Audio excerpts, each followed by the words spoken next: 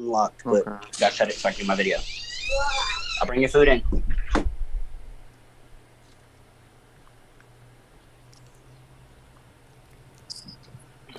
Unlocked, but gotta shut it so I can do my video. Hello. Break the red out.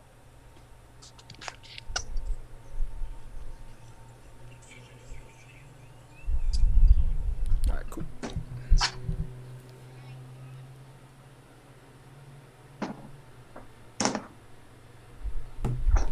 All right. What's up, YouTube, Spotify, Apple Podcasts, and Google Podcasts? I found out how to get on more places. Welcome to the episode 3 of the Wrestle Spot podcast. Today, if you've been keeping up with any of these gentlemen's TikTok, you know that we have a little debate going on today. So we're gonna get into that, but I'll just let them introduce themselves. Mitry, if you want to start it off. All right, so this is Mitry the God on TikTok, Mitry the God on Instagram. We the ones, all right? We the ones, bro. But yeah, follow me on TikTok. We talk wrestling all the time, bro. Mitry the God. Thank you for having me, bro. No problem. Donney? Listen, man, it's Donney Blaze. You already know what time it is, man. Y'all read the title, y'all seen the videos. We here to debate today. Let's go, man. Another pillow for my Zay? right tire. What's good? My food is done. Oh, man, here we go. That's one. Hey, Wrestle Spot, that's one. Anyway, it's your boy Zay, aka the Star Before Time, aka the CEO and Chairman of the Fuck Roman Reigns Society. Man. Today is gonna be a good one. Tio. Man, hey, it's TL744. I'm really just tired of having this conversation for real. They always gotta put me in this position where I gotta break everyone's spirits, man. I don't know why they keep doing this, but we're gonna have a great conversation. We still the ones. I don't know about my tag partner. He, as you heard what he just said, I don't know about him. But I'm the ones. I'm still with Roman Reigns, but I just gotta, you know what I'm saying? The fans gotta tone down. I gotta get y'all straight for a second, but we're gonna get it all straight. We're gonna get it all straight. Word. So yeah, see a little ripple on that side of the tag already. No. Just wanted We to gonna put that keep out it there. cordial. Nah, we good. We straight. We got it. We got the same idea. All right. So we're gonna get into the debate, of course, but give people a little bit more time to get in here real quick. I did want to bring up some things that I saw. You know, I would like y'all's opinion on. So any of y'all know who Chris Van Vliet is? No. Yeah. Yeah. Yeah. So I saw You do something interviews with and stuff, right? saw something he did with Frank Mir, and Frank Mir, I think it was Frank Mir, basically called Brock Lesnar the biggest underachiever in WWE. What do y'all think about that? What? Biggest underachiever? I don't I don't agree at all. Yeah, I don't know what he was trying to get at. He's talking bull crap. Does he? I guess he means like he doesn't try sometimes. Yes. I guess. Okay. Well, I mean, I wouldn't even say that because he's not even the guy that doesn't try the most. Like there's other guys that seriously just don't try. Like Brock tries. It may be like a 50-60 split, but he tries. Mm-hmm. But the thing about it though, for Brock, he don't even have to try. Like he just natural at it. Like he can do whatever, and it's just entertaining as hell. I just think So I think there's a bad perception on Brock Lesnar. Like he don't want to be there, and he don't love the WWE anymore. I think it's a bad perception because I think he does love it, and he always has loved it. He don't have to do it all the time if you don't need to. Like that's the only thing. Zay, what do you think? That's fucking ludicrous. Brock, if you wanted to say Brock keeps it simple with what he does, you know, doesn't really reach out and pick new challenges, then sure. But you still have like Seth and AJ, Bryan, all these guys that he's wanted to work with and then put the match together. He's not an underachiever. He's just a little lazy at times. I'll give him that. Right. I do. If I'm right with my little UFC history, I think Brock beat Frank Mir, so maybe he's like a little salty or something. But Yeah, I'm not sure. I think both of them. I think Brock beat him and he beat Brock. Oh, they too. traded a win. Like, wow. So it's just I'm not too continuing sure though. I'm on not too whatever. sure. Yeah, but another piece of news. I mean, it's not really news. I'm sure you could probably just tell by watching the product. Fightful Select says they talked to talent and heard that nothing about the women's tag team title tournament. So basically, what do y'all think about the women's tag titles? Thank God. Over there? Thank God. Thank Well, God. I just want to say, I'm glad it's over. Everybody that hated Sasha and Naomi for leaving, yeah, fuck you. Okay, because now look at it. Now we don't have no titles at all. Mm-hmm. Which I wanted them to stay and do whatever. Yeah. So fuck everybody that said that, bro. Like, come on. I'm glad those titles are gone because like those titles were like treated as such an afterthought, and you could tell they just didn't care about those titles. You like and right, like Mitry said, man. Now that Sasha and Naomi is gone, they have nothing for the titles. So that shows how valuable Sasha and Naomi was to the roster. Just alone. Now I've been saying this for a while. We need like a mid-card women's title that would legit be better. A title that they could have that's not the world women's title, but like kind of like an IC women's title or US women's title. They could carry it to both brands, give women something to do. That would be great instead of a tag team title with just random tag teams, in my opinion. Or WWE just stop being so weird about it and allow the women to face the men for titles. That'll be interesting. So what? The only problem with that is, the fans today are too sensitive, so they. Yeah, I would say they're a little too they would sensitive, reject but that shit. intergender wrestling still is fairly popular on the indies. Yeah. We just had that banger between Nick Wayne and Billy Starks that people were raving about. They're 17. I got he young, going crazy. You remember the reaction whenever it was supposed to be Ambrose and Nia Jackson? It was just at a live event too, but that got shut down instantly. Damn. I'd like to see it too. I don't like Nia Jax, but Ambrose could probably bring something out of anybody. I'd say only if those women were like somebody like a Bianca Belair or like a Nia Jax that could actually, it look. I know wrestling's not real, but it would look like convincing. You know what I'm saying? Yeah. The only problem with that is how would that make the rest of the women look like if Bianca Belair is beating men, then how would that make someone like what Alexa Bliss or Liv Morgan? You know what I'm saying? Mm-hmm. Well, so it's like a double-edged sword that you kind of just. It's complicated. I'm not saying it couldn't work, but I don't know. It's complicated. The only way it would work is probably if they fought jobbers like like Reggie or Tozawa or one of them. Like that's the only way I see it happening. Like, if you were to place the women and the men on the same level, it wouldn't have that feeling like, oh, the men are like the more superior division, then intergender wrestling would work. There is still that sense that men are the superior division across all of wrestling. I'm not saying that's not a problem, but if they were more on the same level, I don't think it would harm the women or the men. The problem with that is that's not what we think. That men like the men's wrestling is more superior to women. That's what the promoters and the owners of the companies think most of the time. Because you can see the amount of screen time that the women's get compared to the men's. Like I say this all the time. I want more women's wrestling on my screen, more women's main events. Shoot, they should bring Evolution back with an all women's pay-per-view.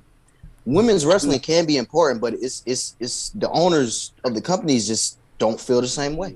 I'm not gonna lie, I couldn't say it's only the owners because we could say this with all our heart that it's not only the owners. You're right. Yeah, we want more women's wrestling, but when we get it, how many people be? Oh, I don't want to see that match. Why are we getting Natalya on our screen? We don't like Natalya. Well, how you gonna say you want? You know what I'm saying? So it's like people be saying they want it, but a lot of people really do not want women's wrestling. That's a good point, though. That's a good point because a lot of fans say they want certain stuff, and then they get it, and then they complain about it. So, what do you want? They don't know what they want. Mm-hmm. They never know what they want. Could you see? I mean, I doubt at all it would ever happen with WWE doing it. Could you see AEW kind of doing intergender? Yes, absolutely. Before WWE, for sure. Definitely before sure. WWE. Yeah, I believe they had an intergender tag match on the Jericho Cruise a few years ago. Don't Impact already do it, right? Doesn't Impact already do it? Yeah. What is her name? Her name is like Tessa Blanchard. I think. Yeah, she beat Sami Callihan or something. Yeah, I think she was like the champion too for the company. So that's great. That's what I mean. I think if you made somebody like throw a name out there, Bianca, if she was to lose the women's title and then was like, oh, I want to be IC champion, that would work. They've done it before with China in the 90s, so, Yeah. there's a way to do it. A complete legend. They can do it. It's just a matter of will the fans accept it? Some won't, some will. A lot of people. I feel like a lot of people won't. Especially those older people. Shit. Look at the way they look at Impact for doing it. Yeah. Impact intergender matches be good. So, little last thing before we jump back into that. As you know, like last week we did a little game where I had to make a speech about Shawn Michaels, which I didn't believe at all. I actually got someone in my comments, one of them, Tio called it, saying that this was facts. Which means oh my god! What are some like crazy takes that y'all have heard in y'all's comments or anything like that? The worst one I've heard was The Undertaker's overrated, Shawn Michaels is overrated, Triple H is overrated, and I'm just like, bro, like. I was one of those people. Who did you said Undertaker was Yeah, I was one of those people that said that about Undertaker. You said he was like not the best at everything. Yeah. But I mean, saying he's overrated, bro, that's crazy to me, bro. Shawn Michaels is overrated? Wrong. Triple H? I heard it all, bro. Like, I don't know, bro. That's crazy. I heard that people actually think AEW right now is better than WCW. Like, legit. I can't believe people are serious, but that's how people. The recency bias. I said a million times, bro. Recency bias. AEW hasn't even touched what WCW has touched yet. Give him more time, bro. Just give him more time. Also, the Roman Reigns one. Roman Reigns is better than heel Roman Reigns is better than 2009 Randy Orton. That's the craziest one I ever heard. I'm not gonna lie to you. 2009 Randy Orton? Come on, bro. Are we serious? Come on. I don't know about that one. Bald head Randy Orton was a menace, bro. Like your mama, Randy Orton.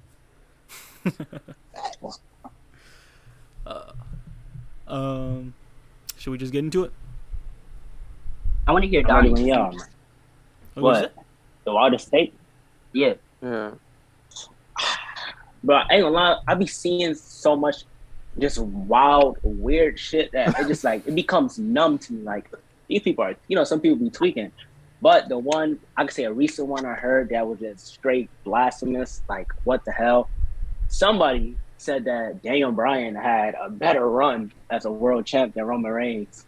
I heard that recently. I was like, yo, I was shocked, man. Shit.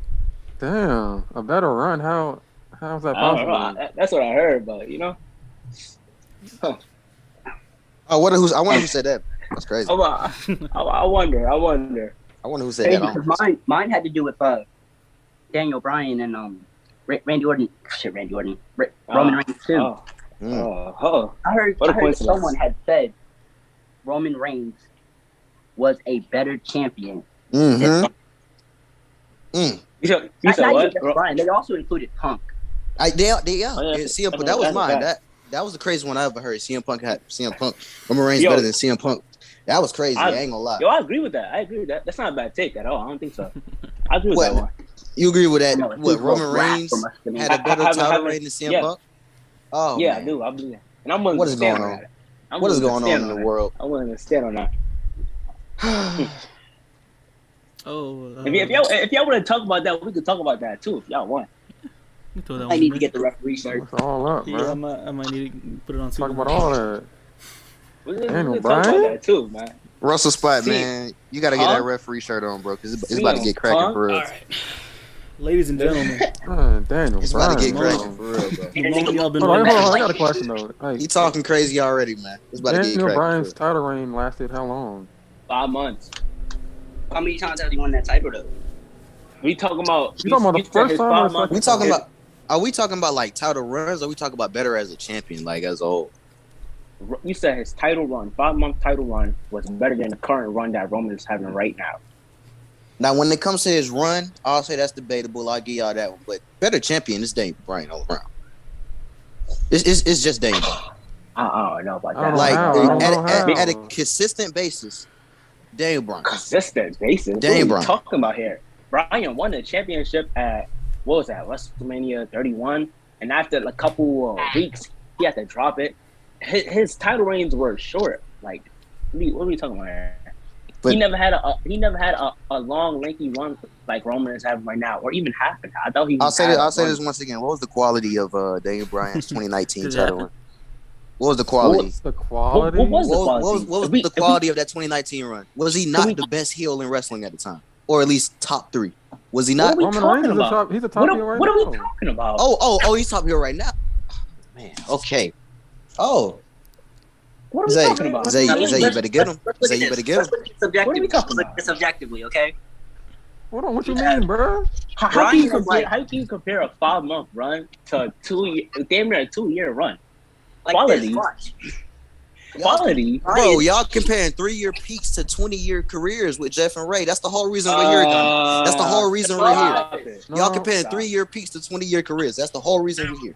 But the I- peak I- is so- look. The peak is bigger than what anything Jeff and Ray did in their whole career, bro. He didn't just say that, Zay. Zay, he didn't just say that. Listen. Okay, listen. Before we get to that, can we talk about we talk about the title runs? Then we're gonna dive into Ray and Jeff and all that. I don't understand how you gonna sit there and tell me that a 5-month run is better than the 2-year run. I'm still Hear me out, okay? confused. Bryan is I want to say like 4-time, 3 or 4-time WWE champion. That first run was more of a moment than anything else. Okay. The second run was more of a moment than anything else. We're talking about those Okay. first 2 runs. That's fair. You talking about when he beat AJ, right? No, Wait, I'm talking wait. about Holy Cena, and then cow! Okay, yeah. You did be seeing He that, beat right? John Cena. He lost it to Randy Orton. Then he won it in the WrestleMania main event. No, let's talk He- about this. I Right. can't He remember. beat John Cena. Then the next month beat Randy Orton. Back to back. 2 of the top guys in the last 20 years of WWE. He beat them both back to back and just got cheated out. We're not talking about those reigns though. But he beat John Cena and lost it in less than an hour. Right. He beat Randy Orton and got the title taken straight away. So what does that mean? If he ain't holding the now title, let's if he ain't talk doing about it with the the third. title, Right. The Mania win. okay. Mhm. That Mania win's a bigger moment than anything Roman Reigns has got in the last Iconic. Oh, hands down. Oh, You can't- okay, but the moment we talking about the title run. What is the title run? He won a title. Shit, I can't. The only thing I can remember after he won that title is him getting put through an announcement table by Randy Orton. And that's not a joke. I'm being dead ass. That's the only thing I can remember from after him winning the title. After that, and then he had to drop it. I He don't did get there's injured. nothing. He got injured. All right, so his first run, he lost by cash-in. Second run, it got taken away. Third run, he got injured. He had to drop it. So how y'all saying he's a better champion if he ain't doing shit with the title? The We just- fourth Fourth Yeah, run. exactly. Come on now. Fourth run. What was the fourth run? Tell me. Let me hear it. How great was this fourth run? being the best heel in wrestling. He was the best heel in wrestling at the time. You can't He deny was that. champion for 5 months, bruh.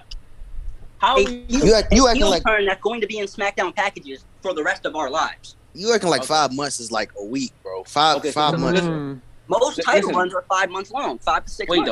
though. Wait though. Y'all just said that y'all was saying that we only talking about Roman Reigns off of what he's doing for 2 years and stuff like that.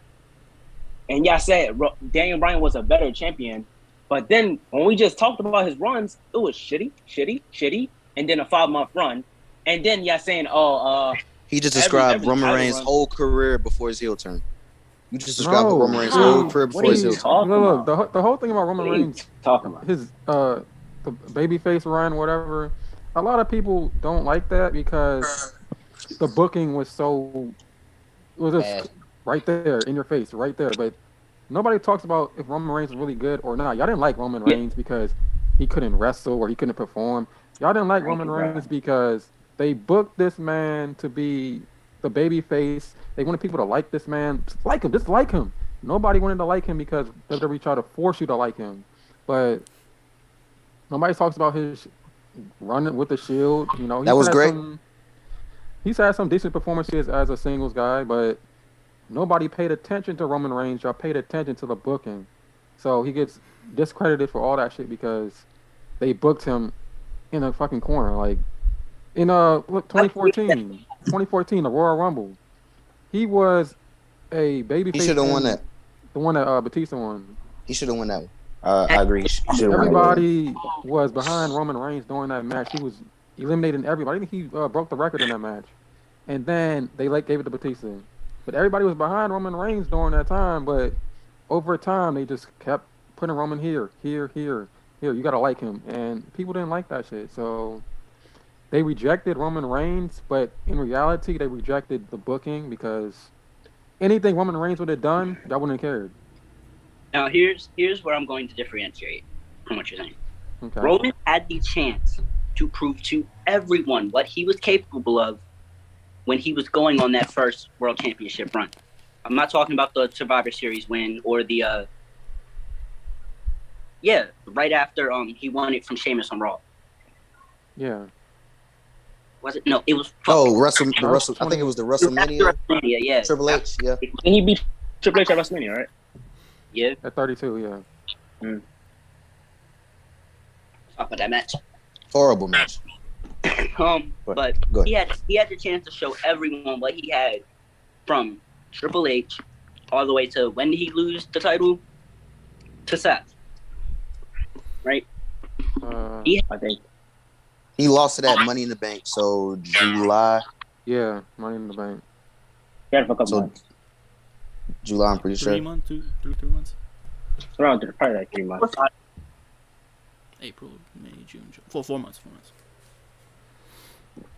So, right, he had that time to show everyone what he had and to prove that despite the booking, he was a good wrestler. Because booking doesn't matter if you prove to the fans that you're someone worth watching. I disagree because there was no pleasing the fans during that time. They'll shit on the booking you have, but they'll still be behind you. I disagree. No, not really, because when certain wrestlers get bad booking, fans just stop caring about them, and they just go on to somebody else. So that's not really. I want to say that. Like Drew McIntyre when he won the championship, they turned on him quick as motherfucker. That's the only one. That's the only one that I don't agree with. Like them turning on Drew. I don't agree with that. But all the other times they turned on someone, they turned on Seth in 2019. He was being booked. Like they turned on a couple people. I can see why. I'm not gonna lie. Sammy Guevara. Like I can see why they turned on some people. Cody. Maybe Cody. Nah, they hit Cody was in a decline, but they hit Cody with a hard turn after double. Yeah, it was bad, bro. I ain't gonna lie. I was like, yo, what do you do, bro? I don't know. That one was always confusing. But we're not here to talk about the man that's going to dethrone Roman Reigns. Talking about Roman Reigns. Okay. I'm glad nobody disagreed. That's pretty obvious, right? Moral of this whole entire thing: Roman had a better run as champion than Daniel Bryan and Punk. That's the moral of this whole entire thing. Oh my God, you had to throw Punk in there. Of course, I'm not gonna throw Punk in there. What the hell? You think Punk off the hook? Hell no. I'll hand you Daniel Bryan. I'll even say that's but there's no fucking way I'm giving you Punk. No, you're not getting Punk. That's debatable. Can we talk about it? Can we talk about it? Go ahead. Can we talk about it? How good was Punk Run? Let me hear it. I gotta hear it. Very good. He was having match of the night almost every night, and then he had to fight on the undercard while John Cena versus John Laurinaitis main event at pay-per-views. Listen. You want to talk about underrated? You want to talk about underutilized? If undercard, he was being pushed down. If he the champ, when Punk was champ, he did not feel like that guy. He was saying he was the best in the world, but he was not going out there and being. So you ain't feel like that guy. Position. He was the best wrestler. He was the best wrestler and talker in the world at the time. There was no other wrestler. He was not putting on matches, doing great. That guy. 2011. Well, one name. To Donney's point, CM Punk wasn't like the face of the company. He wasn't the guy they featured like Roman Reigns is being featured. Like, it's a difference. Like you can see the difference. I mean, so one guy is being handicapped. This is what you're saying.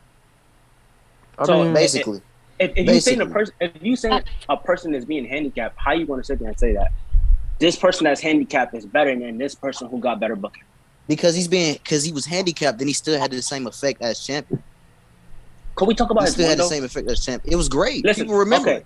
He didn't have more title defenses than Roman. He did not have more title defenses than Roman. Maybe he didn't have How many breaks did he take? How many breaks did he take? He didn't have a longer run. He didn't have more title defenses. He didn't have more main events. He didn't have better competition. So where is this? Could we talk about it? Chris Jericho, Go ahead. Cena. Okay. So Daniel Bryan. Listen. What are we doing? All right. So I wrote The Rock. The Rock. I wrote down some of Punk's defenses. Okay. His first match was a TLC match against The Miz and Alberto Del Rio. Then he had a match with Dolph, where he lost one of the matches due to getting counted out. And then he had a match against Dolph Ziggler at Royal Rumble. I don't remember that match. I remember that. You remember that? I don't remember that match. Then he had the Elimination Chamber and stuff. He had the stuff with Chris Jericho. Then he had 3 matches against Mark Henry. Lost two of those matches, by the way. He lost 2 of those matches, right?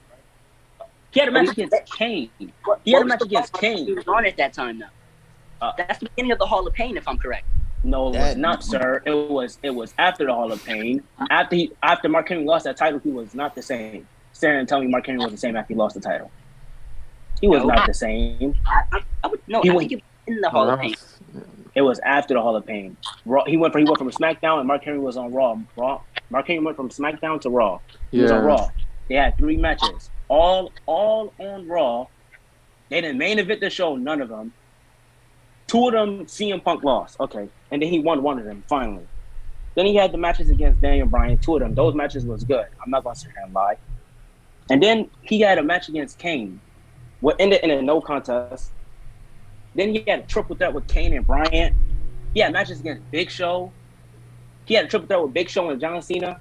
He had some matches against John Cena. One of the matches he lost by disqualification. One of them was a draw. Okay. And then one of them, he finally beat John Cena.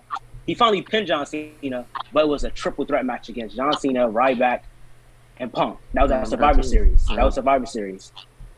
And then he had a TLC match against Ryback, and then he had a match against The Rock where he lost. Hold up, let's talk about Survivor Series for a moment. Because I made this last week, but I'd like to reiterate this really quickly. This is why this is my tag partner, bro. I love it. Yes, Punk might have had some lackluster competition, or no, better yet. Wait. Let me rephrase that, because when I say lackluster competition, I'm talking about Kane and Big Show. Mark Henry at the time. After a while, Mark Henry was not the same, bro. Disagree. Mark Henry was still. I disagree. Mark Henry was still putting on was putting on great matches with Big Show back then at that time. So I disagree with that. In 2012, I mean, he turned heel in 2013 against John Cena, and he put on a great match with Cena. Mark was still doing his stuff. But he wasn't. No. In 2012, at that time, he was MVP's tag partner, if I remember. He was doing that MVP tag team partner stuff. If I'm correct, I don't remember. But, someone in the chat said Punk had in total 22 title defenses. 22, okay. Nah, he did not. He had 20. Did Roman have probably one on like Raw or SmackDown or something? You said what? Nah, Punk had 20 title defenses. Oh, okay, so 20.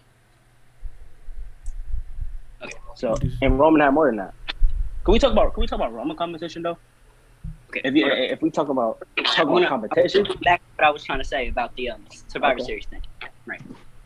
Now, Punk, like y'all said, didn't feel like the main guy, right? Nope. But who was the guy that they trusted to bring in their next big star? Bro. Ooh. What are you talking about? To saddle their next big star, their next big prospect with 3 of them. Bring them into the limelight. 3 of them. I put up 2 fingers. 3 of them. You talking about CM Punk still? So they put the shield with Punk. So that makes him that guy. No, that makes him the guy that they knew would have elevated the shield. They just put That they just put power as a Omos. They just put Omos with MVP. That makes MVP that guy. He the best in the world.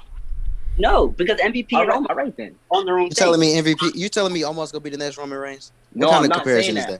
I'm not saying that, but I'm saying though, just because you put new stars with a person, that doesn't mean that person is a guy. Mega star with Punk. They don't do that with everyone.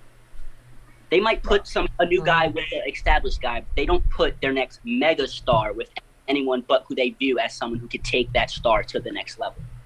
They trusted Punk to be able to make Roman. I agree with you to a certain degree, but the Shield wasn't with Punk that long, and on TV, on screen, they weren't together. So I get what you're saying, but I mean the Shield was really their own thing, and CM Punk was kind of.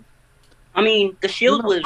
They weren't really together. Like alongside Punk, maybe not overtly, but everyone knew that they were Punk's henchmen until he lost the title. How long were they even really doing that for Punk? It was 2 months, like 2 months. They did it with Ryback, and then they helped him. I think all the way to the. They helped him with Ryback, and then they had a TLC match man. by their own. On their own, Punk wasn't there. Then they with The Rock, yeah, and then we really didn't see much after that. I mean, I get your point, but I mean, they weren't together like that. They weren't like really a faction they were together like that. But initially, that's who they trusted. They didn't put Cena because Cena was the main guy. They could have put them immediately in a feud with Cena because that's what they did after Punk. They put him in a feud with Cena. But guess what? They do that every time. Think about it. Every time a new star always comes, they always whoop John Cena ass, bro. Whether it was Sheamus beat him for the title, whether it was the Nexus, they do that. They do that every single time. It's just not broke. So why would they change it? What do you mean if it was not broke? They probably had other plans for John Cena. They probably had other stuff. Afterwards. But you make it seem like they was with Punk for like more than a certain amount of time. They helped Punk out a couple of times. Doesn't mean they put him with it to help elevate them on anything extra, bro. If you want to bring 3 new guys in and you want to have them make a great impact, you put them with the heel world champion. You want them to be heels too. You put him with the heel world champion, the top. What you didn't say, you said he's not the top guy in the company, but they put him with Punk, so he had to have some type of importance. They put him with Punk, right? I'm not saying Punk was not important. I said he did not feel like the top guy, the number one guy. He did not feel like the number one guy. I'm not saying he wasn't the top guy. He obviously was the top guy. He wasn't the top guy. If we compare his run to Roman run, where Roman felt like the top guy of the industry, compared to Punk, he didn't like the top guy on his brand. On that. Hey Zay, on that. Because I've been meaning to get this.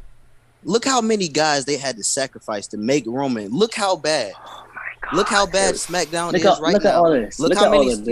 Look how many guys they had to sacrifice just for Roman to be the guy, the top level. Finn Balor. They pinned the demon for him. Comedy. They pinned the demon for him. Finn Balor. They pinned the demon for Finn Balor. All right. Wait, what is wrong? Bro. Hold on. So if they didn't do that, it would have been shit booking. They do it. Oh, they sacrificing everybody to make him look good. How is this? Are they not? What has Finn Balor? Okay, hold on. After that, what did Finn Balor do? I'm not saying they had to beat Roman. I'm not saying Finn had to beat Roman. After that, what did Finn do? What do you mean? I'm not saying they. I'm not saying they had to have Finn Balor beat Roman, but at least have Finn Balor keep his importance. They at least have him keep his importance. He went to Raw, right? Had a pretty bad U.S. title reign. After that, sometimes he wasn't even getting showed on TV, losing over and over again. Not a single pay-per-view title defense. Okay, so every time somebody lost to Roman, right? He said it himself. Every time I beat somebody, WWE don't have a use for them anymore. He said it himself. If they didn't have a use from the cow's mouth. Look, if they didn't have a use for him before, and then they give him a chance to fight Roman Reigns, that puts them in the spotlight for that little second, and then if they lose, they're back to doing what they used to do. So I don't. Finn was already in the spotlight. Finn's return when the fans came back to the main roster was sizable. It was cool. He wasn't really good, but he wasn't at the top position like he was when he feuded with Roman. It's no, but he just came off of 2 amazing NXT title reigns. He was NXT champion, doing great, amazing work. No, I'm talking about on the main amazing. roster. We talking about. Cause, Thank you, bro. We talking about on the main roster. Because on the main bro. roster in NXT, they act like that's two separate brands. So everything he did in NXT doesn't translate to what he does on the main roster because they don't treat NXT like that, I guess. So when he got to the main roster, his first thing was, what did he do? What was his first feud when he first came back? I think it was with Johnny Gargano? I think it was somebody, bro. He had came out and he turned on somebody. He had turned heel. No, on the main roster, man.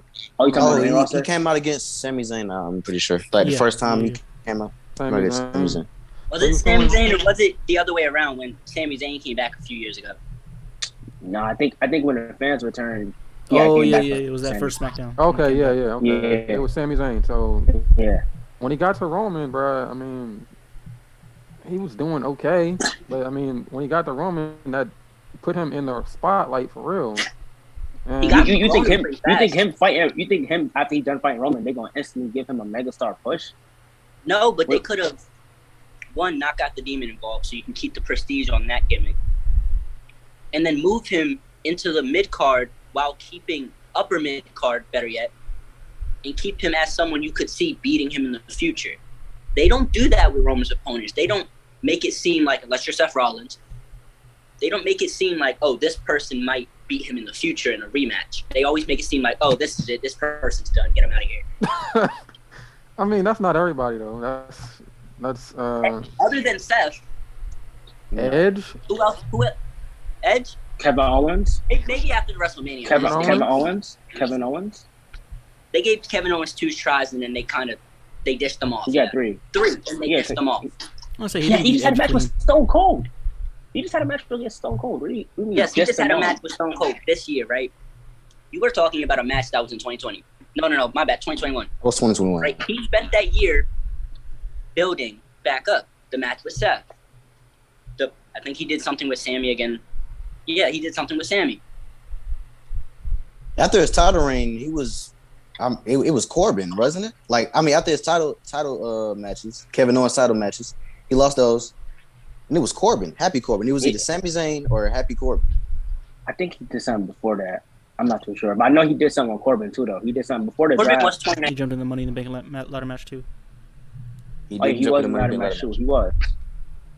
But no, still, he still had better matches. Not better. He had way harder competition than Punk. And just overall, a better run than Punk as champion. Well, I'll say Roman Reigns has had bigger matches. Like every match Roman has been in, it seems like it was this is match, the match. bro. Yeah, this is the biggest match on the card. And it's everything that is around that match. Like when Punk was champ, it did not feel like that. So you can't sit here and tell me that Punk was a better champ. If he didn't have a longer run, he didn't have better competition. He didn't have more main events. He didn't have more defenses. Where's the better coming from? Where's the better coming from? So I feel like you look at this. I feel like you look at it as like a businessman. Like you look at it as like, oh, how much money did he bring in? Or first of all, on the money part, what is wrestling? He outsold John Cena merchandise. He outsold John Cena. But that's a problem I have with a lot of wrestling fans that look at it as if they're running the company, whereas that shouldn't be your concern because that part don't affect you. The only part that affects you is the writing, the stuff you see on the TV. So you should look at it in that way. What's the quality of these matches? What's the quality of these storylines? What's the quality of the show you're watching? Right, how do you define quality? Because wait, I literally just said he had. Hold on. Let me ask you. How do you define quality? General enjoyment. Huh? General enjoyment. General enjoyment, of course. Quality, okay. So you don't think Roman Reigns has had quality matches?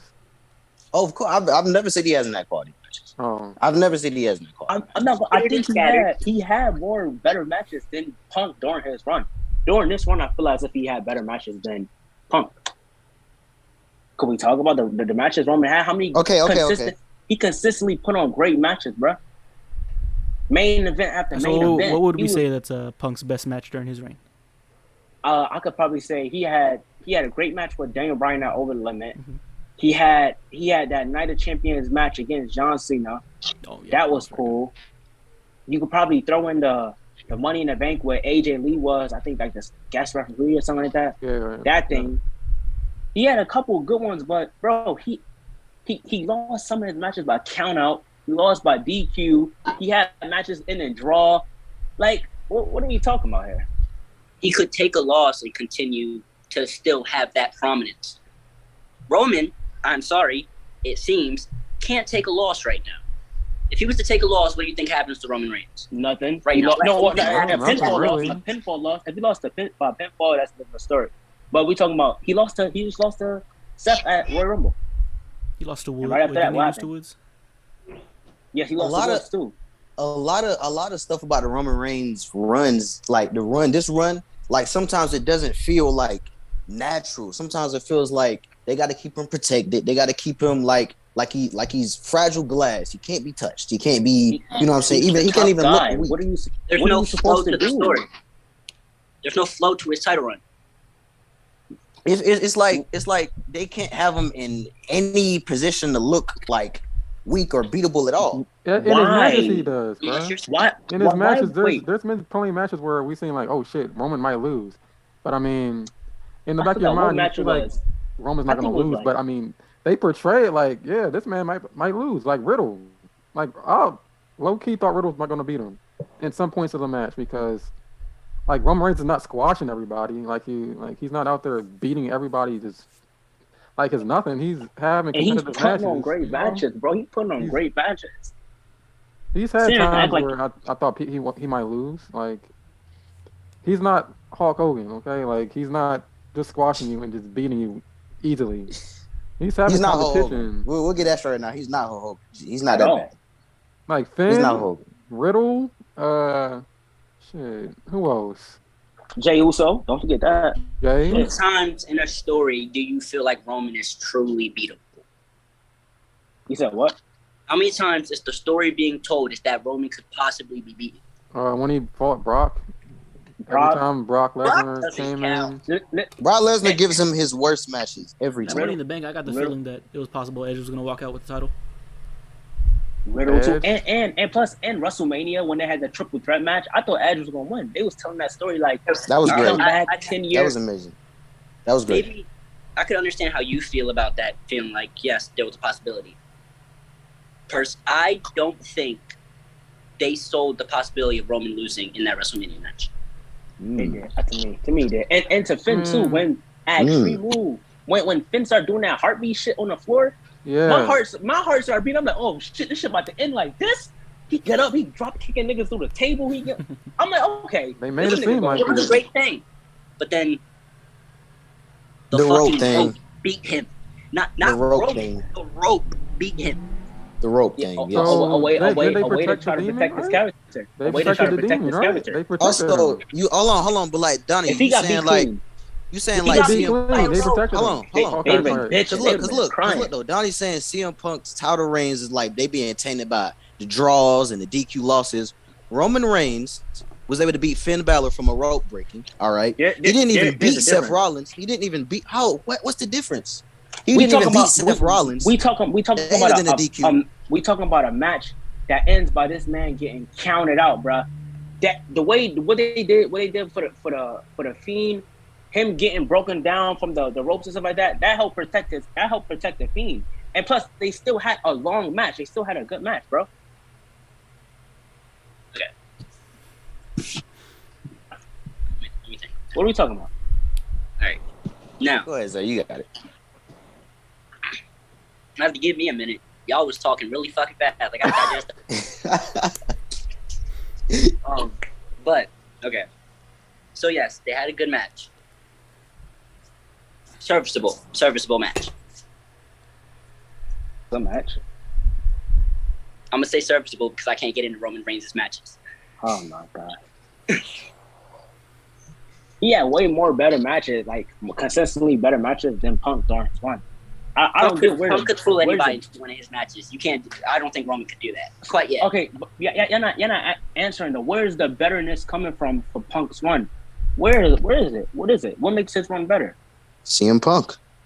Oh shit! What the fuck? CM Punk. What the fuck? That's the nostalgia talking. I'm telling you, how that shit fucks with your mind. And the recency bias guy, saying nostalgia talking is crazy. Crumbles your whole brain. Hey, will see one good title reign from a guy that had 5 years of bullcrap and they just lose their mind. I swear to God. No, I swear to God. No, if it's not 5 years of runs, bullcrap, bro. we comparing runs. If we comparing runs, you're not telling me what. I asked you. I said, what made his run better? Punk. CM Punk. Are you nuts? CM Punk. What made them? He didn't. If he didn't have a longer run, he didn't defend the title more. He didn't have as much main events. He wasn't the top guy, the number one guy. What are we talking about? Listen to those logic points. Hey, chat. Listen to those logic points. Longer run. Hey, if that's the case, Bruno Sammartino has a better title run than them. No. Don't do that. I just said doing it. And I said better matches. And I said better matches. He had more than one logic point though. It's entered into all the other all of them. Longer title run. Bruno Sammartino, top guy. Bruno Sammartino. Which better one? Matches. What's the other one? No, that's not what you said. This is the first What time you said better matches. Come on, bro. Look, Oh okay. my God. What's all the logic points? So, give me the logic points. Roman had a longer run. He had more title defenses. Bruno he had Sammartino. better competition. He Bruno had better Sammartino. competition. Oh, this guy's nuts. I think he's nuts, bro. He had better competition. He had better and he had better matches. If he had all that, and he was the top guy. If he had all of that, what did Punk have? Oh, he's saying Punk. He Punk, so he better. Yeah, actually, yeah. But that's not my full point. Nostalgia. That's my full point. So what makes Punk's title run better? First of all, Punk didn't take 2 months long breaks. Hold on, like in between his title defenses. He didn't take a break, bro. Roman's been there, bro. What you mean? Second of all, this is foolery. Second of all, right? This is foolery. I can't believe it. Roman, second of all, right? Every time Punk came out, you knew you were getting something different. Roman comes out, you know what you're getting. You're getting a promo, you're getting Paul Heyman, you're getting we're pointing to the sky, we're the ones, and then that's it. We're leaving. All right. What? Bro. Roman Reigns' character. This is foolish. Bro, hold on, what you Roman mean? Reigns' character, right? Okay, listen, right? Uh-huh. A lot of times Roman Reigns' character comes off as repetitive. A lot of the times. People feel like they seen him do the same thing over and over and over, especially when he fights Brock. It's the same match over and over again. All right. People feel like they see him do the same thing over and over and over again. Roman Reigns was coming on SmackDown. You can't tell me you didn't know what you were gonna get. You can't tell me you didn't know what you were gonna get. You would have hated to be in the Attitude Era. Imagine going to a show and you hear the same shit. The same shit. You smell what The Rock is cooking. Finally, The Rock. Every big star has that shit, bro. John Cena had the champions here. Yes. Not everyone is cutting the same I disagree. promo. Look at the variety of promo Rock had. I disagree. Stone Cold was bringing out a Zamboni, a beer truck. He was doing something different every week, in my opinion. So What do you mean by Roman Reigns doesn't do anything different? Because he's I didn't say he didn't do it. I didn't say he does do anything different. I said a lot of the times it's repetitive. A lot of the times the stuff that Roman Reigns does is repetitive. How do you feel that? Because there's been segments where he's been in cars where Brock Lesnar's jumping the cars and shit. I could pull up 10 different promos from Roman Reigns and Paul Heyman, and it's basically the same promo. It's basically not even 10, probably 20. It's basically the same promo. The same promo, like you got an example? Like this SmackDown. What his promo? Any Roman Reigns promo with Paul Heyman and Roman Reigns starting off the show, heck, ending off the show, it's the same thing.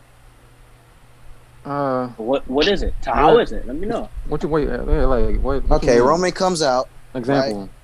Right? Roman comes out, right? He says he just beat someone. All right. He says he's gonna smash everyone. He smashed everyone. He's beating everyone. Paul Heyman says some stuff, hypes up Roman Reigns. We're the ones, and then Roman Reigns music plays. Is that not the formula for almost every Roman Reigns promo? Well, Theory came out on Friday. You can throw interruptions in there. Riddle do a couple interruptions. I mean, people say stuff in promos, bro. I don't. How different you want it to be? And that's his style. What do you want him to say? He got his style. So is that style if he comes on and say, "Acknowledge me, I smashed him, whatever the case may be," to promote the next match. What else you want him to say? How many times I heard Cena say, "If you want some, come get some. The champ is here." How many times I heard Cena say that shit, and I still loved it. That's John Cena. That's his style.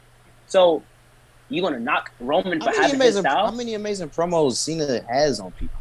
He Bro. has something different. He has something to say. Look, it don't matter who you put him in that ring with. He's gonna have something to say about you. Of course. But then again, you know, Roman Reigns doesn't have to be. He doesn't have to say anything different because the fans are still like they're still there cheering for him. When he says "acknowledge me," they listen. They cheer for him. That sounds like the definition of overrated. If I'm not mistaken. It's really if I'm not mistaken. Because it's promos. Wait. No, you just said it doesn't matter what Roman Reigns says. The fans are still going to be there to cheer to listen to him because he said acknowledge me. That sounds like a definition of overrated. If I'm not mistaken, that's the definition of people like Roman Reigns. Is Roman Reigns overrated? No, he's no. not. What the fuck? What's that question? What are you talking about? Zay, is Roman Reigns overrated, bro? Be honest. No. If you're gonna say Roman Reigns is overrated, tell me how. Because a lot of people love to say Roman Reigns is overrated. He's just not good. Okay. I need real proof. Like, how is he overrated? Zay, I need the actual layout, all that shit. Right now, the talk is Roman Reigns is one of the greatest wrestlers going and of all time. Am I said? Is that fair? Wait. So my question for you is Roman Reigns on the all-time great list? Yes or no? All-time great list? Not yet. No. Holy shit. Holy God. Not yet. Hear me out, right? Do your talk. This is going to be our transition into the Ray and Jeff conversation. Okay. Now, people have been saying that he's one of the greatest due to his most recent title run, the character change, the tribal chief, yada, yada, yada. Let's not forget some of his earlier work, too, though. Some, right? But for the most part, consensus is that his best work is as the tribal chief, right? And that's what makes him the greatest of all time. No, he's not the greatest all the time. Who say he's the greatest all the time? He's the greatest, one of the greatest. One of the greatest. Okay. Yeah. He's one of the greatest. Now, Teo made the point earlier that they're saying all this due to his most recent title run. And everything before that. Some people. Weak. That's not everybody. That's some people. That's everybody. Here's Roman's full title history, start to finish. He's a one-time tag champion. Okay. A one-time U.S. champion. Okay. A one-time IC champion. Okay. A 6-time world champion. Okay. That's impressive. 5 of those runs sucked ass. Now, so let's transition over. Wait. No. Don't try to dip off on that one, because just a few minutes ago you was telling me how Bryan is a better champion when he had 3 shitty reigns out of his 4 total runs. How you want to sit there and say that? You can't sit there and tell me Bryan is a great champion and then say Roman is a shitty champion when you just said the same exact thing. Right, but here's the thing. How does that work? All of Roman's title runs been shitty. IC, US, tag titles. Maybe less on the tag titles. He did have Seth to help in there. Oh, man. But all of that, we're talking at best mediocre, right? Now, those title runs will be a huge part of his legacy.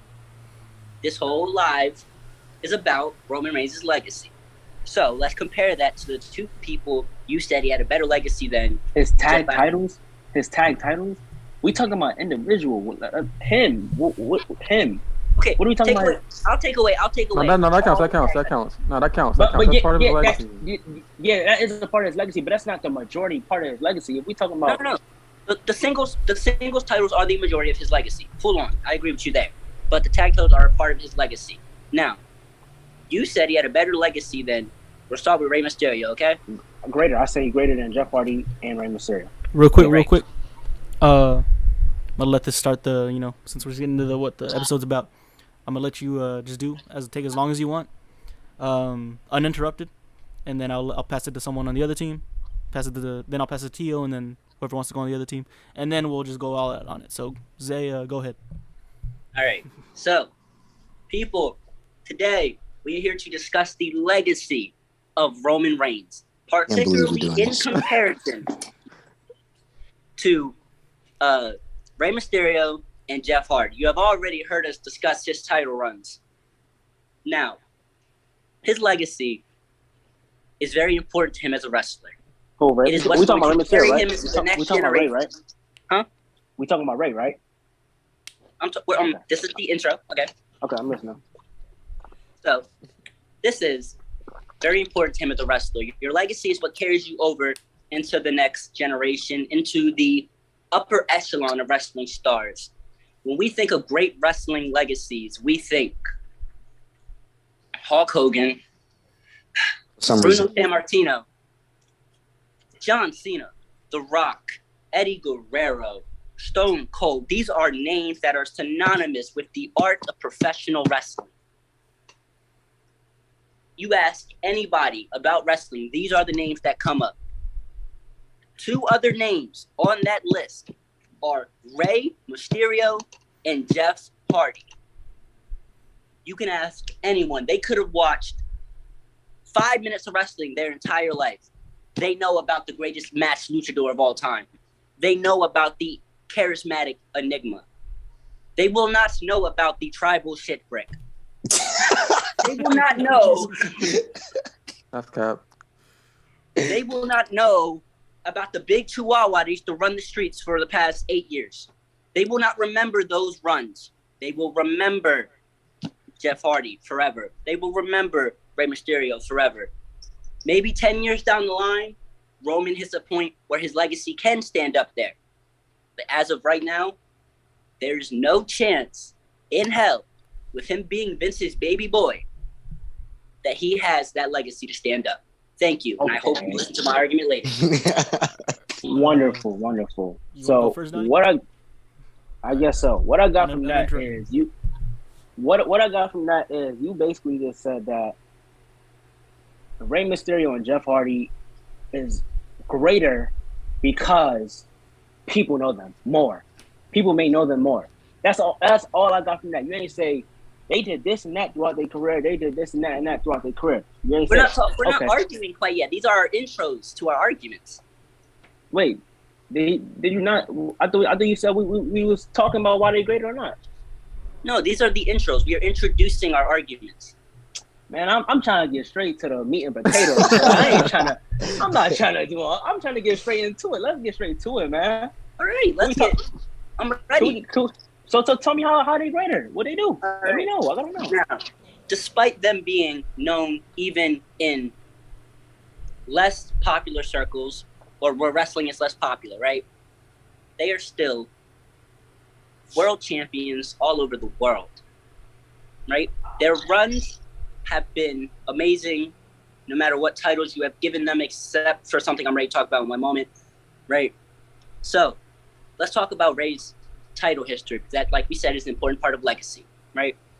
Rey Mysterio is an 8-time Cruiserweight champion, a 3-time world champion, a 2-time IC champion, a 2-time US champion, and a 7-time tag team champion. If my count is correct, that is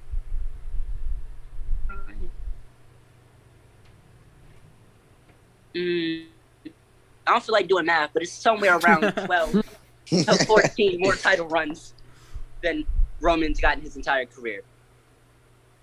In fact, Roman has 11 full titles. Rey has 11, 14, 11, 13, 15, 22 title runs in total. Right. That is double, my bad, double what Roman Reigns has. Right? Rey Mysterio has competed all over the world. Mm-hmm. Could go to Germany, and they're going to have Rey Mysterio mask on sale. They're going to have Jeff Hardy memorabilia. Mm-hmm, yep. Let me take that back. They probably won't. But Rey Mysterio is synonymous all over the world. Now, Roman is popular in America. I'll give him the fact that he's popular in Indian countries. However, he's not as popular as Rey is. He doesn't have the title history as Rey. He doesn't have the accomplishments Rey has. Let's talk about Jeff Hardy, because that is our other piece of the puzzle here. Jeff Hardy is a 6-time world champion, 5-time IC champion, 3-time hardcore champion, 1-time European champion, one-time light heavyweight champion, one-time U.S. champion, and 10-time tag team champion. Technically 21, but I didn't count anything that wasn't the main companies. These are more distinguished title runs. These are more title runs. They are more synonymous in the wrestling culture. They are a lot of the wrestling zeitgeist. Especially when you're comparing it to the run Roman Reigns has had throughout his career. Start to finish. We are not exclusively talking about the Tribal Chief. You done? Yeah, by all means, I'm ready to hear this. That was good. Okay, that was good. So for me, when we talk about greatness, right? If we compare greatness between two different superstars, the way I like to look at it is, what have superstar A done that superstar B haven't done? Compare what they have done. So if we compare the things, compare Roman to Rey Mysterio. Rey Mysterio, he had great matches. Roman had great matches. He won a Royal Rumble. Roman won a Royal Rumble. He had IC champion, this champion, that champion. Roman did that. Let's talk about at the high level. Did any of the stuff, a lot of the stuff that Roman done, did Rey Mysterio do those things? Let's talk about WrestleMania main events. How many of those does Rey Mysterio have? 0? Sure. I think it's about 0 if I'm not mistaken. So I'm trying to remember what was the main event. 2006. I'm not too sure. If anything, he does 2000. I think it was Triple H and John Cena. Yeah. Okay. So that was main event 22. Yeah. So he doesn't have as much main events. He doesn't have any WrestleMania main events. Roman won a Royal Rumble just like Rey Mysterio won a Royal Rumble. Let's talk about the championship. You telling me IC champion, cruiserweight? That's cool, but we talking about greatness. What you did at the highest level. At the highest level, what the hell did you do? Let's talk about what Rey did at the highest level. His first World Heavyweight Championship lasted 112 days. He had 6 successful defenses. The second run, 28 days. 1 successful defense. His first ever WWE Championship run. We all know how the hell that shit went. Less than a day, got beaten by John Cena. So in total, as champ, he had 141 days. That's nothing compared to what Roman is doing. We don't get back to that. Let's talk about Jeff Hardy's 6 world titles you say he have, right? First WWE Championship. 0 successful defenses he had for 42 days. His first ever World Heavyweight Championship lasted less than 1 day. His second World Heavyweight Championship lasted 28 days with 2 successful title defenses. Cool. First ever TNA World Heavyweight Championship. 91 days, 3 successful defenses. Second TNA World Heavyweight Championship. 11 days, 0 successful defenses. Third TNA World Heavyweight Championship. 147 days. That's his best world title run of his career. 6 defenses, okay? Let's combine those days together, bro. Let's combine them. A combined days as champ between Rey Mysterio and Jeff Hardy together. I'm counting Jeff Hardy in his TNA, his WWE, and I'm counting Rey Mysterio WWE days. 462 days together as world champ. And a total of 15 successful defenses. That's not even close to what the hell Roman is doing with this 1 title run. 1. So when it comes out to accolades, they don't got nothing compared to Roman when it comes out to accolades. See, you're simply taking the world titles. I'm not done. Let her finish. I'll let you talk. I'm sorry. I've never heard this type of logic. So when we come out to world titles, what he did at the highest level, they not competing with Roman did at the highest level. Okay, we talked about the main events for WrestleMania.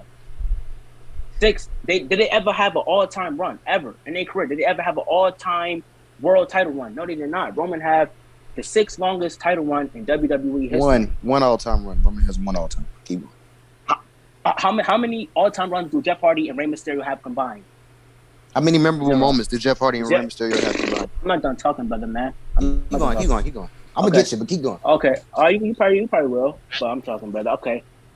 Let's talk about the main thing when it comes down to anything, a business. When we talk about a business, the main thing to do is do what? Draw money, no, if I'm not mistaken. When we talk about the main events, Roman's in the majority of the main events. And plus, who was the face of WWE when it had its highest grossing year ever, the first $1 billion year ever? That was Roman Reigns. When we talk about the highest grossing SummerSlam, that's one of WWE's biggest pay-per-views. Who was in that main event? Oh yeah, that was Roman Reigns. Just because Rey Mysterio and them, they did a lot throughout their career, but when we talk about greatness, the stuff that they did throughout their career, a lot of people have done those things. But the stuff Roman have done in his career, a lot of people cannot tell me they did that. You can't tell me how many people have six. How many people can say they have 6 WrestleMania main events? How many people can say they have one of the longest world title runs? How many people could say they were the face of a company when they had the first $1 billion year? How many people could say that? When we talking greatness, there's different stuff to this. Yes, Jeff Hardy had way more memorable moments and stuff like that. But when we, let me not do it. I'm not even going to do it. I can't wait, bro. Memorable moments. Come on, bro. Jeff Hardy, he do got memorable moments.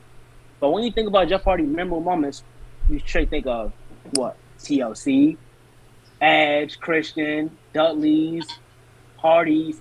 Let's talk about Jeff Hardy, Rey Mysterio. Let's compare it. How can you, when it comes out to greatness, the stuff they did, people have done throughout their career. What are we talking about? He done.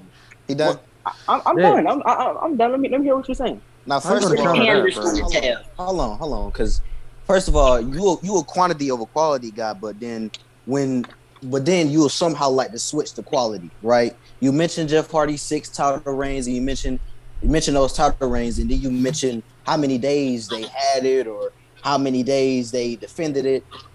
That's getting into the quality, right? So if I did the same thing with Roman, you would be like, and I'm gonna ask you the same thing about Jeff Hardy's title runs. Yes, they ended quick, but did they happen? Did they happen?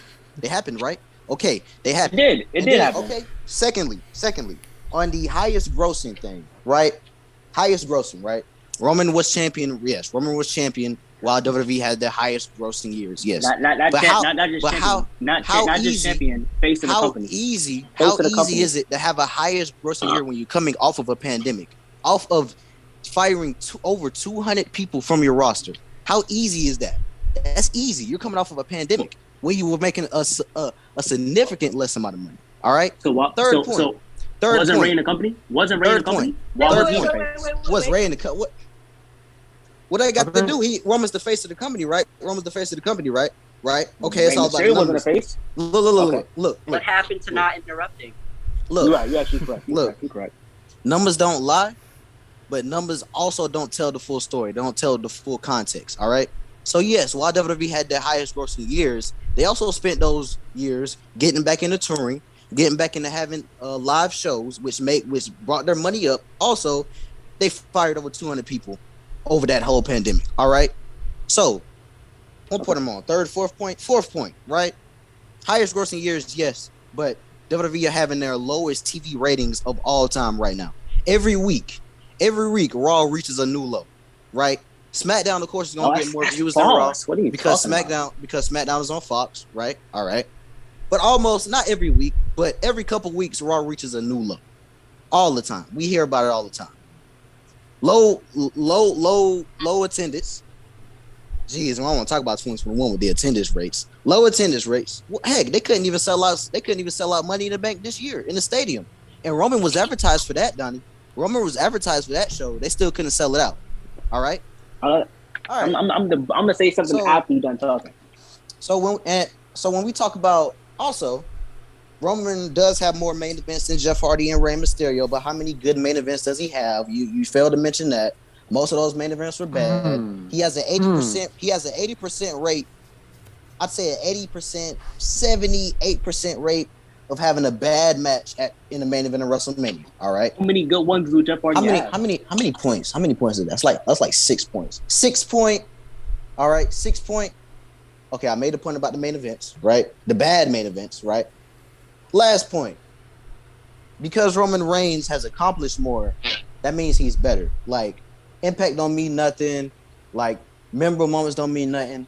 All right. I will ask you a question. Let's compare. And you've heard this. You heard this before. I did this before on my TikTok. Let's compare Sami Zayn and Jinder Mahal, right?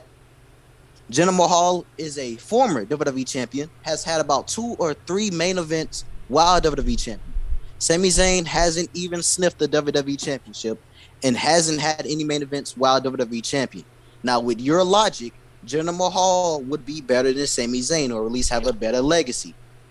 Now, if you're gonna tell me that Roman Reigns has a better legacy than Rey Mysterio and Jeff Hardy, then you better be able to tell me that Jinder Mahal has a better legacy than Sami Zayn. If we going off a WWE legacy, he obviously going to have a better run. If he had titles and he's in these main events and stuff like that, yeah.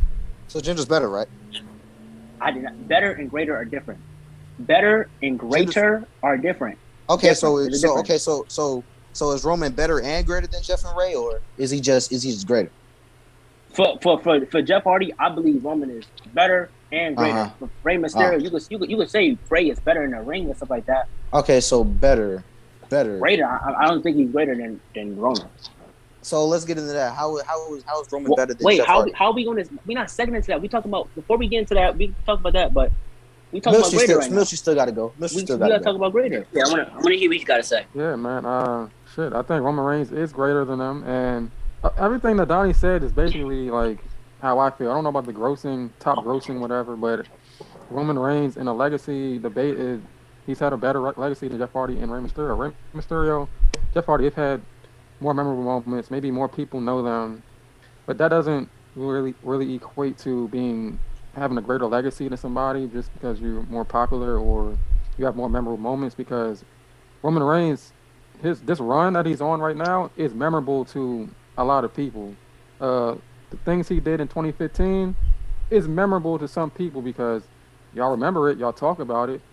And then the other point where he said he has bad main events and his matches are bad, I think that's preference because some people think the match was good, some people think the match was bad. So it's a 50-50. It's really preference. Like, you can't really say, oh yeah, that match was bad because nobody liked it. But then some people did like it, and some people were Roman Reigns fans. So with that point, I mean, it's 50-50. You can flip a coin, bro, for that. And then memorable moments. Okay, when you think of Jeff Hardy, memorable moments, you think of Jeff Hardy jumping off a ladder, or Jeff Hardy going through a table, winning the WWE Championship.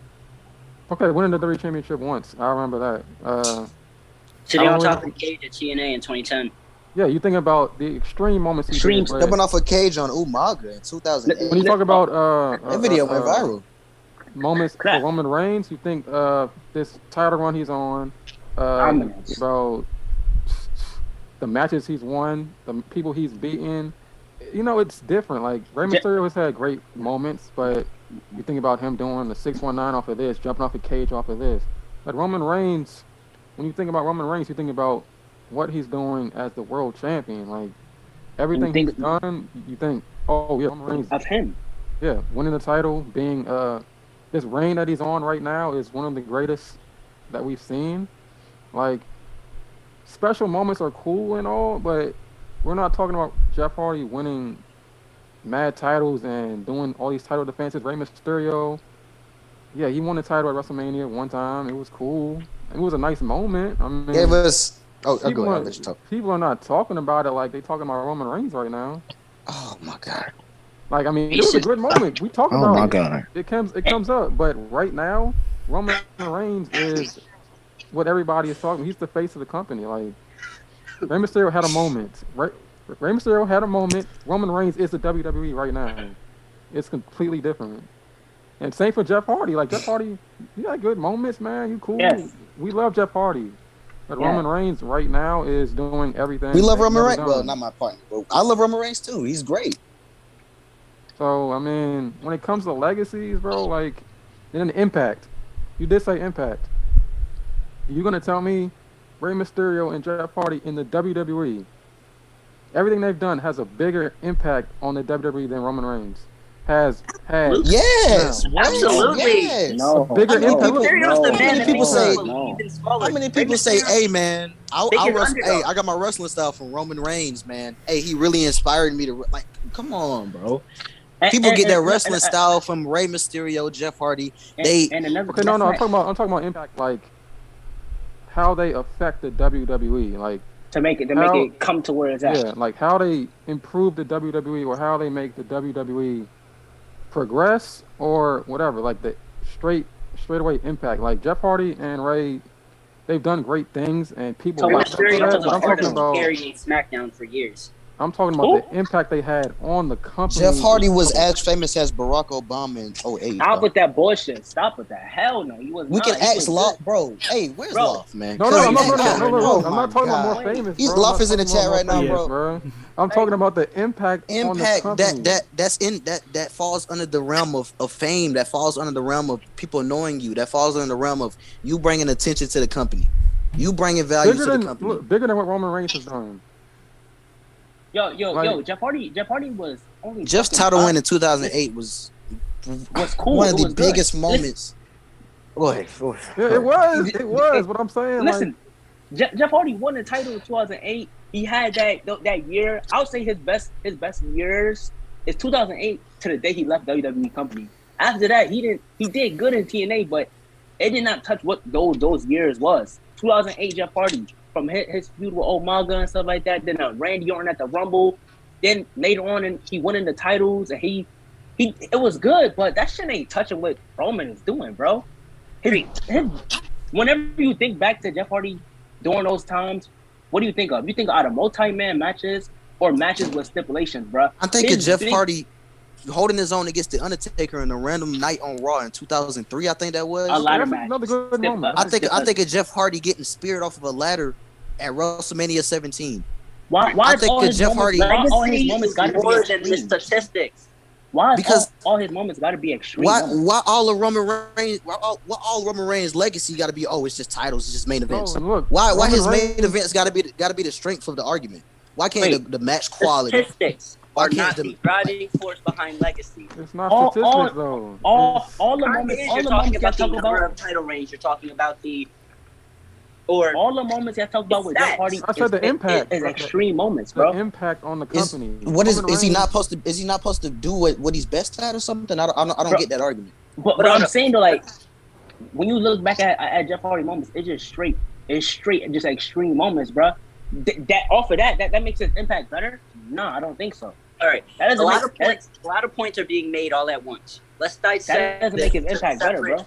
Into the separate points everybody's trying to make. All right, go ahead. Mitry is making the points of impact, the impact of the company. Donney is talking purely numbers, statistics. Mania wins, title reigns, right. Teo is arguing quality. The quality of everything that Donney has listed. I don't really know what I'm arguing about. I just don't like Roman Reigns. That's my whole argument. But to dissect what everybody is saying, yes. Roman has weaker quality than both Jeff and Ray. When it comes to match. Can we say that? Can we really say that, though? What do you mean by that? Can we really say that, though? Match quality. What do you mean by that? Hey, Donney, because here's a perfect example. Donney, you said Roman Reigns won the Royal Rumble, Rey Mysterio won the Royal Rumble. Tell me which Royal Rumble win that you will put over which, and which one you enjoy watching more than the other, and that the fans enjoy watching more than the other. Bro, Tell me which one. Don't do that. No. Answer the question. Just answer the question. I just want to answer. There were circumstances behind that Royal Rumble, bro. I just want to answer. Obviously, it's going to be that Rey Mysterio one. Obviously, I know. Because of what though? Because it was better. What? Because it was better. It was just better. His win was better. People actually wanted him to win. They didn't boo him every time he got a punch in. Bro, Roman Reigns was booed because of booking. But they didn't even boo Roman Reigns because he was Roman Reigns. They booed him because they wanted, CM Punk should have won. Oh, Daniel Bryan should have won. Like, y'all booed Roman Reigns because your favorites didn't win. Y'all didn't boo Roman Reigns because he was Roman Reigns winning the Royal Rumble. Oh, Daniel Bryan should have won that match. Man, CM Punk should have won that match. They're doing them dirty. Y'all didn't disliked Roman Reigns. Y'all disliked Roman Reigns winning these matches. So we can't put that against Roman Reigns, bro, because that's not his fault. So that's not his fault, right? That's not his fault, right? Okay. So when Donney brings up how Rey Mysterio or Jeff were never treated as a top guy or didn't have the main events, how is that Rey or Jeff's fault? Because how is that their fault? They weren't. How is it their fault they're not having Mania main events? Even they though weren't as big as they, Roman Reigns is, because they don't make the card.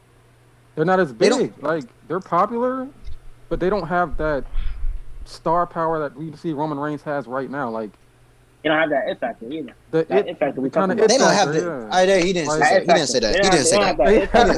They have the. Listen. Listen to what he said. They have the factor. They're popular, but they don't have that next star power, that next level that mega Roman Reigns is at. We talking about megastar. Megastar. Like Roman Reigns. Talking about that, bro. I swear to God, they got to be paid to say this or something. I can't. What do you mean paid, bro? Are not megastars, bro. When I see Jeff Hardy. Okay, here's another point. Jeff Hardy is not always reliable. So Jeff Hardy, he's had his mistakes and he's made his mistakes or whatever. So that takes away some of his reliability because they don't know if they can trust him or not.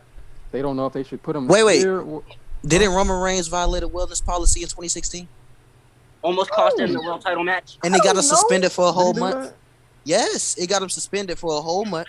That's okay. The whole build up. Wait. That whole build up for that Money in the Bank match. Can we not do that because Rey Mysterio had the same thing?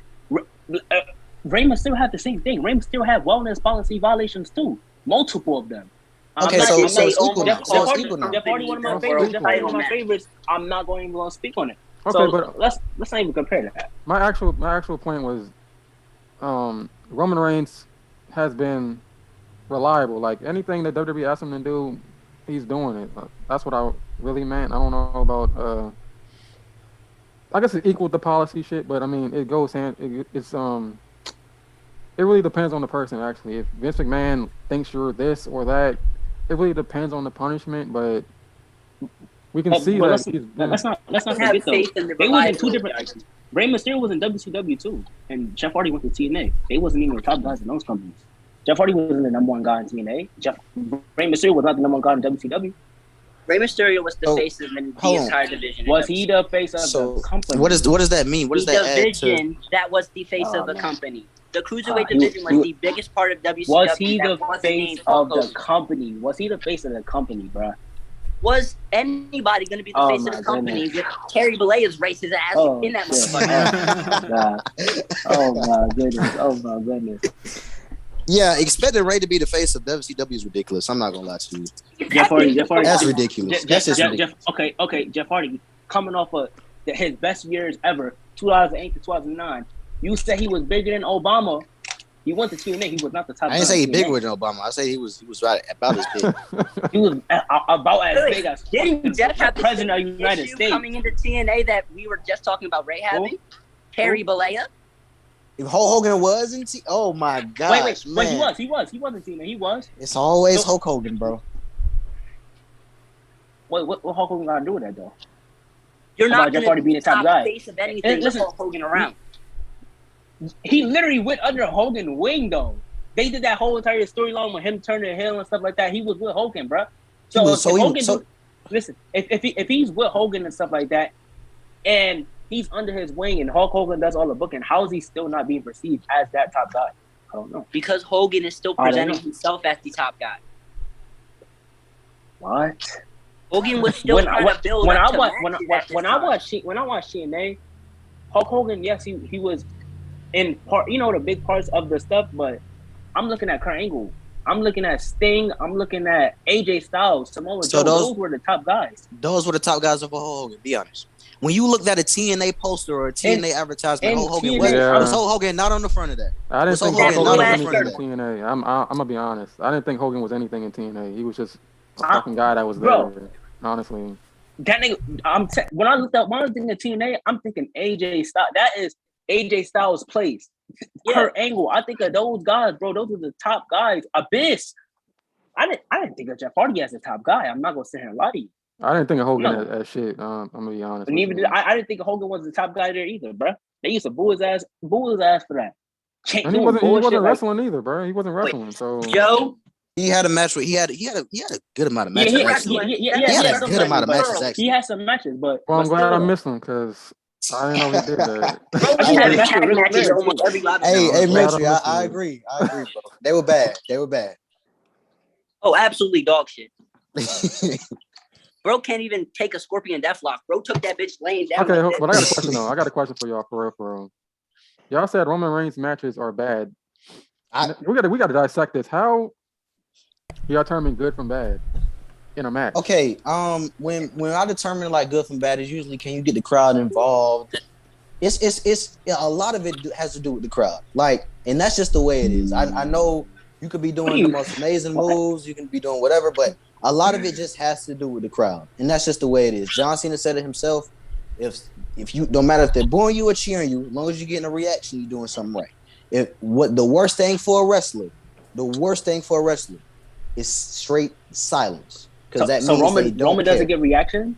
Roman doesn't get reactions. WrestleMania 32, WrestleMania 34, WrestleMania 32, WrestleMania 34, WrestleMania 33. Listen, you know what's so funny to me when y'all say that's like nobody liked Roman, everybody hated Roman. During those years, Roman was one of the top, if not the top merch seller. If people are taking their time to spend their money on this person, people must like him. I use that same point with CM Punk in 2011. You just glossed over. So. But did I not say Punk was one of the top guys? I said he's not the top guy. And I will agree, Roman Reigns was one of the top guys. I didn't think he was the top guy because unfortunately Brock Lesnar was the top guy because he had the title. He had the title and would leave. It was Brock Lesnar and AJ Styles. Those were the top guys. Are you nuts? Especially 2018 and 17. Are you nuts? Listen. Hold on. The top guy is Roman, bro. Roman been the top guy for a while now, bro. The top guy was not Roman Reigns, bro. He was not. You gotta remember, Cena was still the top guy. AJ Styles was the top guy. Cena was still there. AJ Styles was WWE champion. All right. Brock Lesnar was Universal champion. Cena was still there. You saying Cena was still there in 2017? But it's crazy. Go ahead, bro. Go ahead. No. That's bullshit, bro. Because Roman was the top guy, bro, and all of the main events for these pay-per-views, doing the media, the shit that Cena was doing, bro, when he was the top guy, Roman was doing those shits. When you turn on Sports Brock Center, Lesnar just doesn't exist. He didn't exist back then. When you turn on Sports Center, you're not fucking seeing no damn AJ Styles. You're seeing Roman Reigns there. You look at Jimmy Fallon, who is there, bro? The top guy, bro. Those media outlets want the number one guy, and Roman Reigns was that guy. They were still sending out Cena. They were still sending out Roman. AJ. They were sending out AJ a fair bit. Brock Lesnar still had the title hostage as Universal Champion. There were times where he wouldn't even show up to pay-per-views, and they would have number one contender matches at the pay-per-view. That makes him the top guy. Was he not? Was Brock Lesnar not the top guy when he had the Universal title? Lie to me and tell me he wasn't. I can't. If Brock Lesnar wasn't the top guy when he had the Universal title, then Roman Reigns isn't the top guy right now. Because that's Roman Reigns is the top guy. Come on, let's do it. Okay, you're right. Roman is the top guy. When have Ray or Jeff ever been a top guy in any of those positions? Jeff Hardy was the top guy in 2008, bro. I ain't gonna lie to you. Jeff was the top guy in 2008. Jeff Hardy was the top guy in 2008. Jeff Hardy was one of the most popular. He was one of the most popular guys. He wasn't the top guy. He was the top guy in 2008. He was the top guy in 2008. You sure? The top guy in 2008. Are you nuts? Wins over Triple H. Wins. Come on, bro. Triple H was still there though. Undertaker was still there. He beat Triple H and Edge to win the WWE Championship. Okay, he wasn't bigger than them. Let's talk about the matches. That makes him the top guy? I disagree. He was bigger than him in 2008. 2008. He was hot on the block.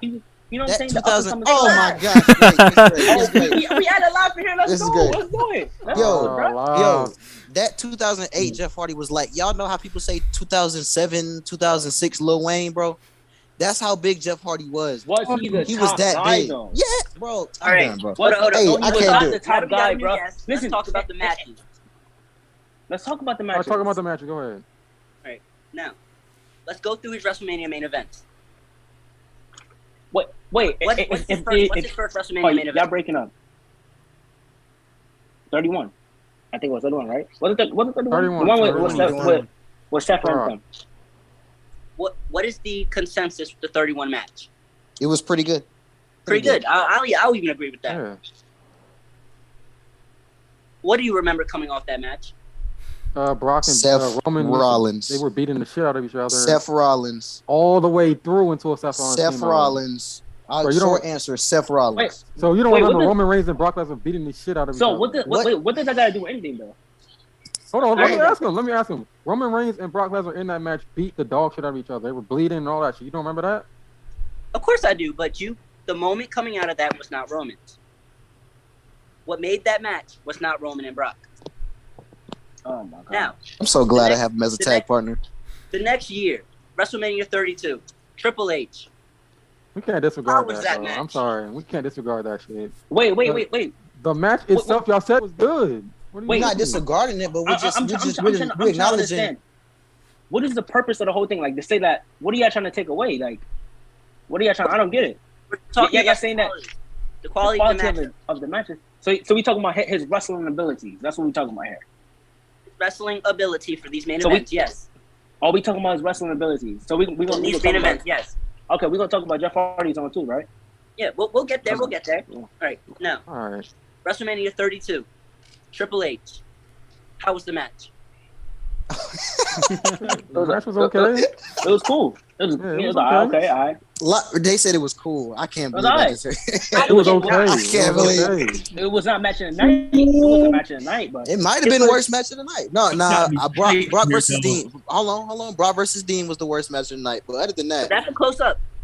Top 3 worst matches of the night. All right. WrestleMania 33. Was he the main event of WrestleMania 33? Yes, him and Undertaker. I was there. And I look, this is from somebody who was there. And I'll tell you this right now. Roman Reigns and Undertaker. The crowd was completely dead. Now I will give y'all this. It was like 12:45 in the morning. It was 1 a.m. And plus, people wanted to go home. And we forgetting a big factor. He was fighting the old Undertaker was way past his prime, bro. You see how he was doing in that match? Come on, bro. Don't sit there and act like. Then look how a good wrestler would have been able to carry Undertaker. I'm not gonna lie, AJ Styles. I'm not gonna lie to you. AJ Styles would have carried Undertaker to a good match. I'm not gonna lie to you. That don't carry for everybody. I put that on everything. I put it on everything I love. AJ Styles would have carried Undertaker to a good match. Would carry Undertaker to a good match. You can be a top guy without being a great wrestler. That's stupid. That's a problem. How was that stupid? How was that stupid? You don't have to be a. How was that stupid though? Bro, you don't have to be a great. The second word in WWE: World What Entertainment. They don't focus on the wrestling like that, bro. You know that. Well, It's entertaining. we should wait. It's Can we look at the top guys of all time? Go ahead. Can we look at the top guys of all time? All the top guys of all time are not the best in the ring, bro. Top guys to who? Top guys to who? Who? The greatest of all time. John Cena's an amazing wrestler. Shawn Michaels is an amazing wrestler. Undertaker is an amazing wrestler. What top guys? Hulk Hogan was horrible. They were good. Stone Cold. No. Listen, we talking about like Stone Cold, The Rock. Those guys, they weren't great wrestlers. They were good in the ring. But if we comparing it to Ray and all of these guys, they're not on their level of wrestling ability in the ring. Hold on, bro, because we're confusing good in-ring wrestling with in-ring performing. There's two different things. Roman Reigns is a good in-ring performer. He's not a good in-ring wrestler. Like AJ Styles, Shawn Michaels, Eddie, they can in-ring perform and in-ring wrestle. Like they have wrestling abilities. But Roman Reigns, in-ring performances are good. You don't have to be a technical genius to be a top guy. That's what I'm saying. I would say Shawn Michaels is a great in-ring performer, and Bret Hart was a great in-ring wrestler. Yeah. Shawn Michaels was a good in-ring wrestler too. He was in ring. Yeah, he was both. I think Shawn he was was both. definitely more of a performer. He was more of a performer. I will say that. At the end of the day, though, is that not what about though? It's about entertainment. As long as the fans walk away entertained. Yes. What are we talking The about? point of your entertainment is to get entertainment through wrestling. And your top guy isn't the greatest wrestler. Wait. Not even having don't have to be. Not even Like you having said- the best matches on the card. You said Roman Reigns Oh, has wait, to Because he's carry not the even the Undertaker. greatest performer in WWE right now either. You That's don't Seth have to Rollins. be. That's Seth Rollins. He's the biggest Seth star. Rollins is up there though. Seth And, Rollins and, is and that here's guy. one He's thing. that And guy. here's one thing. Before we continue, y'all want to say I'll argue Seth Rollins has a better career than Roman Reigns, Hands down. and I'm not. That's not even and that's not even for debate. I'll argue Seth Seth Rollins has a better career than Roman Reigns, Seth legacy Rollins- and greatness Seth and everything. Seth Rollins is my favorite all time. Not all time, but Seth Rollins is one of my favorites. On the all-time great list, I am not putting him over Roman. It's close. It's close. I'm not putting him over Listen, bro. If Seth Rollins was so good, he would be in Roman Reigns' spot, but he's not. He should Tell be. me why. Tell me why. You gonna tell me? You gonna tell me? Hold on. You really want to hear why? Hold on, bro. You If really Seth want to Rollins hear is- why I think Nah, laugh. You laughing, have bro. Roman's spot? Okay, if Seth doesn't have Roman's spot, tell me why. Because Vince- Vince Genetic. Vince what? Vince Kennedy what? McMahon. Vince Vince Kennedy what, though? McMahon. Vince what, Vince though? Kennedy McMahon. You can't Vince sit there- Kennedy you can't- McMahon. You can't No, sit no. here and tell me it No, was tell me. terrible booking. Seth Rollins had amazing booking 2019, won the Royal That's Rumble. why won the he's better What- than Roman. That's why he had a better career than Roman. There So you go. why- Just prove why my is he- point, Donnie. Wait. If I just say he had better booking and stuff like that, why is he not at that position? Though? Why is he not? Because he viewed doesn't have as- to be. at- Roman Reigns has What to be the at the fuck are you top just to talking be about, able. bro? Hey, look, What are you okay. talking Check about, me bro? out. Check me out. If we talking about greatness, Check me if out. he not, we talking Check me about out. greatness, bro. Here's a perfect example right here. 2021 SummerSlam, John Cena versus Roman Reigns and Edge versus Seth. Who had the better feud, Donnie? Who had the better feud? Answer that. Who had the Answer better- that right now. Who had You the better could sit feud? there- Who had the better feud? First off, John wait, Cena wait, wasn't there. John you Cena could sit- wasn't there. Wait, you can sit John there Cena and was say there for the whole month. John Who got Cena was there better that than whole month. You Who got you the could better say match that- out of Edge? them obviously Edge and Seth, but Ooh. what was Better match and better feud. Better But match what- and better but does feud. that mean- Go ahead. John does Cena that take wasn't away- there, bro. But does that take John Cena away was there at from? SummerSlam this year. He was there that Does whole it month. Does The it whole take build-up away he was from there. how good it was? Just because they had a better match doesn't mean John Cena and Roman match was shitty. Because it That's wasn't. not what I'm saying. That's not what I'm saying. But I'm And saying they were one when you season. take Seth Rollins and you put him in a feud with Edge or put him in a feud with anybody, and you take Roman Reigns and you put him in a feud with anybody, who's gonna get the better feud out of the person? Roman Reigns or Seth Rollins? Who's gonna get the better match out of the person? Roman Reigns or Seth Rollins? Then who? Okay, Why- okay, why- that's a great question. But who gets the main events every pay-per-view? Oh my! Who gets the bigger matches Who- every pay-per-view? Who's still the face of the company every pay-per-view? I got a perfect analogy for what y'all saying. I got a perfect analogy for what y'all saying. You making a lot of expressions, bro. Go ahead, bro. What you got to say? This is funny to me because I joined this for the one reason of Donney saying that Jeff Hardy wasn't a top TNA guy, and that shit is crazy too. I said Donney. the top. Cap. He was a top TNA guy? Listen to me. When Impact Wrestling turned blue, when Hulk Hogan came in there doing, we're not gonna do 6 sides anymore. He came in there with the blue ropes, 4-sided ring. When they started the Bound for Glory series, every time, if you go, I wish you could go back on like Impact Plus or whatever. Look at the list. Who was winning the Bound for Glory series? They had a whole tournament. Who was winning every single year? Either Jeff Hardy or Samoa Joe. They were doing those matches. Jeff Hardy was the marquee matchup. He was winning matches every single week on Impact Wrestling. They keep bringing Jeff back because they trusted him. He won the world title multiple times over there. They trusted him. He didn't even have to have a championship, and he got reaction. He had matches, and the crowd wanted to see him there. Yes, he was one of the top guys. He was one of the top guys. Bro was cracked out half the time. Listen, I'm 12-year-old live. I'm watching Jeff and Sting. I'm crying because Jeff come out there half out of his mind. Sting beats him 1, 2, 3. They gone. They still trusted my man to bring him back repeatedly and put the title on 2 more times. And then when Impact Wrestling started going on the downhill, put him on the feud with his brother and have that be the main feud. And tell me that Jeff Hardy and Matt Hardy, the whole broken thing, was in the main feud of Impact Wrestling. It's ratings back. I'm sorry. He was not the top guy in TNA. He was not. I'm sorry. He was not. He was not, bro. I did not view him as the top guy. I did not view him as the top guy in TNA. He had his moments. Yes, he had his moments.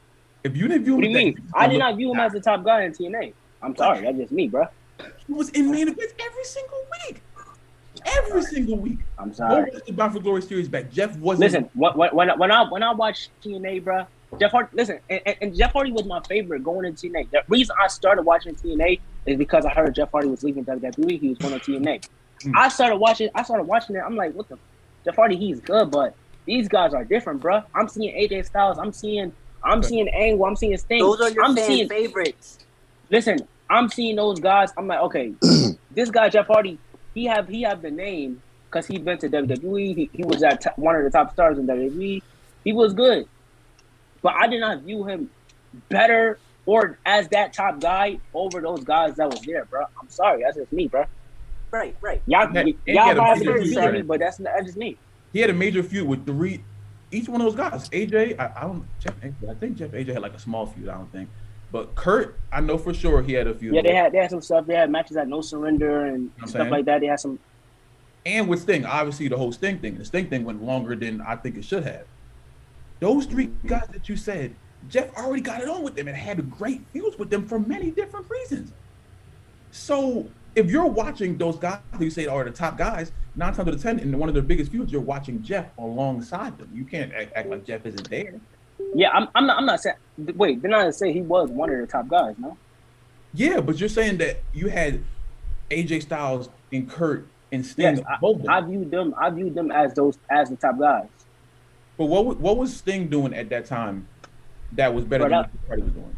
Bro, listen, especially like I seen Sting and RVD. I was seeing AJ Styles. I was seeing Samoa Joe. the Aces and Eight stuff. All those stuff I was viewing as stuff that was more entertaining than what I seen Jeff Hardy doing. The Aces and Eight stuff? for me, my personal. What I was seeing. Okay. I'll give you. Wait, Aces and Ace was it entertaining? No. I go say Ace was entertaining to start. When AJ Styles came back, took that hood off and went crazy. Cool. Come on, that was some good shit right there. That was fire shit. I remember that moment. It was amazing. Right then, AJ was carrying that time. I don't think Jeff was on TV that much. But all I'm saying was, for the resurgence of TNA/Impact Wrestling, for their run after a lot of people called them obsolete after Hulk Hogan came in there, Jeff was one of those main people that was keeping the ratings on that show. If we want to go ratings, if we want to go matches, we want to go even promos. Jeff Hardy won Wrestler of the Year in like 2014 in TNA. I don't know how much that freaking matters. 2012, I believe. 2012. He went out there, had a cut a promo. He won Wrestler of the Year. I didn't vote for Mans. I didn't know how to vote for Mans. All I know was that he was at the top at that time and kept going. Even into when Jeff and Matt came back at WrestleMania. Jeff was always there. When before the whole WWE, before 2008, we talking about Jeff Hardy and CM Punk. Jeff was in TNA when they had the top. Jeff was there. Was he not at the top? Of course he wasn't at the top of his game over there because TNA they're still trying to get on their feet when Jeff Jarrett was running there. But we're not going to discount. What was Jeff Hardy's peak career of his whole entire career? What was his peak? 2008. I can't cap and say not 2008. That was, and T.O. said, he was hotter than Obama. We're not having that. He's not fucking hotter than Obama. He was hotter than Obama. He was not fucking hotter than Obama. Come on, bro. He was hotter than Obama.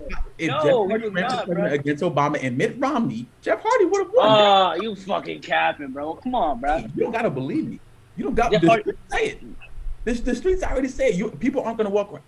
No kids walking around saying, I want to be like Roman Reigns when I wake up. Listen, can we compare peaks? All right, if we compare peaks, who had the better peak? I'll give Roman Reigns that. So what are we talking about? His peak is still happening. His peak is still happening. So what are we talking about? Jeff Hardy being champion multiple times, and the fact that Jeff Hardy was able to stay relevant without the championship. Roman Reigns' whole title run, while it's like I can't say I hate him. I swear I do. I don't like the fact that he's champion right now.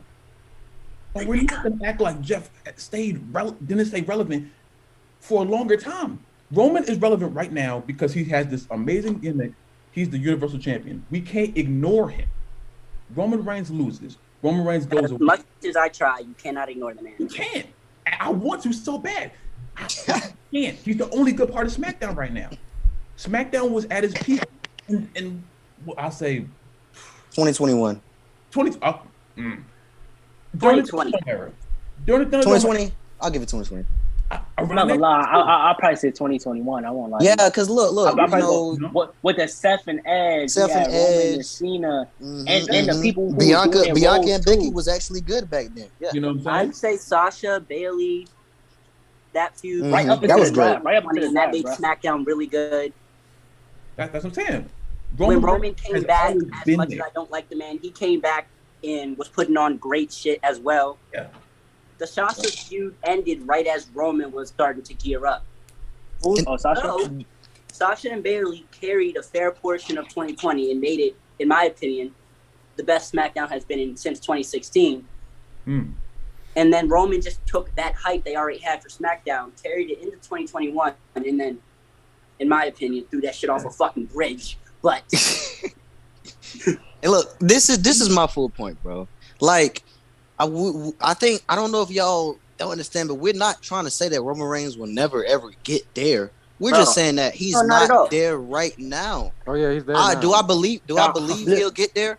Oh, here we go. Do I believe he'll get there? Roman is an all-time great. I guess. Okay.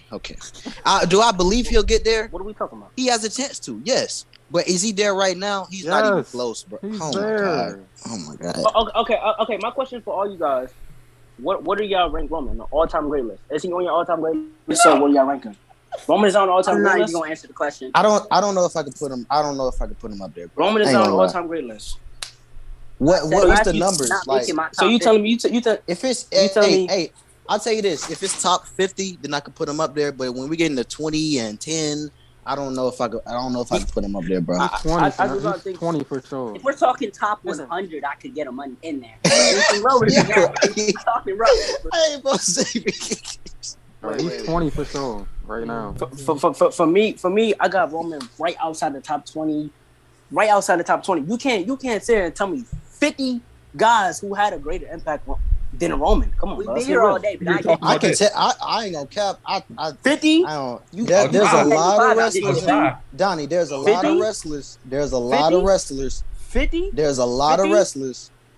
I'm telling you, Donnie. 50. He's at least 25, bro. There's a lot of wrestlers, Donnie. Wait. Okay.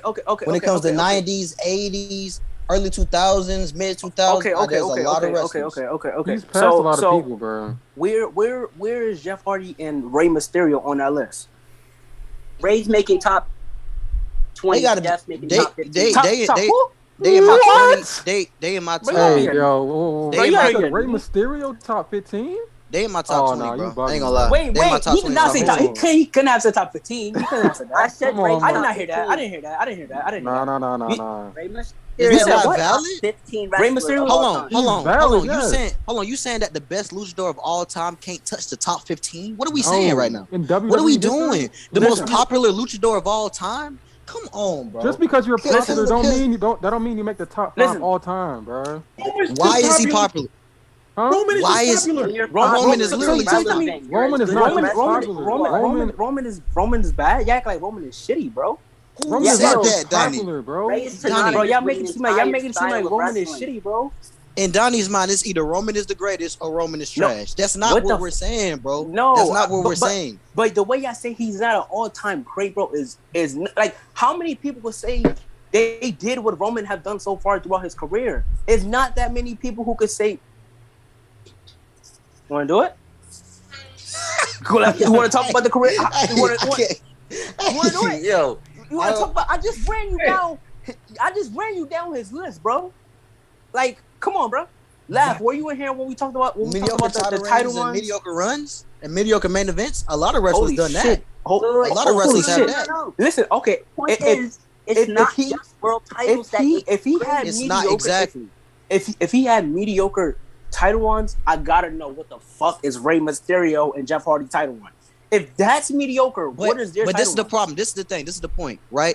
A lot of times people say it Roman is, Reigns it is is. better than someone. They use his title runs in main events, right? I'm using Rey Mysterio's legacy as a wrestler, where he's contributed to the business. What has Roman contributed to the business as a wrestler? Take out the title runs, take out the main events, take out all of the pushes. What has he just contributed as a wait, wrestler? Wait. Why you? That makes no sense at all. Take out the title on. It's like me saying, what have Michael Jordan contribute to the business? Take out the rings. Take out why the fuck Because if you take out the rings, people still play. No, bro. Kobe Bryant is literally a carbon copy of Michael Jordan. Let's compare. Jordan is still that. He's still that guy. Let's compare. Okay, hold on. You're saying Roman Reigns ain't shit without the title. Is that what you're saying? Oh my goodness! Hey, come on, lads. Y'all said it. If you take that title off, hold on, let him talk. Hold on, what you saying? Hold on, if go ahead. Roman loses that belt, his whole gimmick goes away. All of the shirts can't be the head of the table without a title. I bought his merch. I bought Roman Reigns' merch. I got a shirt coming in. You know what I'm saying? Do you know how bad that sounds, bro? He's the tribal chief goes away if he loses the title. He's still gonna be the tribal chief. How's the head of the table the tribal chief if you lose? That's the whole point of look. Hey, that's the whole point of his character, bro. He's the top. He's the top guy. His character is literally being the top guy, the tribal chief, the head of the table. At the end of the day, bro, he'll still be a top guy going after his title. He's still the tribal chief. Roman Reigns wins that WWE championship. It's over. Hey, hey, Cody Rhodes wins that WWE championship. It's over. Cody wins that WWE championship. It's over. How do you know it doesn't work if we haven't seen it yet? We haven't seen Roman Reigns. Roman just got here? We haven't seen the tribal. We've seen it. We've seen it. We haven't seen the tribal chief gimmick without the title yet. Because it doesn't. What are y'all talking about? Y'all It won't exist. Being the head of the table implies being the biggest guy, the world champion, untouchable, unflinchable. If you are flinched and you drop that title, you are no longer the head of the table. You are no longer the tribal chief. Yes, he is, bro. It's a gimmick.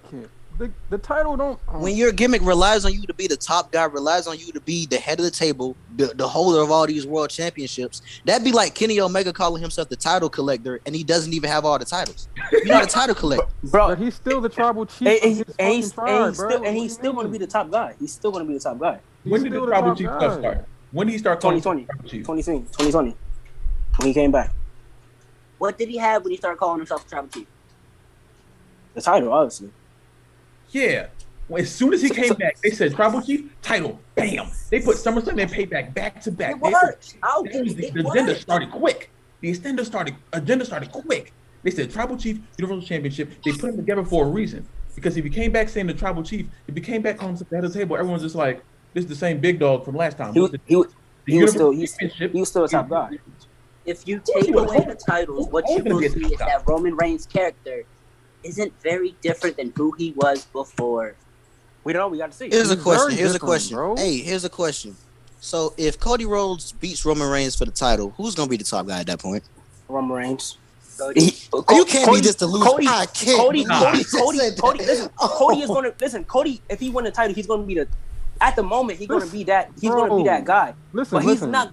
He's not taking Roman's spot as the number one. The guy momentum of beating Roman Reigns will bring him above Roman Reigns in the hierarchy. Listen, y'all talking about. Forget that. Even without the title, he was the face of Raw. Even without the title. Y'all talking about one match. We're talking about a whole year. This is a whole year's worth of Roman Reigns being the face of the company. Going on two. We're not talking about one match. Beating the champion doesn't make you the face of the company, bro. You have to have when the champion Okay. Let's look at Punk. Punk beat Cena. He was the face of the company. He was the face of the company in 2011. No, bro. Hey, Love. When CM Punk beat John Cena in 2011 for the WWE Championship, who was the face of the company, Love? Who was the face of the company? John Cena. Listen. Oh my God, bro. Listen. Bro, what the fuck? John Cena is John Cena was never. In that moment, bro. Yes, he gonna be hot for the moment. But we talking about who is the face of the company, bro. Just off of winning the title, bro. Cena lost to Punk. He was still a face of the company. What are we talking about? But CM Punk was the talk, was he not? As soon as he left, was he the face of the company, bro? What are we talking about? Was he the co-op? Okay. Bro. Was he the face of the company? Yes or no, bro? He was not. He's been the best, bro. Listen, you saying John Cena was not the face of the company? John Cena drove people away at that time. CM Punk brought them Holy back. shit. No, Holy he didn't say that. shit. This is nuts, you bro. know, Today? This is That's what we're nuts. talking. Let me know. This is That's nuts. the This let me is know. nuts. In the This is company. nuts. This is nuts, bro. If it's You capping, know, just let me know. you know they said CM Punk's title reign didn't get that many views, bro. Like he was not the main event in damn near any pay-per-view. It was John Cena because John Cena's the face of the company. Like, That was CM Punk's main grievance. That's why he left, and now he's on AEW. so how was CM Punk the face of the Glory company? back. then? So How was CM Punk the face of the how company? you then? want to sit there and say he was the face of the company, bro? Yeah, exactly, bro. Like So that it's- shit. hold He on, the face of the company. How was he the because face of the company? Because he had a That's his title. He had a grievance, title. bro. Okay, He cool. was undeniable. Cool. That's the thing. Undeniable. He was the top, bro. He was. What the fuck? This nigga said he was undeniable. What the fuck? If CM Punk had so much grievance about not being the top guy and getting the WrestleMania spots, then who was the top guy if it wasn't CM Punk? If he was the top Bro. guy, he would have been in the main event of Listen, WrestleMania. listen, in main events, right? Could we? And not John listen. Cena. Out of the 20 title defenses Punk had, he only main evented 7 of those defenses, bruh. 7 out of those 20 defenses, bruh. How the fuck is that the top guy, bruh? Let me know. I gotta know that. If Bruh, you the top guy, you supposed to be in those main events, bruh. He wasn't the top guy. That's All why right, here's CM my Punk left, full remember? explanation of that. Here's my That's full why CM explanation Punk of that. left. When CM Punk beat John Cena in 2011, right? For at least that full month, he was the top guy, bro. I don't care. He was No the one top- says he was from the- Money in he the Bank. wasn't- From Money in the Bank to SummerSlam, Punk was that top guy, bro. And if Cena was still that top guy, let's say they co-op, all right, two faces of the company, Bro. right? Boom, there we go. Bro, fuck right. no, bro. I'm sorry. look, I can't so get with look. that. I can't get with that. That's cool. That's It's not cool. the But look, first check me time out, it happened. Becky and Roman were the face of the company and were dual faces of the company. man. Austin and McMahon were the faces of the company in the Attitude Era. It was a co-op. Rock and Austin were dual faces of the company. It was, bro. Like, oh my gosh, Okay. bro. It don't have to be Punk- one person. Punk- It doesn't have to Punk- be one person all the time. Punk was Okay, not so you're the face saying- of the company. No, but y'all said CM Punk was the face. Y'all And didn't say he it was a wasn't. co-op. Did Y'all- CM Punk brought the people back to Raw. People weren't watching Raw with Cena there because Cena Cena. was the most Whoa, whoa, whoa, popular Wait, listen, guy. hold on, listen, hold whoa, on. whoa, I like this point. I like this point. You said CM Punk brought people back, but how do you know that? The viewership went up. No, it did not. No, What it are you did not. talking about? No, it did did not. It It did not go up. Sit here and tell me it went up. It didn't. Why? When CM Punk was the champion, the viewership was at a low. like, Y'all don't bro. remember that? Y'all So don't you remember can tell me that people weren't watching when CM Punk was having his live. Look up the, I did not look at the say that. I viewership, did not bro. say that. But it was not. It was. You act like when Punk got the titles, the viewers went up. No, the fuck it did not, brother man. It was like this. That's cap. That's That's cap. I ain't gonna lie. That's Bro. cap. Bro, That's straight That's cap. what they said. You telling me the bro. views went down after that? listen. The views I'm went not- down after that. No, I'm not saying. I'm not saying that, but I'm saying that he didn't make the viewer go up. I'm not saying he. You know what I'm saying? He It didn't make the wasn't just viewership him. go It up. wasn't just his title reign, bro. Of course, Because and that's the great thing about it. It can't be just one person, and that's one of my issues with Roman Reigns. Roman Reigns is great, cool, whatever. It's only him. Think about the What? roster. Think about that. Just like that picture in 2008 when all the top wrestlers in the locker room. You know what picture I'm talking about with Rey Mysterio and Umaga. Those were all the top guys at once. There's one Roman Reigns and everyone else is obsolete. That's bad. That's very bad because no, it's that not. one- It's, well, if That's it's so bad. bad, well, listen, That's if it's bad. so bad, if it's so bad, why is everybody still watching the shit? Because the viewership. No. Hold on. Hey. The viewership. What do you mean? What do you mean? What do The you mean? What viewership else? for Raw Because he goes said, down no, every month. listen. Lob says. I hope you know that. Lob said But John what's your Cena. source? Who's your source? Who's Nah, your Raw source? is John Raw Cena, loses viewers every year. What are we? John Bro, Cena what are you is the reason why talking people about? left. Raw loses viewers in the hundreds of thousands every Bro, year. what are you talking about, bro? A couple months ago, Raw was at 1.5. Raw just hit 1.7. That's a spike. That's called a spike. That's called a spike. Raw was at It's a- 1.5, and then it bro. goes right It's back up, down. it- That's a it- spike it was that goes at right back down. 1.7 just the other day, bro. What are we talking about here, bro? The Raw, bro. Raw. How good have Raw been, bro? Like, come How on, many bro. times? How many times have you got to plot out Brock Lesnar or John Cena just to get a viewership spike? But what are we talking about here? First, it goes from Raw viewership's going down. Now it's they got It to do this is. to make the viewership go up. That's the same point. What is it? That's What the is it? same What are point. we Is that both? I got this. Ready? The Raw before CM Punk won the title at Money in the Bank averaged 4 million viewers. Jesus. The Raw afterwards had a higher average. The Raws continuing after that had a higher average. Up until Del Rio took the title. Makes sense. Who's the source? Where's the source at? Where's the source at? Where's the source at? Just look up Raw ratings. Bro, listen, Raw, no.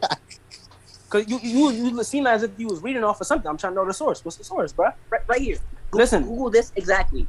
July 11th, 2011 Raw ratings.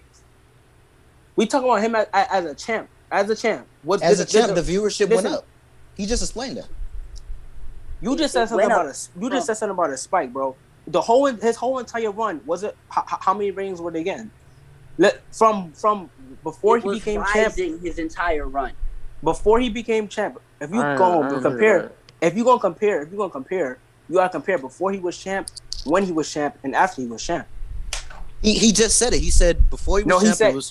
We as a whole though. You talking about? He said from one Raw to the next Raw. We talking like as a whole. The 400 plus days. Raw before Money in the Bank, before he won the title, and then I compared it to the Raw after he won the title. After he won the title, the rating continued to grow. And it only dropped. It was at a steady incline. Grow on that spike. We talking about his 400 plus day run. No, he's talking about 2011 run. Right. When he was the top guy in the company. Top guy in fucking. And then when he won the title, he just brought up the evidence. He just brought up the evidence. The TV. How you go from co-op to now you saying he's the top guy? Because it's possible. Lost just explained that it was possible. He was not the top guy. Beneficial to the rating. And John Cena was not the top guy doing that, or? Oh shit! That is. Oh shit! I didn't even think about that. I'm not gonna lie. I'm not even gonna lie to you, bro. That shit just slipped my mind, bro. Wait a minute. Hold on. What the fuck? Wait, if John Cena was a WWE champion, if John Cena was a WWE champion before that, right? Bro. And CM Punk wins the title, and the ratings go up after that, that's still a ratings boost. CM Punk was a ratings boost. That proves CM Punk was a ratings boost.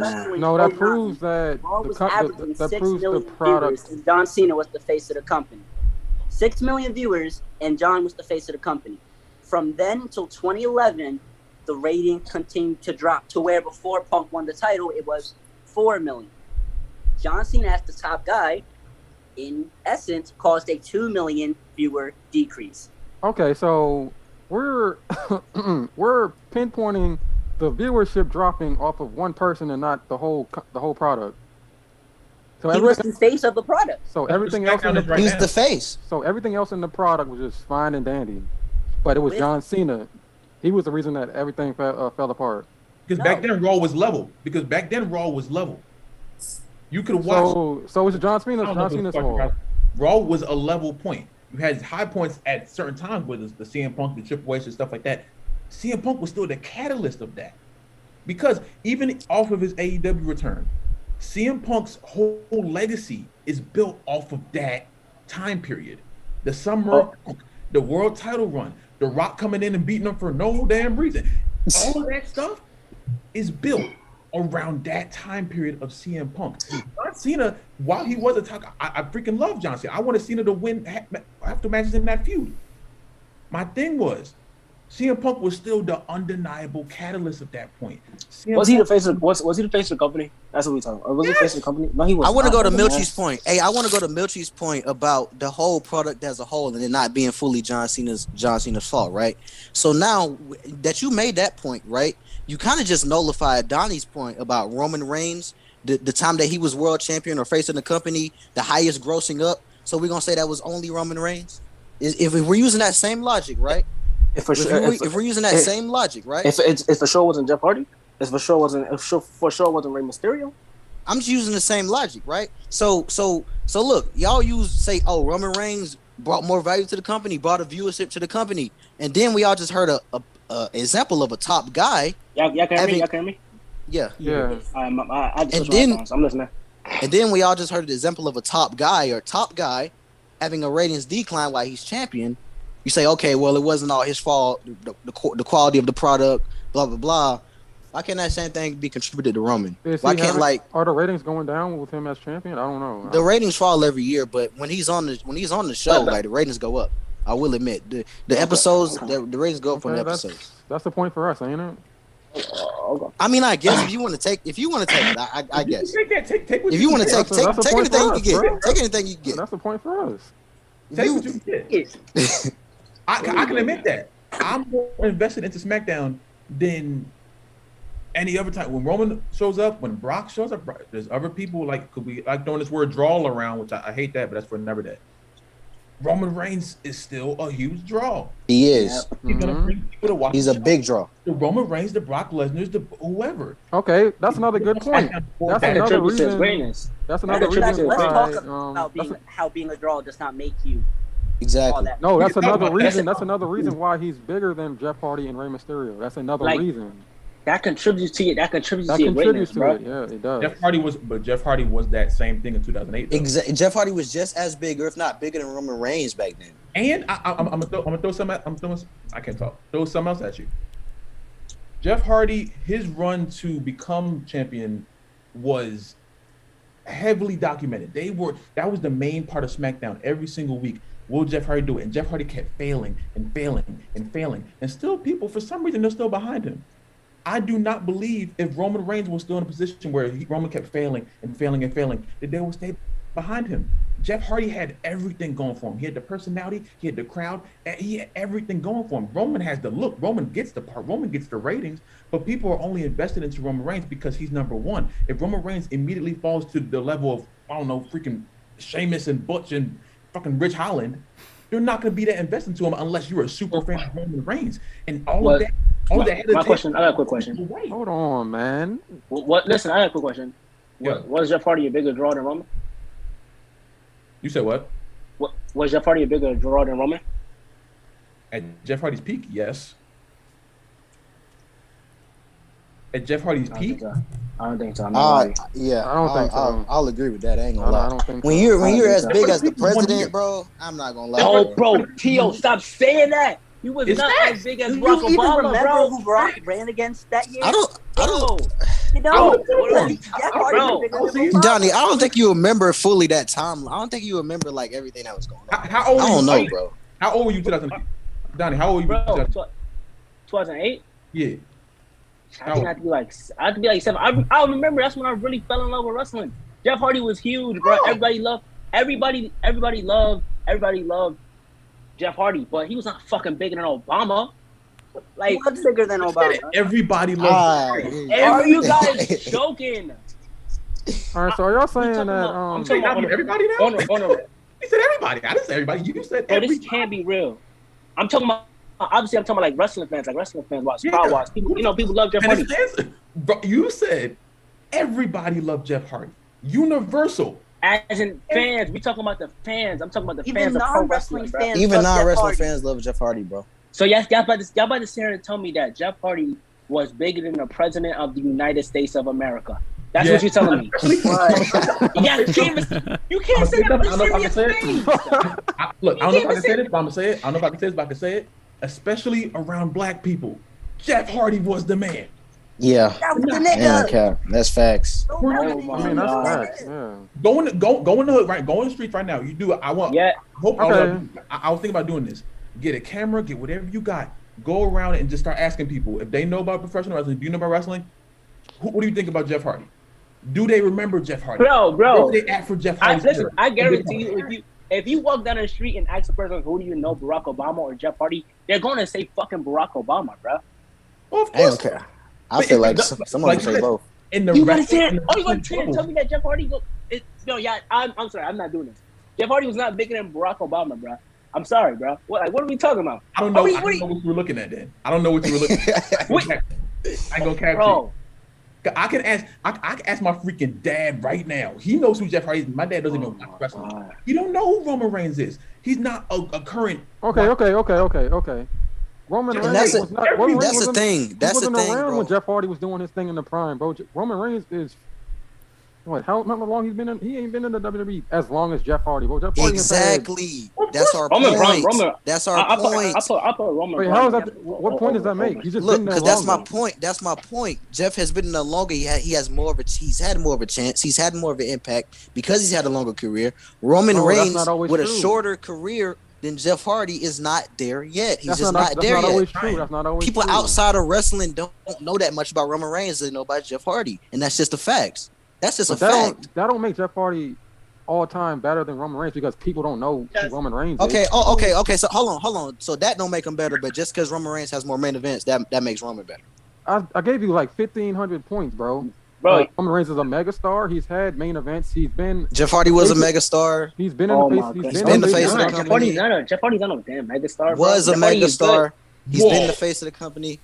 Jeff Hardy's a megastar live. Yo, the Jeff disrespect is crazy. Bro, Jeff Hardy has never been a face He's of a the company, megastar. bro. He's a megastar. Did the world not stop when the Jeff Hardy to AEW rumor started? Bro, the face of the company went from Stone Cold to Cena to Roman. Bro. So what? Wait, what did you just say? The world Hold on. when what? Hold on, wait, Mitry, you just said it went from what? It's been Stone Cold, The Rock, then it was Cena, and he dominated the entire. So you gonna tell me Roman Reigns is on the level of Stone Cold, Rock, and Cena? Come on, I'm Mitry. not saying that. What are you getting? Then what is that point? Then what is that point? And then it went from John Cena to Roman as the face, like face of the company, the main guy, the main number one main guy in the company. Everything revolves around them. Because Roman Reigns is doing it right now. In this time period since he won the title, it's been Roman Reigns. This is Roman Reigns show. This is Roman Reigns WWE. Before John Cena, and of course it's gonna be moments. It's gonna be moments where certain superstars are hot for the moment. But we talk about being consistent at that number one spot, bro. Nobody is doing that. What Roman people can have better moments and title reigns that shine, and they're more popular at one certain point. But for the overall product, there's one guy. There's one guy. Because they kept trying. Jeff Hardy. They beat that horse to death. Jeff Hardy beat the Roman horse to death. Jeff Hardy's whole thing. His peak would have been so much better, and you can read it. Anybody's opinion that was backstage around that time. Jeff Hardy killed his own momentum. We can all acknowledge that. No pun intended. Jeff Hardy killed his own momentum because of his own issues. If Jeff Hardy stayed on the straight line, he would have been fine. The fact that he tripped over himself and made himself into what he is right now, even through all of that, stayed at a popular thing, but he wasn't pushed because they didn't trust him. Okay. They trust Roman Reigns because he's the jump shot that doesn't go in, keeps going, doesn't go in. And once it goes in, Roman Reigns is that cash jump shot now because it finally went in. They've been trying this whole time, big dog. They've been trying U.S. championships, Intercontinental championships, Universal championships, WrestleMania main events, Brock Lesnar. They've tried it, everything possible. They put him against John Cena at fucking No Mercy, had a match that people don't even think about, and they tried it, and it didn't work. It's okay. But does that not happen? Does that not happen though? Wait. You said all that to say what? Roman Reigns is the guy that got The Rock booed, bro. Like, I know y'all remember that. No, let me laugh. You said all that to say what? What is that? What is the point?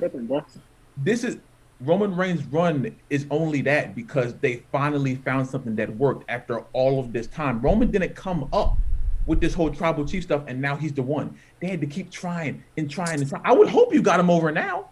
It's been it's been about 18 years, bro. Is that points off of Roman Reigns' legacy, or what are you trying to say? How does that diminish his legacy? Does that diminish his Roman legacy? Reigns' legacy only starts Universal Championship and ends at the Universal Championship. It's that long. No one's sitting here talking about anything else.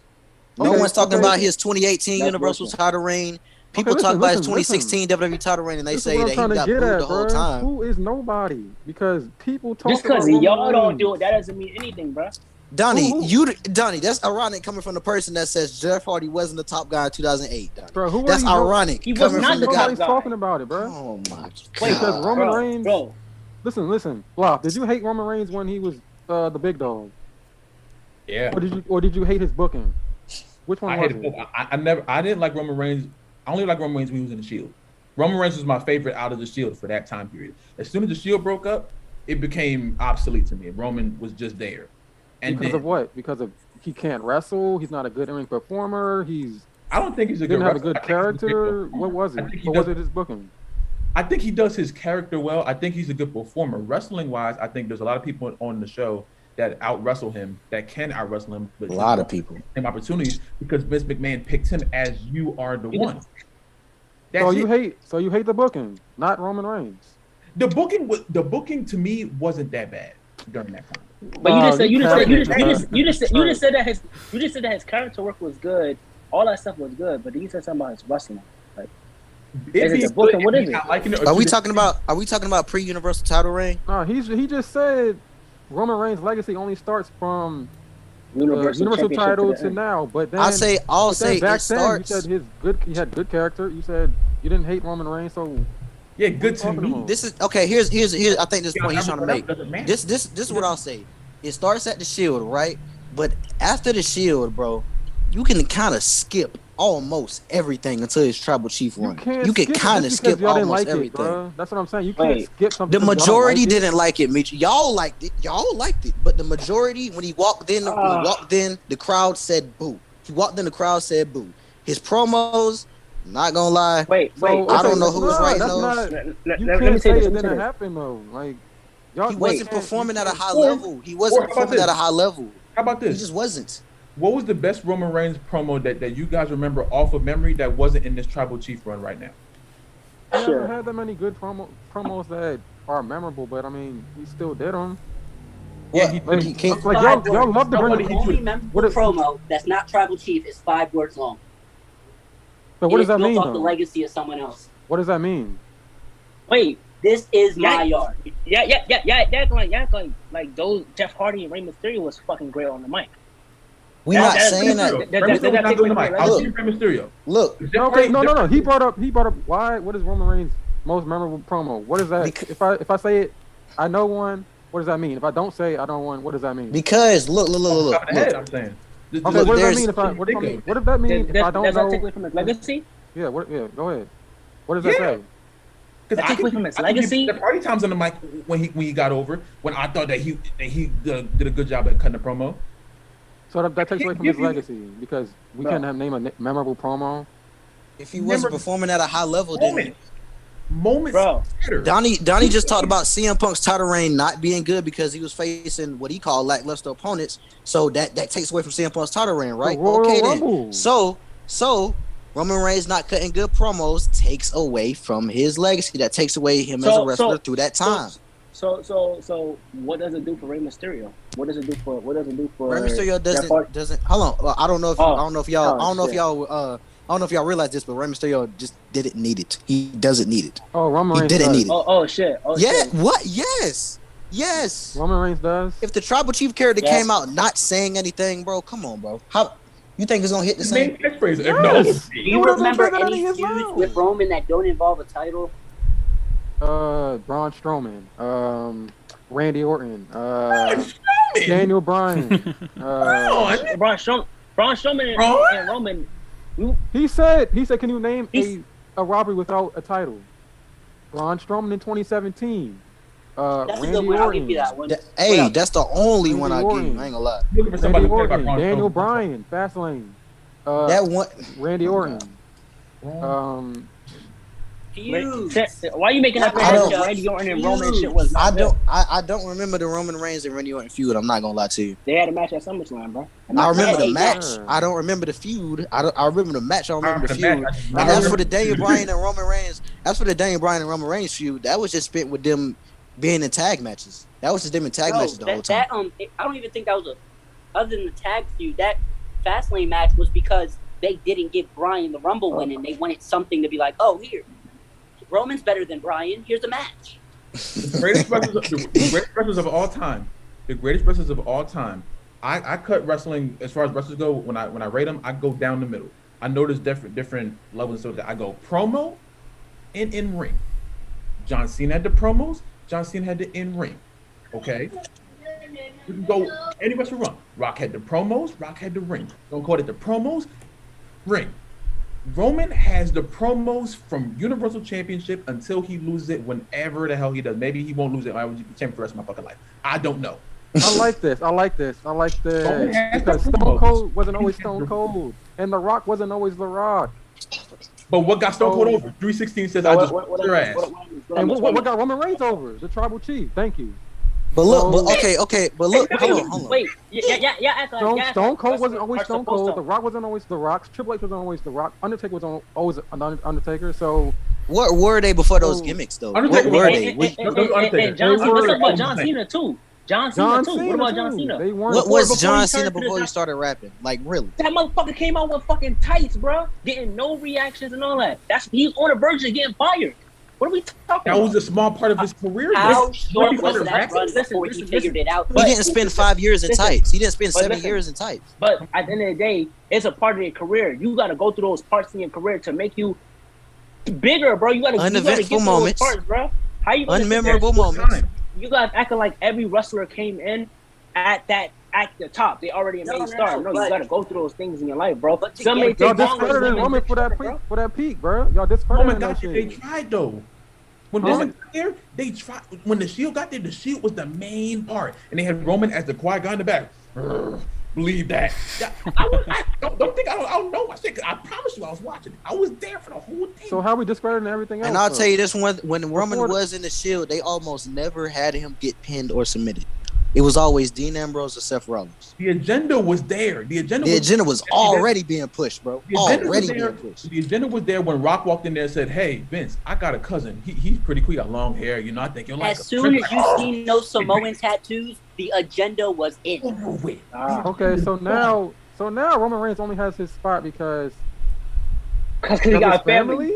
Randy, yes. I'm not gonna lie to you. Yes. Cut it. Wait. Let me say this. No, you can't say that shit. Cut it. Wrestle I'll say it, bro. I ain't gonna lie. I'll say it, bro. That's crazy. He's a football star. Roman failed at football. Roman got in the door because of who his family was. If he was not related to The Rock, and he even if he did want to wrestle, and he wasn't related to The Rock, that nigga would be on the indies. Does this take away from his legacy? We just having a conversation. We just having a conversation. I just want to know because how many related to The Rock? How many people part of his legacy? The Rock had a father inside the business. Randy Orton is a third generation superstar. How many people, bro? How many people? We're just acknowledging. That's all we're doing. For themselves. They didn't build that off of them. Rock's dad wasn't as big as Rock's dad was not as big. He had family in the business, bro. He had family in the business. So you're saying Roman Reigns is only has his spot because his family, like the spot he's in now. He doesn't have his spot because of his family. He got in the door because of his family. No, he just said he's only in his spot now because of his family. No, I'm not gonna say only. I'm not gonna say only. But that's a huge part. It's a huge part that you cannot. Okay, but listen, the proximity to The Rock is a huge part. Roman Reigns has to compete in the ring. Roman Reigns has to work at what he does. Roman Reigns has to do all that shit on his own. When I think about Roman, I don't think about The Rock when I think about Roman, bro. I think about Roman's you're not supposed to. He have done, bro. Backstage it holds weight. Backstage it holds weight. Bro, why do you think Tamina is still on the roster? Why do you think Tamina is still on the WWE roster? If that's the discredit Roman's legacy, how many superstars' legacy is gonna get diminished? Randy Orton. Shout out to Antroworld. He said you got to say that for the Usos, Yokozuna, Umaga, and Rosie. That doesn't what I gotta say. The Usos went on to become a great tag team away from their father. Roman Reigns on his own. When they wanted to build Roman Reigns, the first bullet they pulled out that chamber was The Rock. No, it wasn't. Bro. No, it was not. It was the shit, bro. No, it wasn't. You got two things. When Roman won the Rumble here, I wasn't here for that. When he won the Rumble, and the crowd's going boo, boo. What do you hear now? If you smell, The Rock came in there to help him, and what happened? It didn't work. He got booed. Okay, do you know why? Do you know why?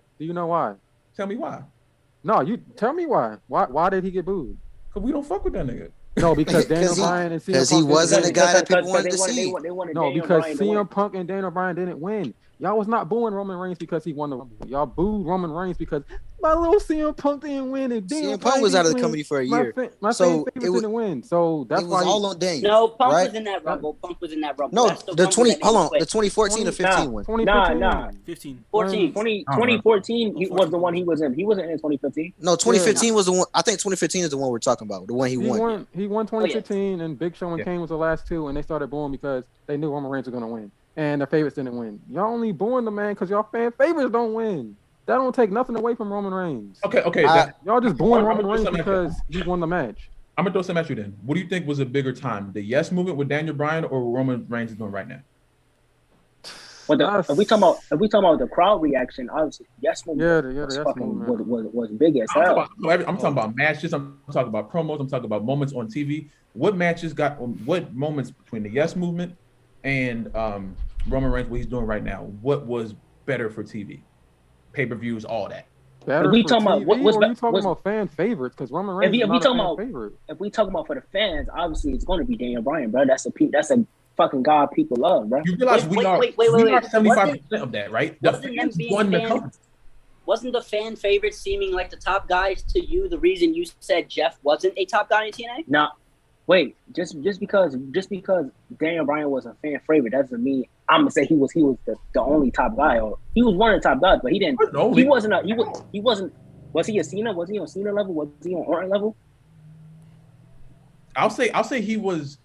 I don't think he was on that level. No, I don't think he's on that level. No. Just like I said before, it's always gonna be times in careers where it's a moment, bro. It's a moment, a brief moment in time where that person is hot, bro. They gonna be going crazy, but we talking about consistent, bro. You ain't Punk. He was hot for a moment. John Cena still was the top guy. Then we got to Bryan. Bryan was hot. John Cena still was the top guy, bro. There's a difference, bro. Consistency in a hot moment is different. But consistency is gauged off of how many times. Hey, Roman consistently had bad matches with Brock. So you're right. Consistency. Hey, it makes sense. Roman was consistently the worst part of the shows.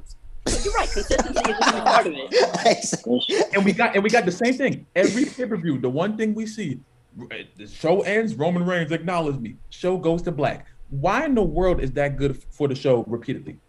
Why me as a fan, if y'all didn't know who I was, if y'all like introducing me into wrestling and I'm watching the past year of wrestling, why would I be captivated into the show if I see that Roman Reigns is ending the show every single time the show's ending? Mainly, the top guy ending the show. But how long? That's like change. How long do we plateau? That's my thing. How long do we plateau? It can go as long as it wants. It's still getting the WWE viewers and money. So I'll say this right now, and I'll say this right now. Imagine watching UFC. Imagine watching UFC and saying, "Oh, why Conor McGregor? How am I supposed to do this with Conor McGregor?"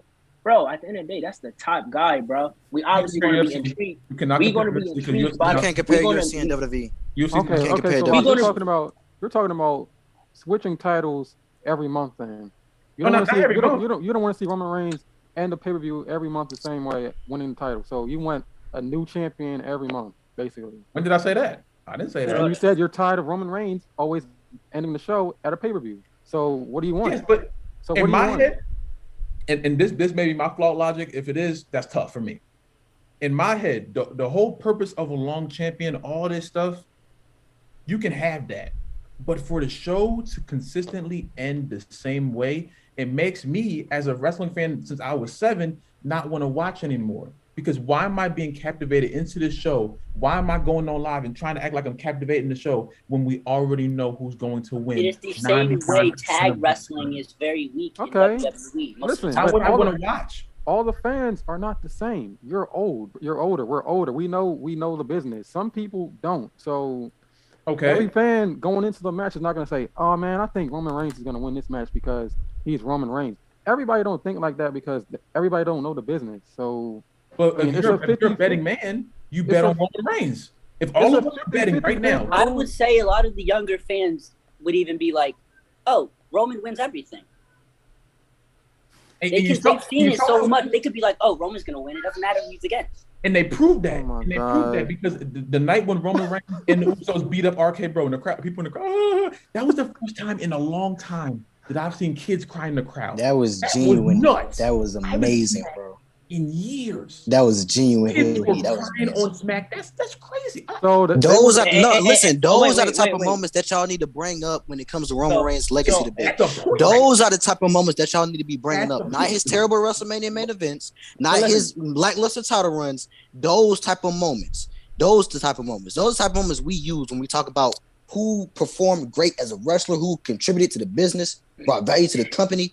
Those are the type of moments y'all need to bring. That's a point for you. The main event, that's all that stuff can be scripted. All that stuff, obviously, all of it scripted, but all that stuff can be placed in front of you.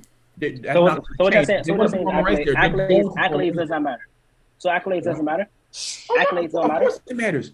Of course it matters. But with professional wrestling, when at the flip of the moment, they can say Madcap Moss beat Roman Reigns.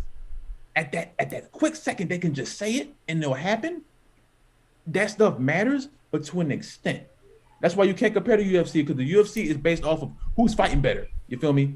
This stuff is based off of who the people in the back want to win. Say if Roman Reigns loses the championship at SummerSlam to Brock, or Theory comes and cashes in. If Vince still says that he wants Roman Reigns to be main event, Roman's still going to be main event. You got to think about that. Think about how long has it been since the WWE Championship has been the main event of the show? Think about that. Pay-per-view. WrestleMania. That's one. When you have that championship alone, that championship already lost its relevance a long time ago. Roman Reigns has it now, and it's just like he has another belt with him. I'll say this, and y'all can get anybody can get mad as they want. Look. When Cody Rhodes cut that promo on the WWE Championship, he elevated that championship more than Roman Reigns ever did by winning it. And I'll say that right now. Cody Rhodes made that championship seem important. 100%. Cody Rhodes made that championship seem important. We talking about title importance? Come on, are we talking about title importance? He elevated the championship more than Roman Reigns. We talking about everything. We talking about. You don't want to talk about everything. We talking about everything. We talking about title importance, bro. If we talking about title importance, that Universal title is the most important title in the fucking industry, bro. What about the WWE title? What about WWE title? In the industry right now, is the WWE title not an afterthought? The title, the title shouldn't make the man. Being Universal Champion made Roman. No, not Roman. Being Universal Champion is what makes Roman so believable, so solid as a heel. I'll give you the fact that Roman Reigns has made the Universal Championship relevant. I'll do that forever. Not just for WWE, the whole entire industry. He has. Okay. So we talking about Cody Rhodes doing a speech.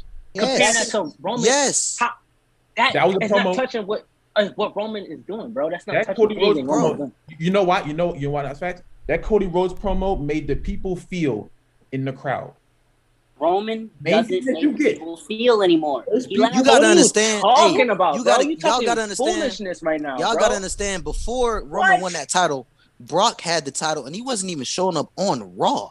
He didn't even care about the show that the title was connected to. He was just holding the title. Who's not showing up on Raw right now? Who's not showing up on Raw right now? Roman ain't showed up on Raw since what? Since what? I think it was before Backlash. Right before Backlash. They didn't ask him to show up on Raw. So what the fuck? They don't ask him to show up on Raw. That's the problem. As of right now, Roman Reigns isn't scheduled to show up on Raw until the go home show before SummerSlam. I think that's a problem. That's a problem. He's not scheduled to be on there afterwards. If he doesn't do double duty on both shows, what is the point? Why do we not have a world title on Raw? Because they don't have a title on Raw. Roster doesn't have a world title to compete with. Because they don't have a title. It don't matter. They don't need a. They don't want a title on Raw. They don't want a title on Raw. What the fuck? What do you want them to do? Put the title on Raw. I want them to put the title on Raw so they have something to fight for on Raw. People on Raw just fighting for what? What are they fighting for?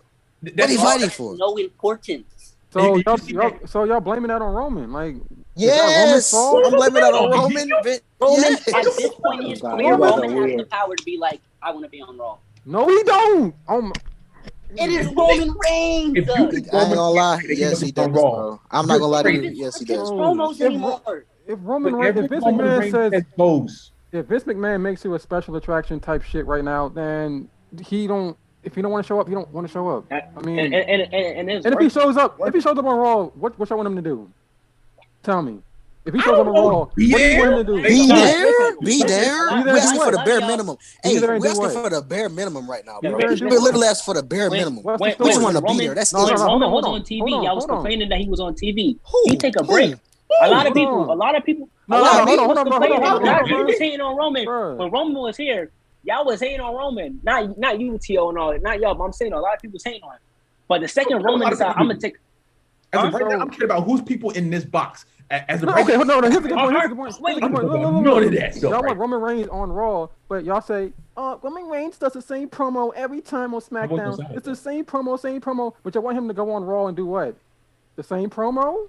That'll be better than not being there. Right? Yeah, at least he'll be there. It'll be better than him not showing up. No, at least it makes Raw feel like it has something. If you go to work tomorrow, would your boss rather you show up? Or does not be anything. At least when you be there, he can tell you something. The company's developmental feels more important than their flagship show. Listen, bro, I ain't gonna lie, you gotta understand. They trying to make Roman a special attraction. Who's y'all? Y'all don't care about Raw every week. Bro, I watch Raw every week. I do a review on Raw after it goes off every week. I put myself through Raw every week because I love this. It's a passion for me. I love it. But when you got someone like Roman Reigns, you won't even have a world title on Raw, and you're not elevating that world title at all. You're just sitting on your private jet or private island, and you're not contributing nothing to it.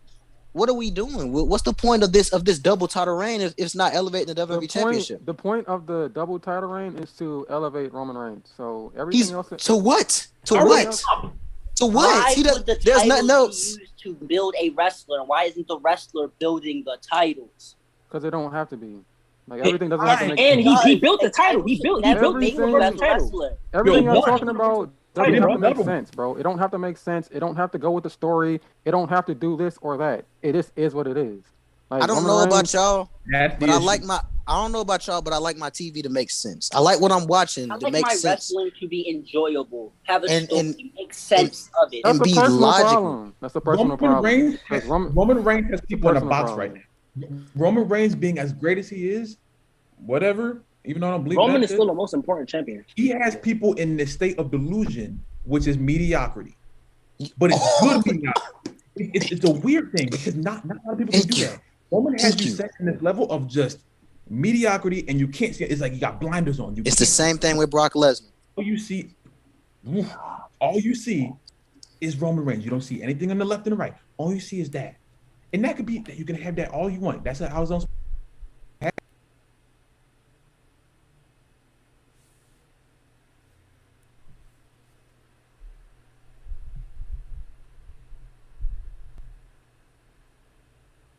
And another point, Roman Reigns don't have to be on Raw.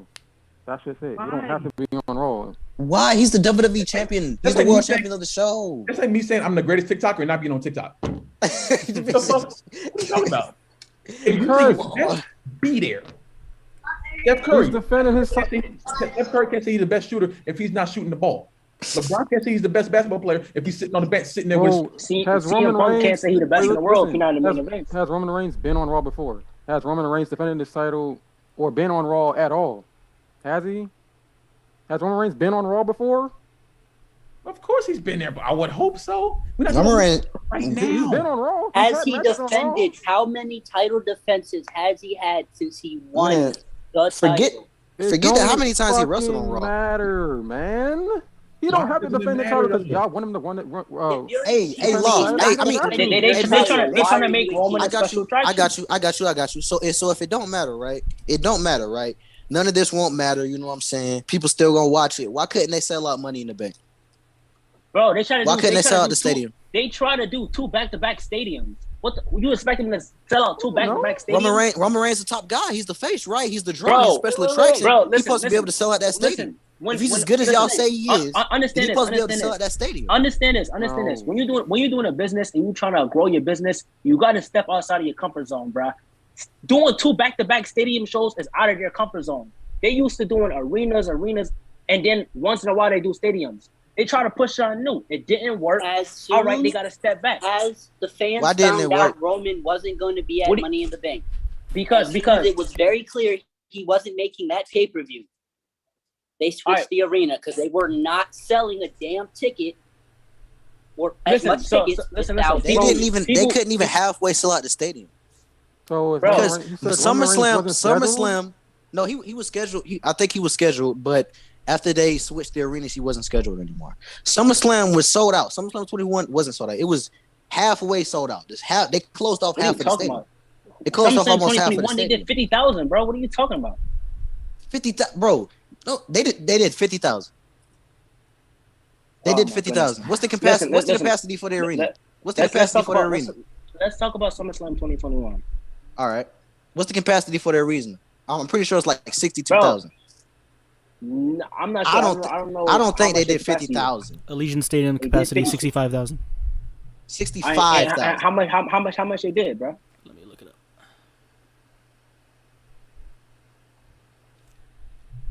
A good amount of that stadium was closed off. Like 2021, 51,326. But you know they always boost the numbers a little bit, but still. Boost the numbers. Not you know they always do that. You know they always do that. You know they got to boost those numbers. They put the YouTube views in there. They put people who looked at it. They got people who say Money in the Bank. They do everything to boost those numbers. Oh, yeah. Still gonna come and they gonna Listen. WWE delivers most viewed and highest grossing SummerSlam of all time. Coming out of a pandemic. After the last SummerSlam was in a Thunderdome. The last SummerSlam was in a Thunderdome. Of all time. Because it was in the Allegiant Stadium. What other SummerSlam was in a stadium? Listen, so what is your point though? I don't get what you're trying to say though. Of course, it's gonna be highest grossing when it's in a stadium. At first, you try to knock it, saying that they didn't even sell out half of it. Now you're hearing that it's the highest grosser. Now you're saying that of course it's going to be like that. Which one is it? When you compare it to the Thunderdome. Matter of fact, compared to all the other SummerSlams, of course it's gonna be highest grosser when it's a stadium. More people watch Saturday's event live across Peacock and WWE Network than any other SummerSlam in the company's history. Okay. Coming off of a pandemic. Okay. Not to mention the Big Four. Not to mention it's one of the Big Four. It is a Big Four. You have that going for you as well. They also was coming off of a pandemic. Fucking payback. They're not going to sit there and invest into it because fucking payback. If it's still fucking great balls of fire, they're not going to do that. Roman Reigns is still that. What are we talking about? What are we talking about? Get down. No, we talking about. I'm confused as to what the point is though. At first, you try to knock the SummerSlam. You try to say it only sold half of the attendance, but now you hear that 51,000 people, most highest grossing, this and that, all this stuff, and now it's an excuse. It's because of this and it's because of that. My point is, why couldn't they do that same thing for Money in the Bank? Like, what's the difference from last year to this year? What is the difference? Difference is Money in the Bank last year was an arena show and then SummerSlam was a stadium show. This year they try to do 2 back-to-back stadium shows in the same month. But Roman Reigns is the top guy, right? He's the tribal chief. He's the fucking god, bro. He's one of the greatest champions of all time, right? He's as good as you say he is, right? Because he if you put Seth and Roman in position, they would have both. That means they would have sold both of them. Holy shit! I think something got to be out of your mind. Because he couldn't sell 2 back-to-back stadiums out. That means that diminishes legacy. When his legacy is built off of being that top guy and the draw. Hey, I hate Hulk Hogan. I hate Hulk Hogan. But Hulk Hogan would have let that happen. I'm just saying. I hate Hulk Hogan. You talking foolish shit, bro. You talking foolish right now, bro. 2 back-to-back stadiums. I'm just saying. Come on, bro. You tripping, and Money in the Bank is not even a Big Four pay-per-view, so I don't understand. They did 2 back-to-back stadiums though. Elimination Chamber and WrestleMania. That was back-to-back stadium shows. They did what? You said what? They did that before. Matter of fact, Royal Rumble, Elimination Chamber, and WrestleMania. That was back-to-back stadium shows. Wait, you know the difference? You know the difference? And this year, you talking about You know the difference? That was this year. You know the difference? Right. You know the difference? Roman Reigns was on television on a weekly basis. He was on television on a weekly basis, having storylines on a weekly basis. Wait, so So listen, they did a stadium show at Royal Rumble. It went insane, 40,000 plus people. They did one at Elimination Chamber. Mm-hmm. Elimination Chamber, they do their thing. They go to WrestleMania, bro. They do amazing at WrestleMania, bro. Mm-hmm. Then the next one is a Money in the Bank. They mess up at Money in the Bank. It doesn't do what they expected to do. After trying to do 2 stadium shows in 1 month, though. They just did 2 stadium shows a couple months prior, though. He said in 1 month. They did in 1 month. In 1 month. In 1 month. July, Okay, I'll give you that. I'll give you that. Money, they would have sold them. That's my point. That's my point. If Roman was on TV having good storylines, he would have been. He would have been there. Money in the Bank was July 2nd, July 30th at SummerSlam. In the month of July, they trying to have 2 stadium shows, bro. Y'all think these fans are Bill Gates? Y'all think these fans are rich like that to be these stadium shows? People fly from all over the world. Some people aren't going to go to SummerSlam because they don't want to take the flight. Same way some people weren't going to come to Money in the Bank because they don't want to take the trip. All right, so imagine you see 2 stadium shows. You say, okay, do I go to Money in the Bank, a show that's not a big 4 pay-per-view, or do I go to SummerSlam? What do you think fans were choosing? Fans like us, I don't know about y'all, but I ain't fucking rich. And if I had money and I had to choose out of those 2, I'm going. So what's the excuse for Elimination Chamber, Royal Rumble, and WrestleMania? To be fair, Royal Rumble and Elimination Chamber were 3 months apart, but one of them was like out of the country. So okay. And then WrestleMania, they did WrestleMania. You expect them to 2 nights, bro? Exactly, and you expect them to do all of this and then do another stadium show 2 in 1 month and sell out. If Roman Reigns is the draw you say he is, you guys if he has a draw, right hey, this is delusion right now. You know, hey, Russell, guys would have been able to pull that off and would have been at both shows. Chat, if Roman Reigns is the draw, if they say he's on the all-time list because of his draw power, right? So if he has the draw that y'all say he does, no, why wasn't he able to sell that out? We said he on the all-time great list because of his draw only. That's what we said. Is that what we said? Y'all put emphasis on that. Y'all said draws, title. Y'all said draw, title, raise, and main events. Draw, title, raise, and main events. It's more than one reason, bro. Not just draw. The numbers. Listen. If he's in the main event of WrestleMania and it does well, y'all ain't talking about that. Y'all make an excuse for that. But when they try to do something out of their comfort zone, y'all straight ready to bash this man, bro. Like, be realistic. 2 stadium shows in 1 month, bro. Y'all are putting Reigns in this position. No, they don't understand it. This is the thing. Y'all are putting him in this position. Y'all putting him up there with Rey Mysterio, Jeff Hardy, all these guys. And then y'all got to say, because he was a draw, because of his title reign, because his main events. Y'all are doing this. Imagine it was Rey Mysterio. No one's out here. Look, no one's out here saying Roman Reigns. Y'all are putting him in this position. Do you think Jeff Hardy could have did it? 2008, give Jeff Hardy a stadium show. This is not true, bro. Fuck it. 2008, give Jeff Hardy a stadium show. No. 2008, man. Hey, listen, T. I'm Thank you. I'm not stupid. All right, I'll stop trolling. Thank you. I'll stop trolling. It takes a certain level of talent to sell a stadium. I'll give him that. It's just you have to. First of all, the whole 2 stadiums in a row thing, having 2 pay-per-views in 1 month is still nuts. Anyway, I don't know why they even try to do that sometimes, but whatever. That's what you got to do and build your business. You got to step out that comfort zone, bro. You can't just do what you used to. What more building WWE realistically? Come on, bro. I'm saying to continue to build your business, to continue to see growth in your business, you have to step outside of your comfort zone. You can't just. Can WWE really do at this point, though? Wait, so they supposed to just stay complacent of what they got? They got to continue to try to push. They sell out. They're the biggest entertainment franchise in the world. Bro, they got to. So because they're the biggest wrestling company, they got to stay complacent. They can't guarantee. Hey, I'll give you one thing. Not a wrestling company anymore. They're not entertainment. Listen, they're not a wrestling. They're entertainment. You know what I'm saying, though. So they're not supposed to continue to push boundaries. In order for a business to grow, you gotta get out of your comfort zone and continue to push boundaries. They want their business to grow. So why did boundaries anymore? All right. The last person that pushed boundaries. My argument is they pushing boundaries in the wrong place. They worrying about the wrong things. They need to worry about their writing team, their formula of booking shows to make it more enjoyable. People say, yo, I can't even watch Raw and SmackDown. I just watch the clips on YouTube. That's not a good thing, bro.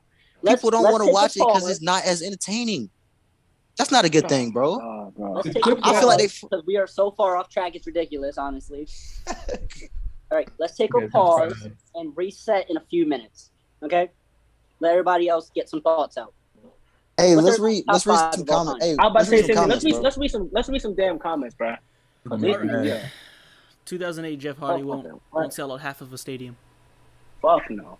Well, that's just me. That's cap. I ain't gonna lie. That's cap. Seth can't sell out a stadium. No, that is true.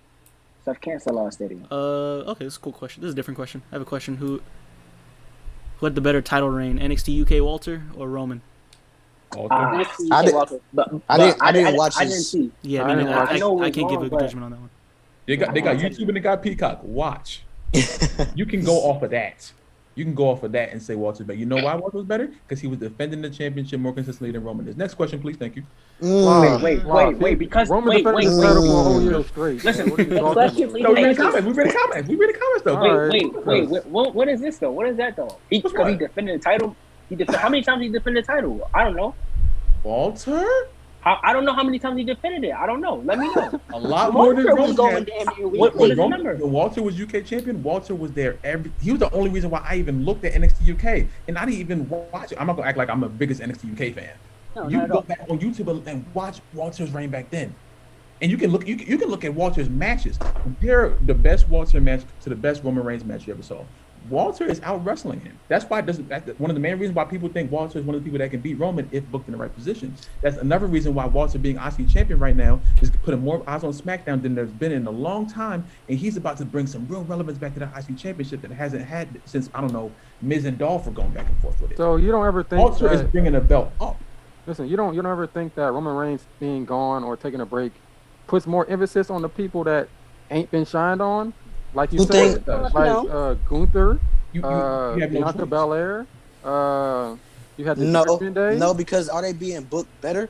Like, are they realistically? Are they being booked better? Realistically, yes, was Ricochet? I didn't say Ricochet, but Ricochet. No, but he's in that though. Like that, Roman Reigns wasn't there for a little while. Ricochet was there just. I make this my. So Ricochet had a main event on Friday Night SmackDown, and that doesn't mean shit. Love, when I say. Who was his opponent? I don't know. I'm dead ass asking you because the spotlight was on Ricochet. He was the Intercontinental Champion. He was. All right. So after that, Love. Hey, matter of fact, if anybody in the chat, bro, after that match, right before WrestleMania, what was Ricochet doing? Matter of fact, did Ricochet have an IC title match at WrestleMania? Did he? Did Finn Balor have a United States title match at WrestleMania? It was on SmackDown and Raw. WrestleMania Raw and WrestleMania SmackDown. So the IC title can't put. The IC title was defended at a pay-per-view. I'm not sure. What point does that make? That he Mania 37. Okay, I said the spotlight was on Ricochet while Roman was gone. What are you talking about? What spotlight? If the titles aren't being defended on the pay-per-view, what spotlight? The spotlight of the main event on SmackDown. One main event on SmackDown? Against Shanky. I'm talking about when he was the Intercontinental Champion, bro. And he fought his IC title match against Shanky. No, he fought Sami Zayn. He fought Sami Zayn. You talking about the Sami Zayn match? The Sami Zayn match in the main event. He fought Sami Zayn like twice and beat him. And then Gunther, he shows up while Roman Reigns is gone. Y'all love Gunther, right? He's doing great. Because Roman Reigns is not really there, so now other people get the spotlight of being one of the main attractions on SmackDown. You get to see. Did you watch that match? Did I watch it?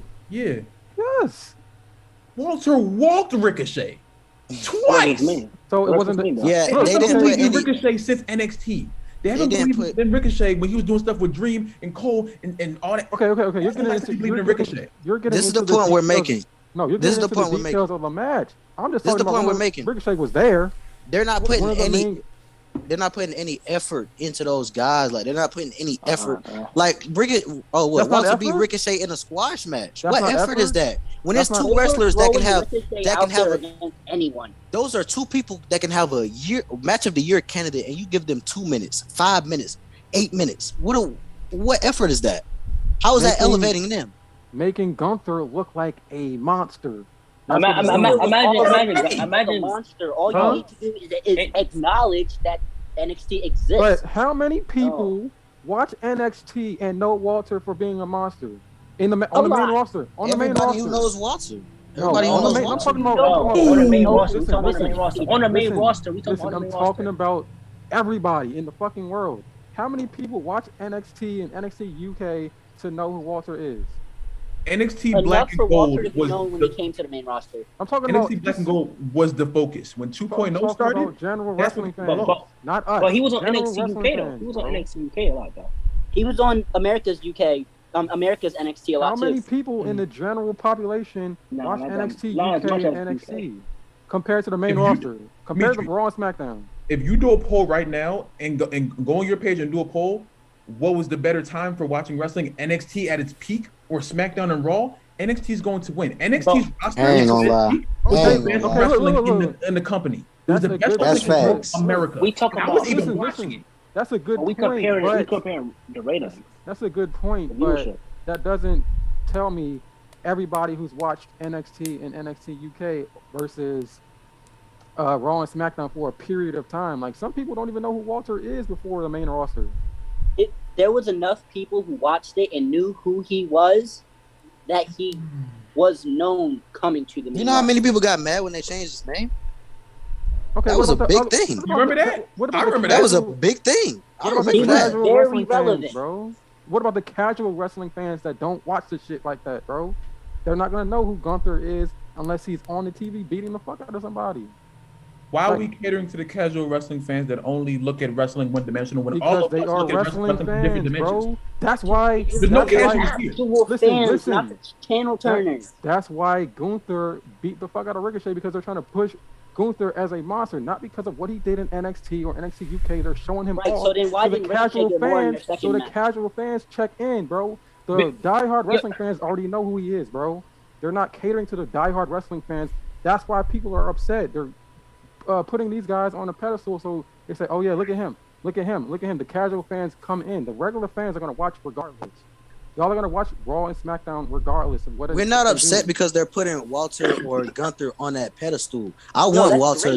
I want him to be up there, but they're not letting him showcase why he's known, why he's great. They're not letting him have great matches on SmackDown. You know what they should have did? Don't make someone look good by putting them in a squash match. You make them look good by giving them a competitive back and forth match so they can showcase their skills. I'm talking about Gunther, and Ricochet had matches where he's been looked at as a talented guy when he was right. So why didn't that carry over here? Why wasn't he shown to be talented as well here? If you showed Ricochet to be talented and then Walter still beat him, that's even more towards Walter. Nah, I feel like if you're trying to push somebody as a dominant champ, why are you about to sit here and have Walter go outside, go in a match with Ricochet for 20 fucking minutes? If you dominate, you supposed to dominate. To showcase how good he is. But then listen. Because look, Donney, that elevates both of them, not just Gunther, not just Ricochet. That elevates both of them. So while Roman Reigns is gone,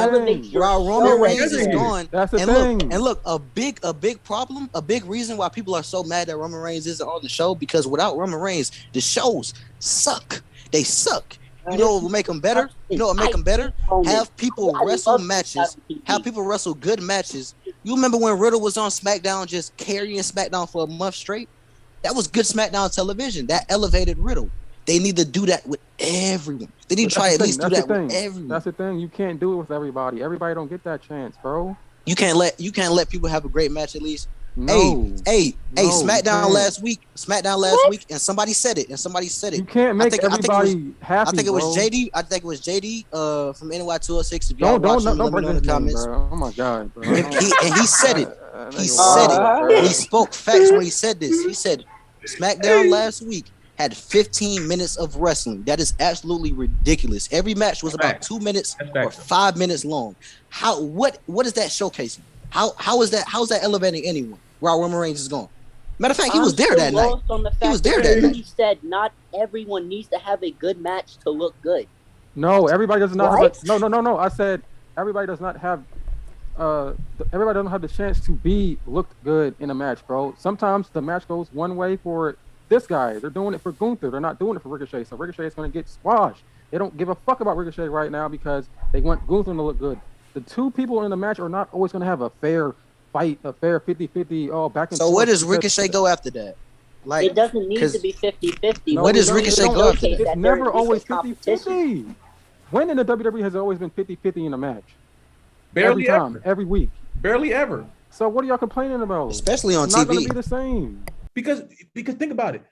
Right now, if you compare like Roman's match against Cena at SummerSlam, that's where this started to like go into decline for me. My issue mainly with that, first of all, the way it was written, it was only for Cena to do the whole roll. He kept rolling up. That was weird in itself. I know the whole that was a weird feud. It was a weird feud. That was weird anyway. Nah, that feud wasn't weird. I know the comments mad. You completely abandoned them.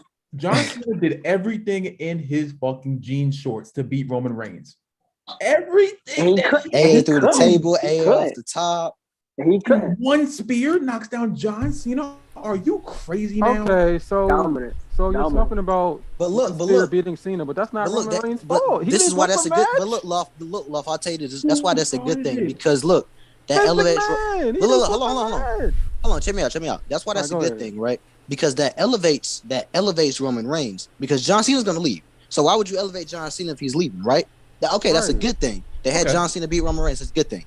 But when you have him doing that to people that's gonna be still on the show, Gunther absolutely thrashing Ricochet in a squash match. Ricochet is not going to be taken seriously after that. The people that Roman beat isn't going to be taken seriously after that. So it just creates this gap where it's like these guys, Roman Reigns, he's not even in the frame. He's all the way up here. And then people wonder why when Roman Reigns leaves, the shows is horrible. You make him the only believable guy to beat anyone. Because no one else has been built. So that makes Roman Reigns the what we say he is, right? Didn't you just say that Riddle got built while Roman was gone? You just said that like that. He did. He didn't. Wait. Hold on. At first you said that built Riddle. Now you saying that nobody gets built while Riddle. Wait. I said while they gets built. No. Said Riddle got built.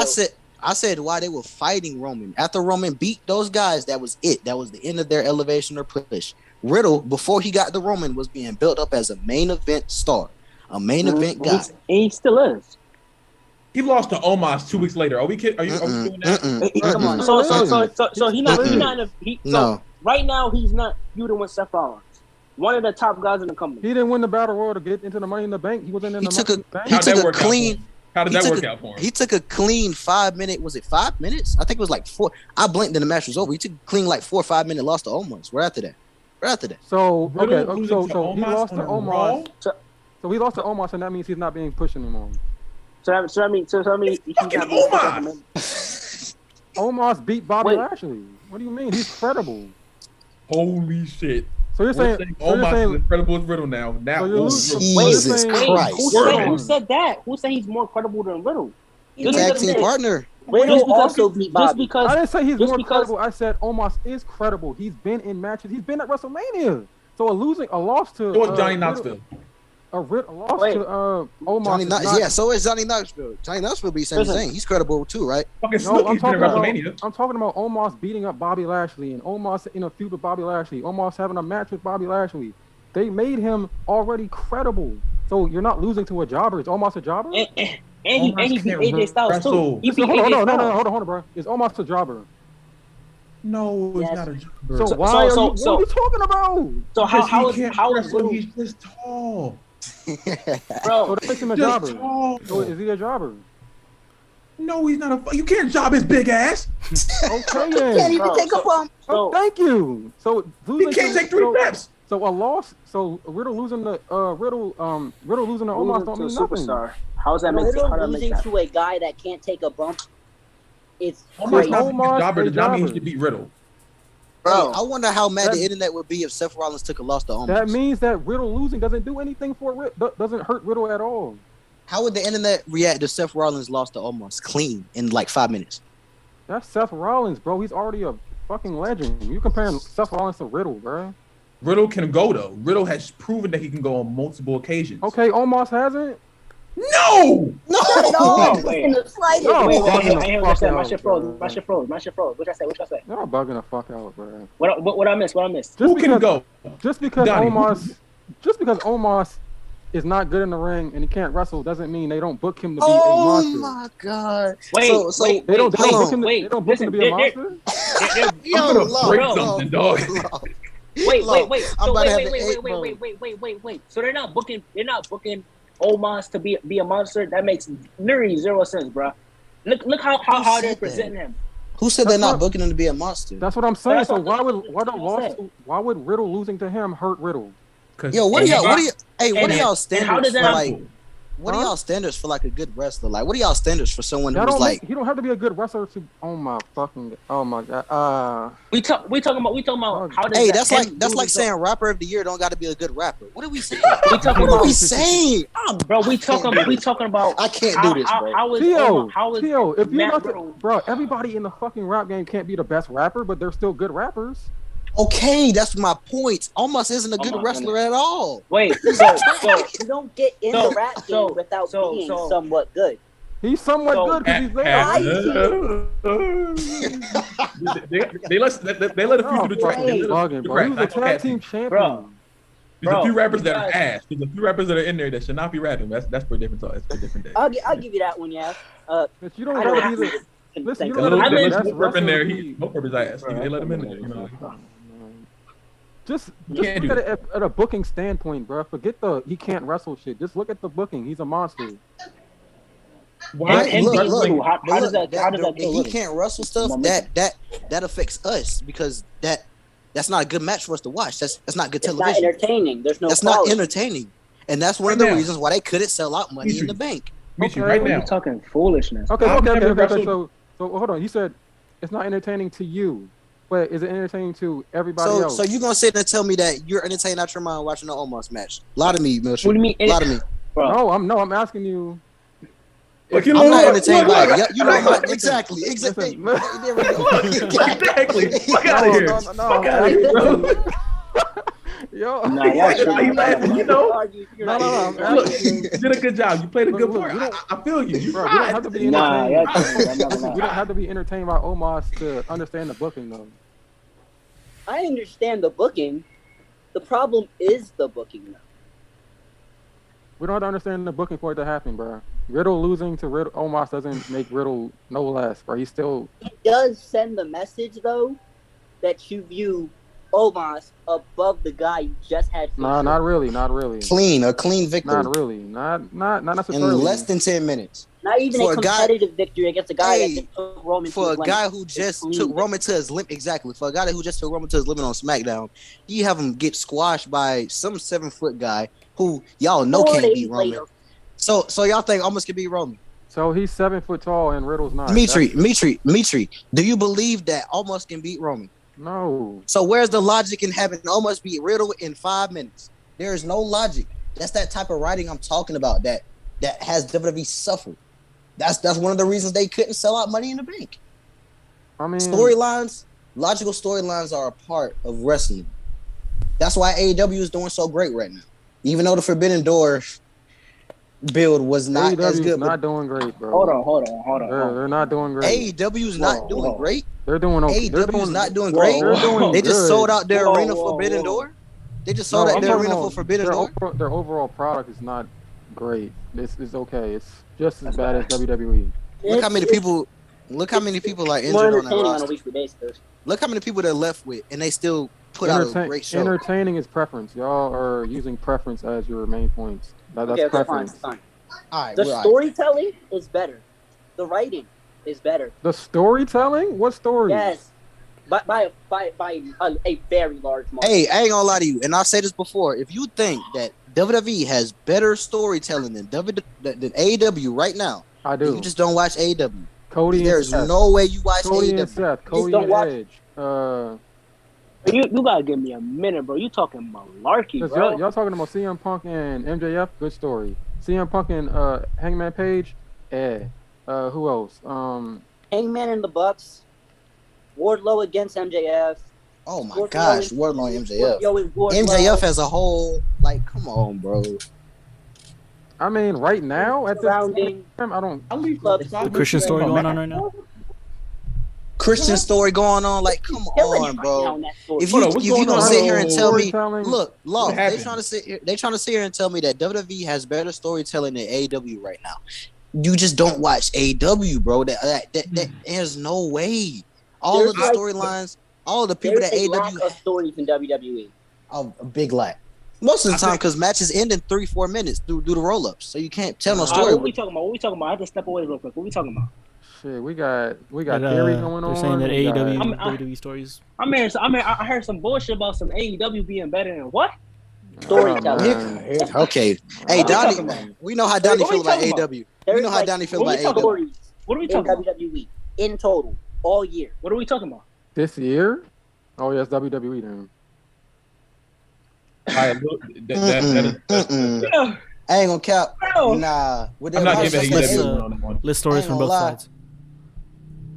From this year. Steph and Cody for one. Steph and Cody.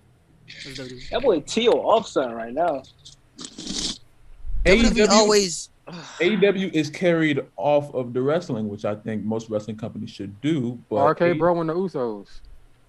I'll give you that. Jordan tweaking in the comments. Kenny and Hangman's story outweighs what? Oh man, not that man, bro. I wouldn't say what? Good story. Gotta be a.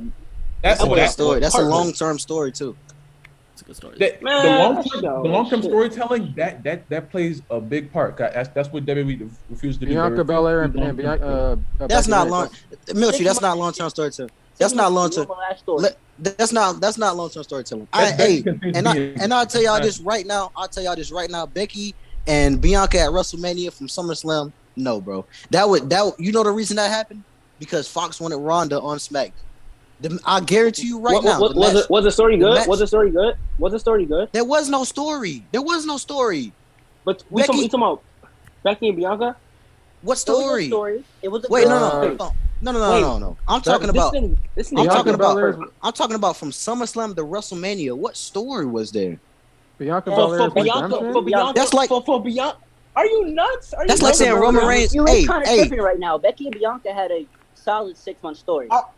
No. I'm talking. No. That's not long term. No. Hold on. Okay. Wait. What are we talking about? We talking about from SummerSlam to WrestleMania? Yes. That's Bianca Belair's redemption story, bro. They didn't. That's not a story. Like saying, no. That's like saying Brock Lesnar and Roman Reigns is 7 years in the making. That's a 7-year storyline. That's not. That's an on and off again feud. No, Becky and Bianca had an on and off again feud. That's considered an all-time feud, bro. What? Roman Reigns and Brock? If it's that long, like so you're gonna tell me Roman Reigns and Brock was a 7-year long storyline? Nah, for the love of God, you're not saying. You don't on and off a storyline, bro, or a rivalry. It's an all-time. So the Brock and Roman rivalry isn't on and off. Like Cena and Orton, like Edge and Cena. Like Triple H and Shawn Michaels is the same thing. It can be an on and off story, but an on and off story is not a consistent story. You're just picking up on an established rivalry.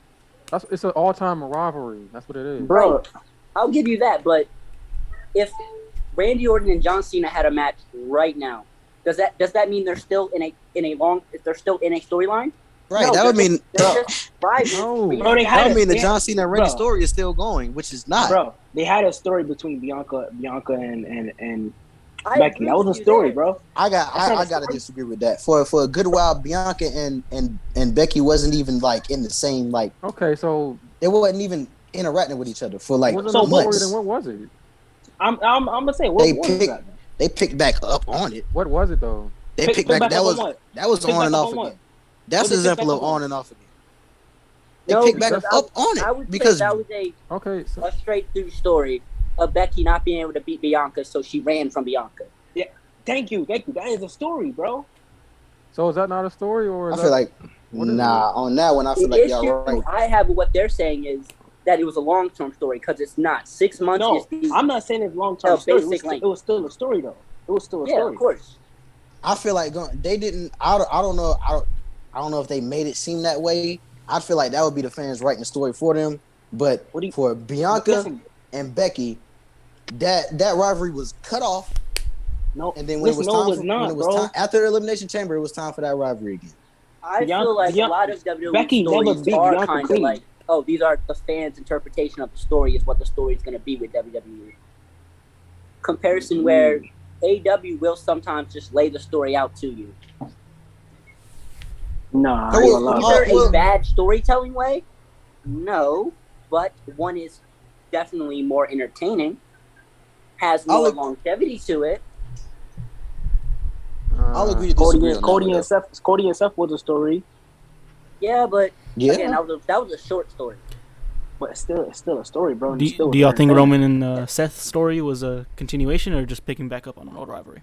Let them answer that. That was picking back up. Picking back up. It was picking back up, but it was still entertaining.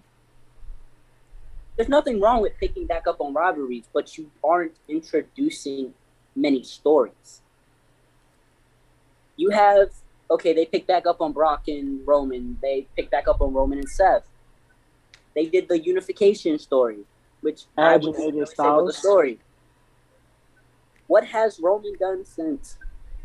What story is being told with Roman Reigns right now? He's still feuding with Brock, though. Brock Lesnar. They're picking back up on something. They're not telling a story at all. They're just like, oh, Brock's back. Let's have him face Roman. What's the story here? Why are they wrestling again? Because Brock lost the title? Yes. You know, it would have been a story. Isn't the whole thing a couple years ago where automatic move matches aren't a thing anymore and you need to, like, that was the story they were trying to portray. Like, you can't just get a rematch because you were the former champion. Well, if it's champions don't get a rematch just because they're the former champion. If it's happening now, then it's still happening, so it don't matter. Because it's not a story. Follow their own rules. WWE doesn't follow their own rules. No, they don't.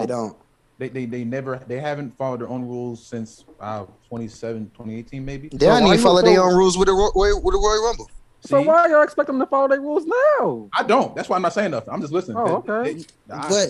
So we just supposed to just sit. We supposed to sit there and take that, like them just not. You can't do anything. Unfortunately, about it. Bro. I can't do shit about it. Just watch it. Unfortunately, we have to sit there and accept. Like I said, we have to accept mediocrity for that. And that's why they couldn't sell out that Money in the Bank stadium because of stuff like this. Bro. I wouldn't even say the sellout. But that's not Roman Reigns, bro. Bro, I would say once again the problem is the fact that if they were better at telling more stories, none of this would exist because they would have someone to succeed Roman Reigns. They would have someone to succeed the man that succeeds Roman Reigns.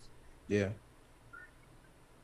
You would have stories that are well built, well defined over time and build towards the inevitable climax. There are very few stories like that, and when there are, they're like 3 to 6 months long, real short. But long-term storytelling doesn't automatically mean it's better storytelling. No, but it should be long-term storytelling. That should be shitty still. Yeah, but a bad story can be bad, you know. And I will admit, one bad long story is the Eddie Kingston and Chris Jericho story. I'm ready for that to end. I'm ready for that to end. I hate Jericho, so I'm ready for that to end. But what would I rather see end more? Roman Reigns and Brock or Eddie Kingston and Jericho? If I never need to see a Roman Reigns and Brock match again, listen, I'd have that end first. I'm willing to watch Brock and fucking Roman have another match again than to see that shit continue for another fucking month. That shit is fucking dog shit, bro. Yeah. Bro, I'm getting tired of seeing Eddie Kingston come on. I'm not. You told me I'm a liar. I'm not a liar. Fight me again. What the fuck? I'm not trying. It's like y'all said, it's preference. Like Mitry said, it's preference. I don't want to see Roman Reigns and Brock on my screen again. I just don't. We've seen in the main event of WrestleMania them too. It's not it in the ring. It's just not it. And we've seen that match over and over again. I don't want to see it again. It's over. At least with Eddie Kingston and Jericho, there's a stipulation every time. It's a stipulation now. They just now started throwing in stipulations. It's the last man standing match. Now. Just now. Bro, I'm sorry. That Eddie Kingston shit, that shit's ass, bro. Sorry. That last man standing match is about to end in Theory winning. I know a lot of people don't think so. Okay, a lot of people say that, but nobody knows if he's going to cash in on Roman Brock. Nobody knows if Roman or Brock are going to be champions by the time he cashes in either. We're going to come back to this. If I'm the only one that says this, Theory is leaving SummerSlam. Nah, he's not. With that championship. I don't know. It's possible. It's possible, but I don't think so. I ain't gonna lie to you. He got a Clash full at year the to do it, bro. Hey, I got prefer 3 him to words. lose I got 3 words. Why that's not happening? Clash at the Castle. 3 words. Why sir. that's not happening? Yep, that too. Clash at the Castle. If you think That's that's set in both, but stone, if you think dramatic is set in stone, you got another thing coming. I ain't gonna listen, bro. No, Because we ain't you got- saying Drew McIntyre gonna beat Roman, but if you have Theory beat Roman, what is Roman gonna do at Clash of the Castle? have a match. Put him at the main event if they want him to be. Do we forget that? It's not gonna, it don't work like that. But no, the stipulation was whoever wins faces the Universal Champion. So whoever the Universal Champion is will be in the main event. So that for that reason, I don't see Roman losing that Universal title. WWE Championship, yeah, he can lose that any day. I really don't care about him losing that WWE Championship. I don't care. But him losing the Universal title, him losing the Universal title, I think that should be to a great opponent. I think that because that's gonna be a big moment. Him with that WWE title, I want him to lose that. But him losing that Universal title, he gotta drop. You know what I'm saying? I want to see him lose that in a great way. I don't care how he loses the WWE title. Because WWE title, that's not as valuable to him as it to his title run. Where do we go if he doesn't beat Drew at Clash then? Say if Theory doesn't cash in, where do we go after that? After what? We could you know what I think they're gonna do? You know what I think? I don't know who the WWE champion is gonna be, but I think Cody Rhodes is gonna win the WWE title at WrestleMania, and out comes Austin Theory. It will be one of the biggest heel moments of all time. Take the title away from Cody Rhodes at WrestleMania. Yeah, I don't think Theory a good heel, man. That will turn Theory into one of the biggest heels in the world at that moment. That's how you do it right there. That's how you do it. That's how you do it right there. I would think you could also, if Theory cashes in on Roman at all, he'd become the biggest heel. There are many ways to continue. On Roman? Theories. If he cashes in on Roman, I feel like if he cashes in on Cody, he'll be the biggest heel. That right there. I feel if he cashes in on Roman, they're gonna love him. Oh yeah, so. Yeah. He got heel on heel. I still think Theory's gonna do it, but I just think Brock is gonna beat Roman, period, and then Theory pins Brock. I don't think Roman gets pinned until later on. I don't know. No, I'm not gonna lie. I don't think they should do that though, because I don't think Brock beats Roman. Yeah, having Theory beat what's the name, Brock gonna want a rematch, and then where you gonna go from there? Now that would kind of fall under like I don't know, kind of a long-term storytelling thing with Theory beating Brock. You know what I'm saying? Because the Elimination Chamber thing. There's a story there. It is a story there. There's a story there. For sure. That's a story there. That's the only reason why I don't think he's gonna pin Roman. I think he's gonna pin Brock. I think he's gonna come in at the end of the match after Brock wins. Roman's gonna spear Brock, and then Theory's gonna pin him. That's what I think. I don't think Theory's gonna do a move. Do I hope that goes that way? Not really. But here's the problem with that. Theory pins Brock. Roman is going to immediately want a rematch. Or Roman might take a break though. In theory, yeah, but everyone keeps talking about this break he has to take, so he might as well just go do that. You know, man been carrying as we speak. Man been carrying. Come on, stop it, man. His break is going on as we speak. It actually is. I'm not gonna lie to you. What do you mean it's going on? He's still doing the title. Literally, he been doing live shows. He's just on SmackDown. When was the last time he did a live show? Yeah, he was definitely doing a live show. He did a live show this weekend. Oh, he did one. Okay, you got it. You lucky. You got it. You lucky. You lucky. You lucky, bro.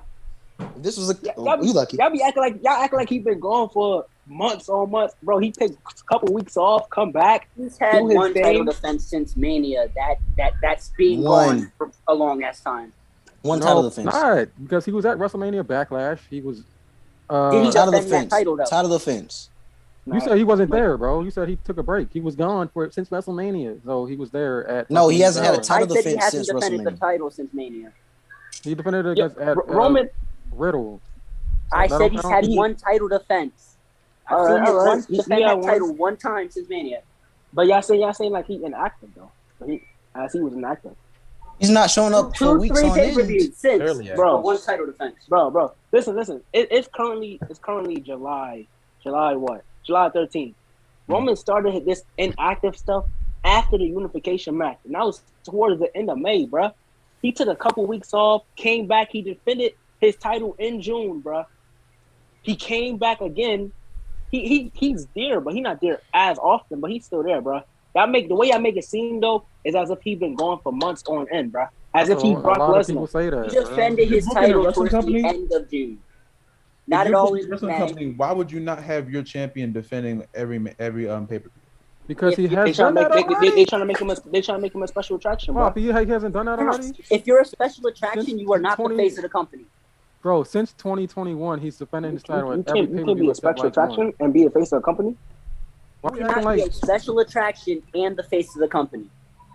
You can't be a special face of the attraction. company, the man that's there day in, day out, defending the title. Every pay-per-view, you are at every show you possibly can be on, house shows, all that. Special attraction doesn't do that.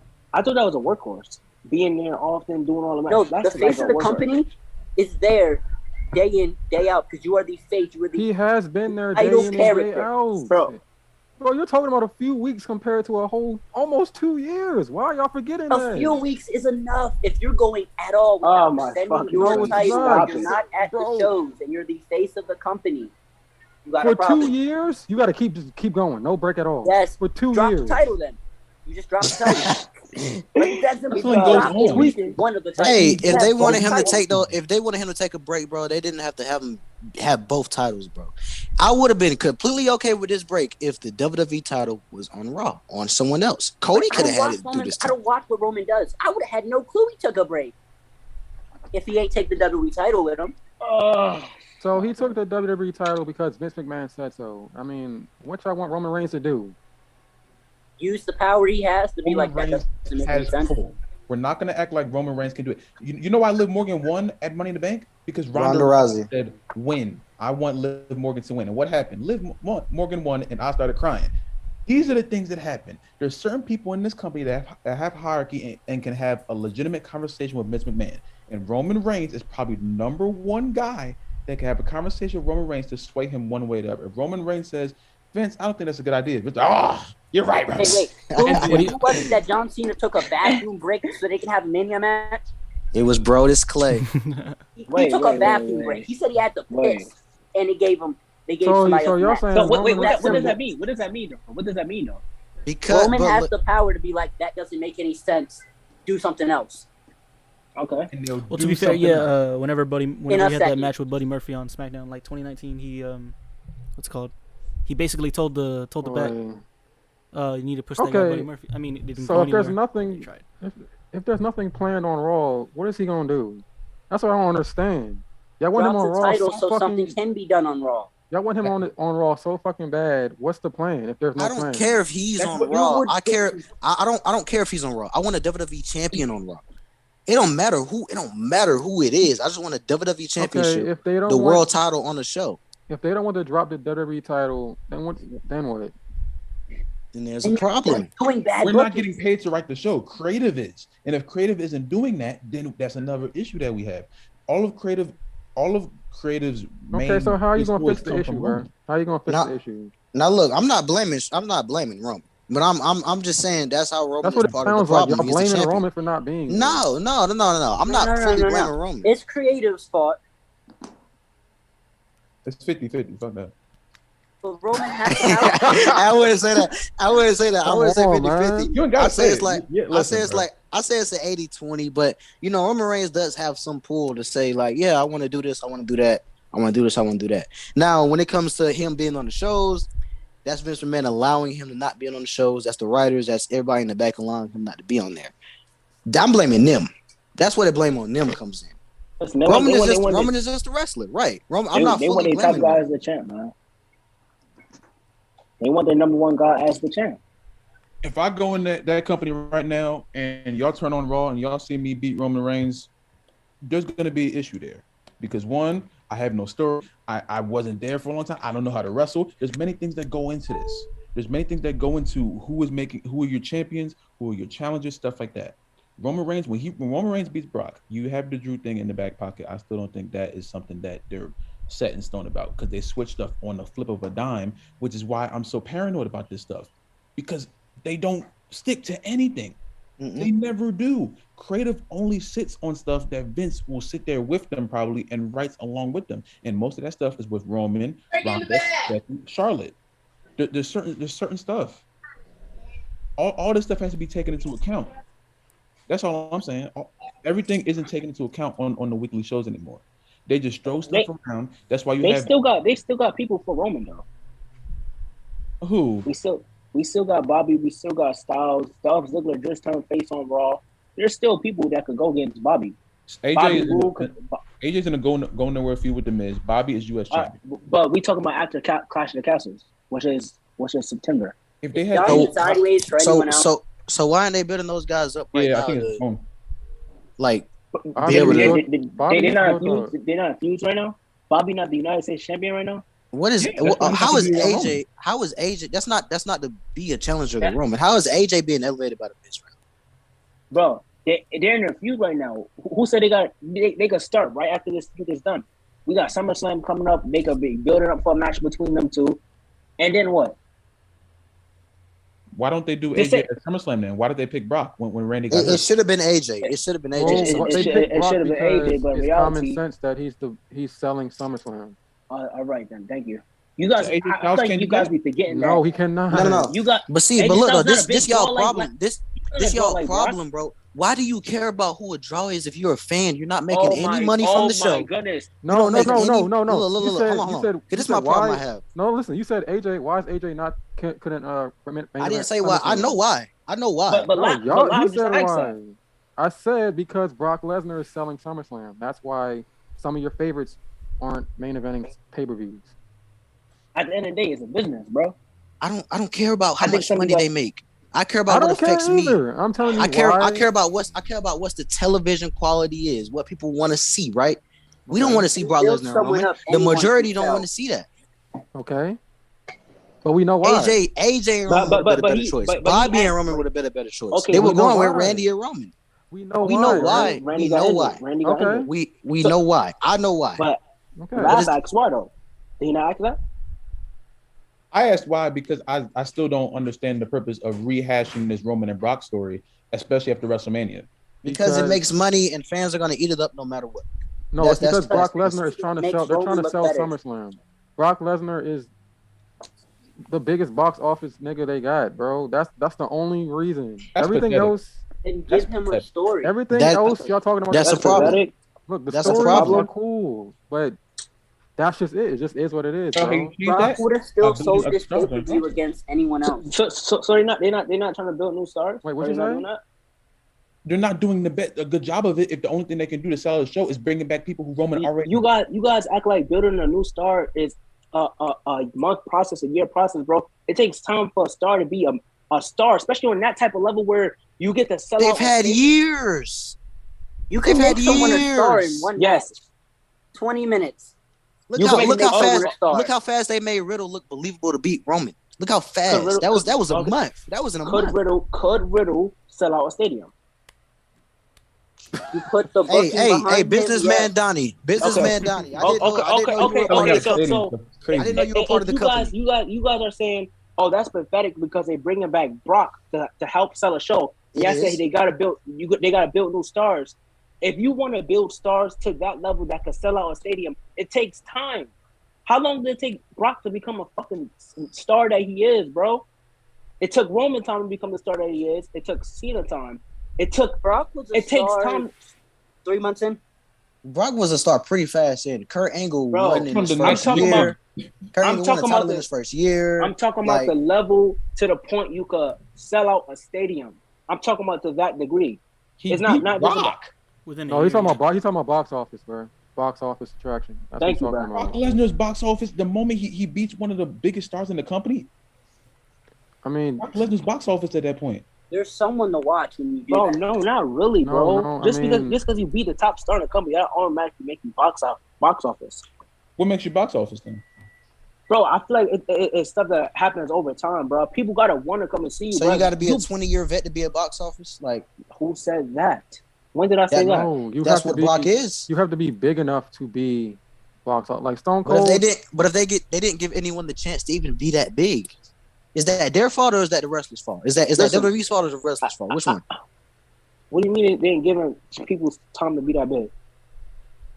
Who would they build up outside of Roman Reigns, Brock Lesnar, and Roman Reigns and Brock Lesnar? They're not building people. You act like they're not building people.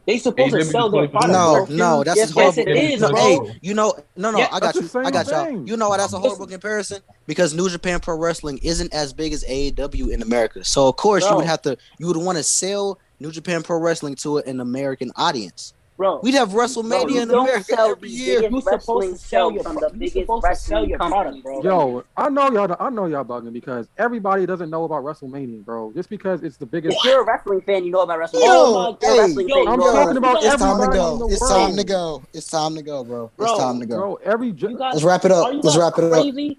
We're getting crazier and crazier as we go. Bro, Let's wrap it up. Are you guys serious? Bro. You're So supposed to sell your show, bro.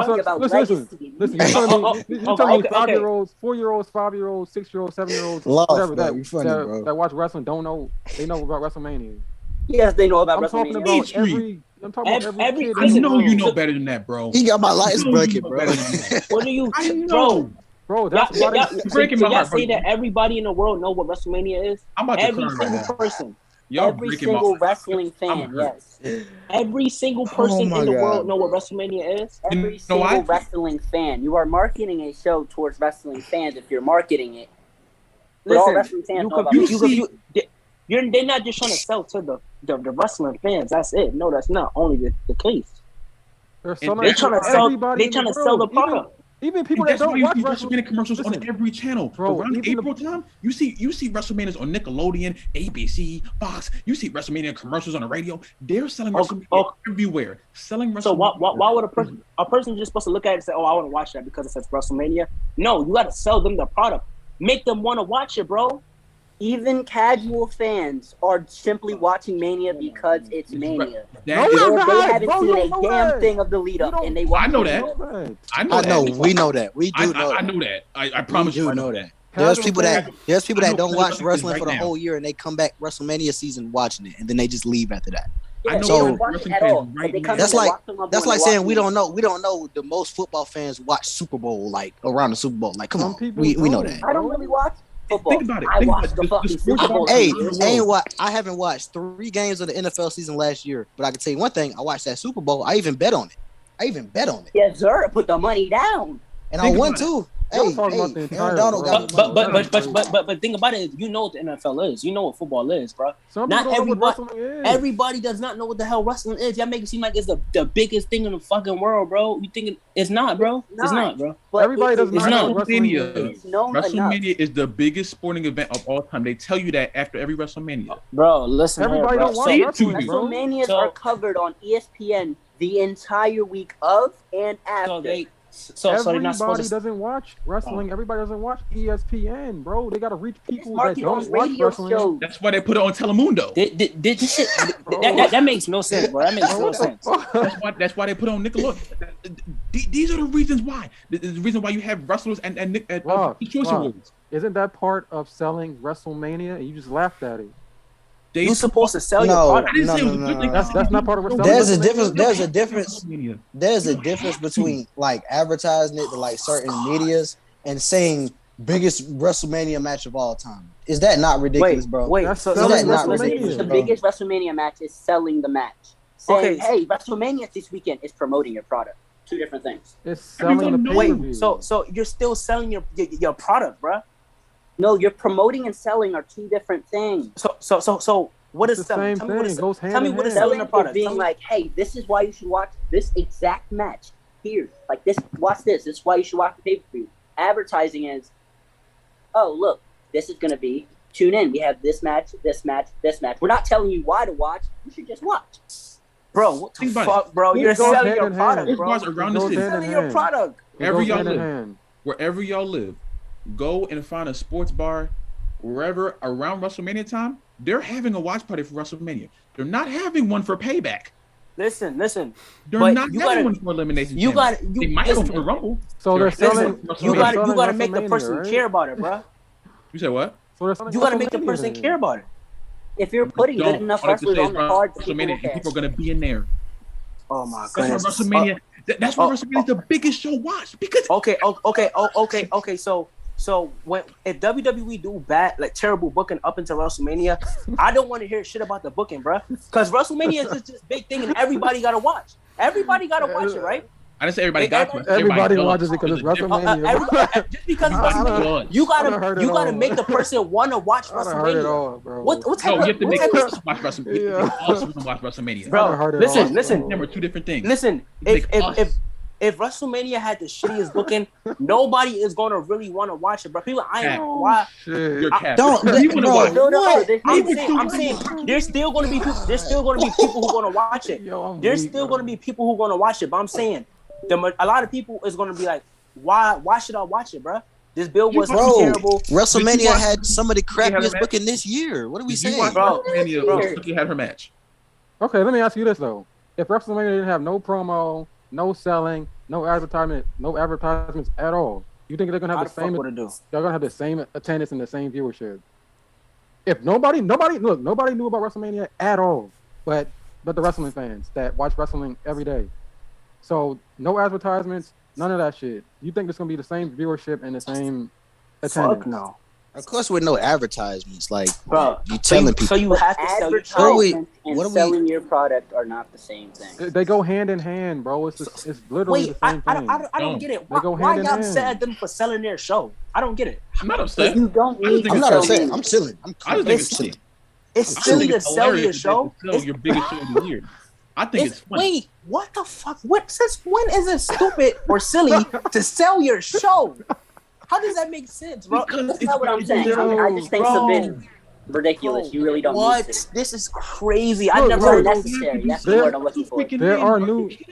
There are new fans every year, man. Everybody doesn't know about the shit every year. New casual fans, not new Raw fans. They see WrestleMania. There are new fans all the time. Not new Raw fans. So you don't. So I guess you don't care about the new fans. They're not supposed to care about the new fans.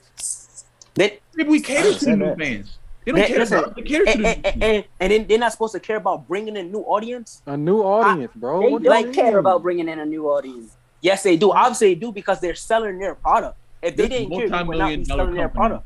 At the top of their game, bringing in celebrities every year, telling me that somehow they're trying to bring in a new audience. What audience haven't they brought in? They had Bad Bunny. Oh my goodness, bro. That is the purpose of bringing in these people to bring in more. Exactly, bro. Wait, so Logan Paul is there, bro. Are you guys they don't have interest? They're not gonna watch. What level of the world has WrestleMania not hit? Tell me now, bro.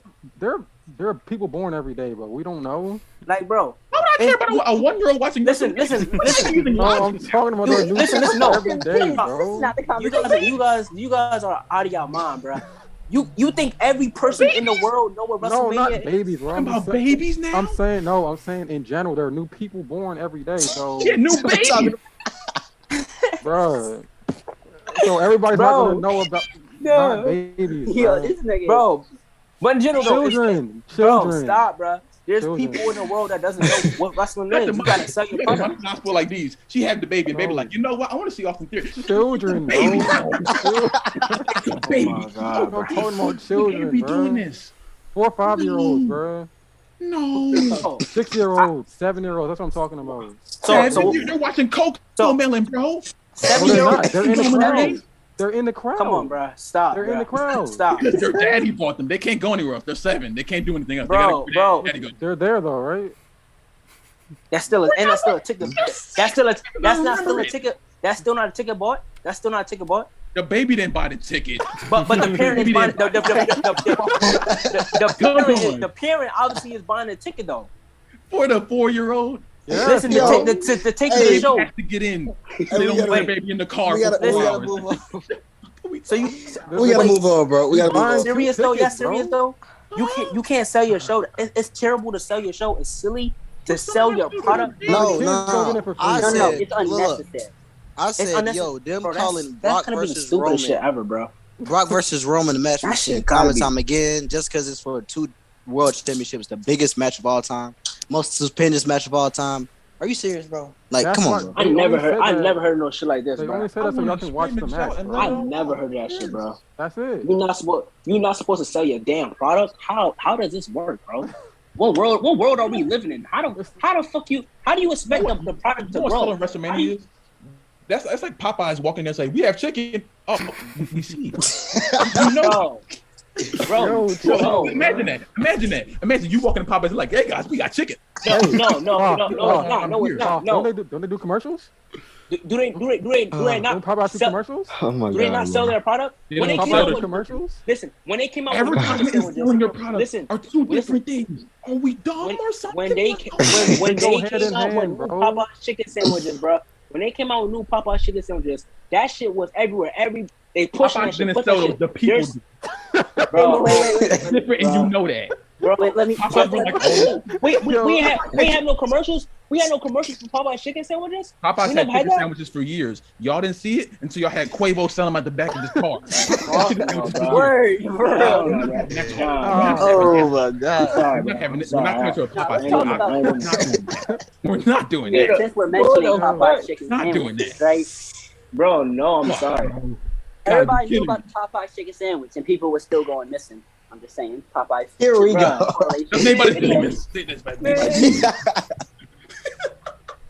Bro, I never heard no shit like this before, bro. Please tell me someone got that. Yeah, bro. Crazy, bro. Yo, you got sick, bro. Motherfuckers upset at WWE for selling their product. Holy shit. You hear some bullshit every day. You hear bullshit every day, man. Let me sell you the thing you walked in for. Let me sell you the thing you walked in for. Bro, they can't get new people. They can't get new people to come in. That's like opening this and then the little man walks out. This helps you brush your teeth. Yeah, I know. It's just cavity protection. No, that's not the same. That's not the same thing, bro. It is the same thing. It's not the same thing. Telling WrestleMania and telling the people that's wrestling in WrestleMania is crazy. They're telling people, bro. They're telling people that WrestleMania is during this time. Watch WrestleMania because WrestleMania is going to be on. That's what they're saying. They're not telling you what WrestleMania is. They're not telling you what wrestling is. They're telling you they're promoting their stuff, bro. They're promoting their stuff. Telling you when it is, telling you what's happening on the show. How the fuck is that wrong, bro? That's it. How is that wrong, bro? WrestleMania's commercials on when you put their commercial when you look around April and they show the commercial like ABC and stuff. They're not giving you the card. They're just saying WrestleMania on. Yo, next. Imagine MCU or Marvel and them shit just saying, new Spider-Man movie this day. And just go, not showing you why you should watch it, why you should go. How the fuck would that look? That was that most of the last movie, bro. They didn't. Marvel can sell. That was legit. That was legit. No Way Home, bro. Marvel can say Spider-Man. No Way Home. Marvel can say Spider-Man versus Batman right now, and the AMC's will be sold out. Don't do that. I'm buying ticket right the fuck now. So I'm talking about them selling their product. It's silly for them to sell their product. Them to put trailers out and stuff like that. If we're watching Dynamite and Marvel comes on and says Spider-Man versus Batman, April 24th next year, you think the people are gonna be like, oh, I wonder what that's. I wonder they should sell that to me. They just told you. Wait, bro. It's a real world example. Look at what happened when Batman v Superman. It's silly to sell your product. They didn't say it. They just showed the logo. They didn't even say it was Batman v Superman. They literally just showed a bat symbol with the Superman in the middle. People went ape shit. They're saying WrestleMania would still be WrestleMania without doing whatever they need to do. No, yes, it would still be WrestleMania. They want to bring in the Logan Pauls and the Kim Kardashians and the Snoop Dogs. No, it would not. No, it would not. They bring the celebrities. You guys are out of your mind. We gotta be better than this, man. We gotta be better than this. Be better than that. No, I just didn't know everybody in the whole world knew about WrestleMania and wrestling, and I didn't know that. I didn't know. Which is true. I just didn't know y'all knew that. The babies don't know. My fault. I didn't know. Not everyone knows. I didn't know it was silly. I didn't know it was silly to promote your product. I didn't know that, bro. That's news to me. You hear some bullshit every day, bro. I'm telling you. My fault, OG. My fault. Promote it to the babies. I'll do that. I'm gonna start promoting my TikTok. Babies can buy tickets, bro. Follow me, bro. I'm gonna start doing that. My fault. Bro, you guys. I don't know. You guys are being delusional. I'm talking about children, man. Why? That's what the WWE low key caters to, bro. They cater to the kids, the PG era. Bro, that's all for the kids, them bro. muscly men and the kids are gonna tune in, bro. Let's be real. Go unless daddy takes them. Bro, stop, bro. Kids, it's not hard. You show them, hey, big guy, muscles, they're in. they're there. Bro, stop it, bro. What the fuck? What they're You gotta doing? care about it. You show teenagers some ass, they're there. It's happening. They don't need to know nothing else. Nikita Lyons. my Nikita God. Lyons. Who said that? What about what? Whoa. Nothing. I said that. Oh. That nigga her ass. He started tripping. Nah, stop. I ain't never heard no. That weird. That's news to me. Wow, bro. Dang. Hey, y'all funny, bro. I'm not gonna lie, bro. Niggas sound like product. This is lit. This is That's lit news. podcast. That's news to me. That's news to me, bro. I didn't know everybody That's knew what we're everybody. We're here to give you the motherfuckers news I can argue so you with and know. have fun the Knowledge, entire brother. time. It's some fire content, bro, Knowledge, for bro. real, bro. Oh yes, sir. Laugh over here got me at least 10 videos with his reactions. I'm saying, bro. I got like 20 TikToks off of this, bro. I'm telling you. Yeah, So so I was on live watching this before I came on here, and I was like, I was progressively getting more angry. I was like, you know what? Hold on. Now I gotta step in because ain't no way, bro. because shit. I mean, Laugh might have been a bit more of a partner since he actually doesn't like Roman Reigns. Man, y'all, yeah, It was a 3-on-2 after a while. it was a 3-on-2, and y'all was spewing nothing but They bullshit, fought man. though. Y'all was They talking fought. nothing but bullshit. They didn't back down, so. Bryan Oh, told no, they Laugh did good. They did good. I ain't gonna lie. Y'all came with it for real, bro. For real. Should we hit the outro? What's up with it? That's all we had to talk about? I mean, unless y'all want to Laugh? talk about just other stuff going on in wrestling. Sure. It's up to y'all, man. Let me know. Let me know what y'all want to do. It don't matter to me. Are y'all buying the AEW game to come out? Yes. Fuck no. Yes. Hell Who no. said that? Who said I know that? Who Donnie said that? Me. Donnie, the Me. AEW hater. I knew he said that. What do you? AEW I don't play. I don't like Wait. AEW. What are you talking? I don't play video games like that. I don't Oh yeah, play he doesn't have a console. He doesn't have a console. All right. You're not a video game player, bro. We gotta get Nah, you. I'm not. We gotta get you tapped in, bro. For real, Bro, bro. You don't know, bro. Video games are a part of life, man. It's fun. They can be a part of life, I can't play that shit too much. I'm sorry, bro. bro. You Wrestling didn't play games no. are especially fun in my opinion. You didn't play no wrestling games, bro. No, I did when I was younger, but that shit ain't the same no more. Last game I really played was like 2K14, I think it was, with the Rock After cover. I ain't gonna lie. I don't think I would have gotten the wrestling without the games. Oh yeah, Well, SmackDown Here 09 comes to the pain. 2011. Yeah, I don't think I would've what's the gotten best wrestling game? What's the See, best y'all wrestling game? naming comes these the pain. old games. See, I'm Here comes the pain, yup. I'm the smallest one here, so I played Here Comes the Pain a couple of times, but like the games that I really remember, SVR 2008, 07. SVR 2010, 2011. 2007 was a 2007? banger. 2007, Like 2011 too. when it gets to like with me, it's like I'm the newest generation, so like 2K like 14 type jump, like 2K14 was Like, fire. Played the stuff shit like out that. of SVR 2011. Whoa. hey 2011 SVR 2011 had the best like physics like in any I would wrestling say game. they had the best road to WrestleMania too. 2011. SBR 2011 had the chops and You're like talking about the one with the Undertaker? chest got more red. That was the Yeah, you talking about? It had Undertaker, Cena, and I forgot who. Bro, who had on it. that motherfucker Undertaker was the hardest motherfucker to Oh, yeah. beat at- Hold on, you talking about? Bro, Hold on. God. You talking about the Defeat the Street game mode? Bro, Oh, that shit, yeah. I'm talking about you whooping his Yeah. ass, the lights go out. He Bro, go to the top of the ramp. You behind you Bro, like these. bro, I remember one time he was laying on the ground. He caught me in the Hell's Gate and made me tap out. I'm like, what? bro, that shit is hard as fuck, bro. Here's a game I actually hate. I only beat him one time. I only beat the streak one time. You said what? I think I beat it before. You said what, Jose? I beat him with Kane. That's it. Bro, Y'all another like wrestling WWE game I actually fucking hate is 2K18. I Particularly I don't really remember being just for the My Career Royal Rumble. Look, I'll tell y'all this right now, bro. The best new age like 2K WWE game gotta be 2K19, bro. I'm telling you, got us through the 2K19, bro. I'm giving I it don't like 2K19, the little details, from the little details to the big stuff, it was just like a lot. I don't put WWE 2K22 over 2K19 because they took out too many features and too much little details. So for me, it's 2K19 when it comes to new WWE games. But for me, like best of all time, that's hard, bro. It's either that's hard for me. I ain't gonna lie. I won't even know. My favorite is 2K14 though. I ain't gonna lie. My favorite. I don't want them to drop From the My Career if we can get a 2007 story mode again. Because My Careers are kind of mid. From 2007 to 2013, I think that was like the best time. That shit's kept getting better and better. But right after up to Ukes, the bro. titles, That's the WWE year. That was the best time. That's when What is it, THQ? think the company now. They were going crazy. When 2K took over, the game. Loud ass theme song. Did any of y'all play the TNA game? Hell no.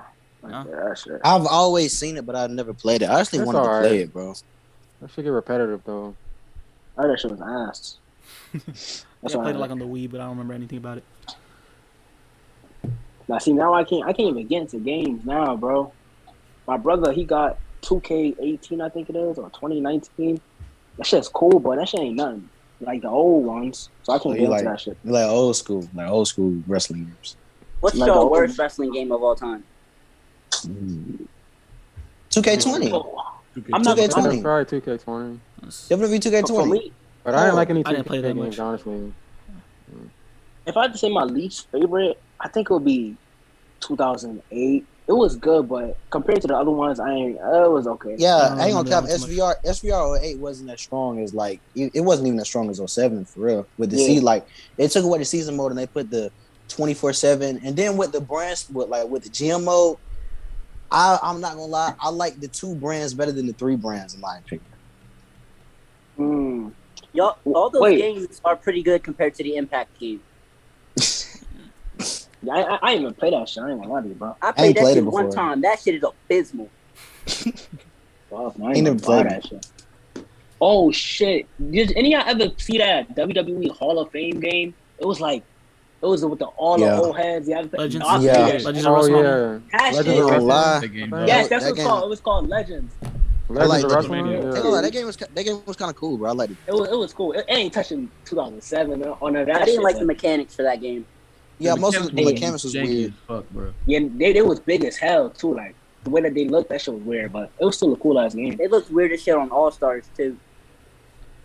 Nah. Be honest, did anybody buy 2K Battle? Hey, no. That shit also was weird. Hold up. Oh. What's your favorite fried chicken place though? I gotta ask. Oh, come on, man. Come on, bro. That's that question. This is a tricky one. It's fucking. It's Popeyes. It's Popeyes. Okay, Popeyes, man. Popeyes, bro. You want Popeyes or KFC? Fuck no. KFC is not, bro. KFC, I can't do that, bro. I was having a debate. I was having a debate every day because Russell made it some churches and I almost cried. Churches is all right. It's too greasy though. It's real greasy. They inject some water in the chicken, bro. Like Bojangles, maybe. Bojangles is cool. Hang on, I'm gonna have to go with. I'll have to go with Popeyes too, bro. I ain't gonna lie.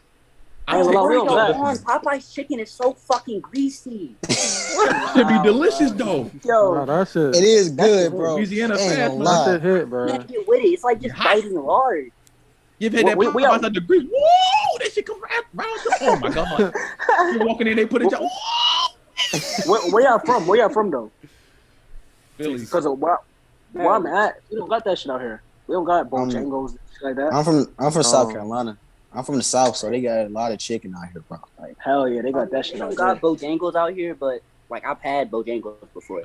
Yeah. In New York, we don't got that shit. We got Popeyes, KFC, shit like that. You from New York, bro?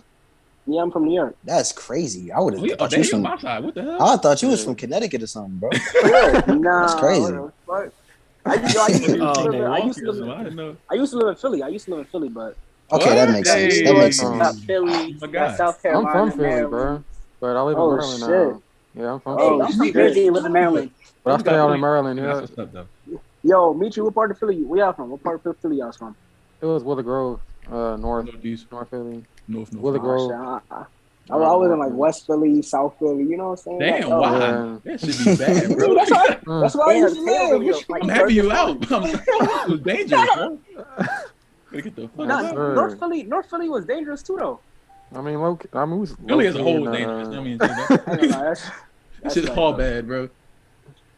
I graduated. I'm out, bro. I'm out of here. I can't wait. Damn, bro.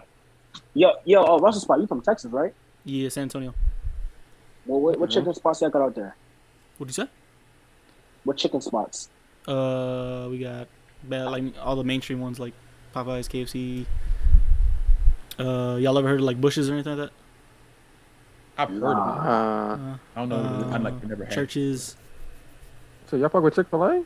Oh yeah, we got Chick-fil-A. I fuck with Chick-fil-A chicken sandwiches. They got chicken sandwich, but they ain't got no. They ain't got chicken for real. Like they ain't got that chicken for real. Oh yeah, they ain't got Cane's, that yeah, chicken for real. Okay, I've had this argument with a friend before. Cane's or Chick-fil-A? Cane's, bro. Cane's.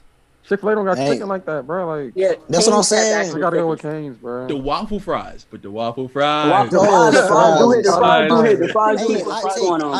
I'll say this right now. Hot take, bro. I'm taking the waffle fries over McDonald's fries any day. Bro.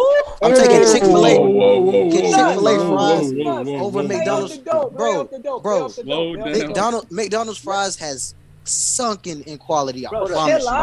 As good as it used to be, bro. I don't care what no one says. Yo, when they put in the water, got the best nuggets.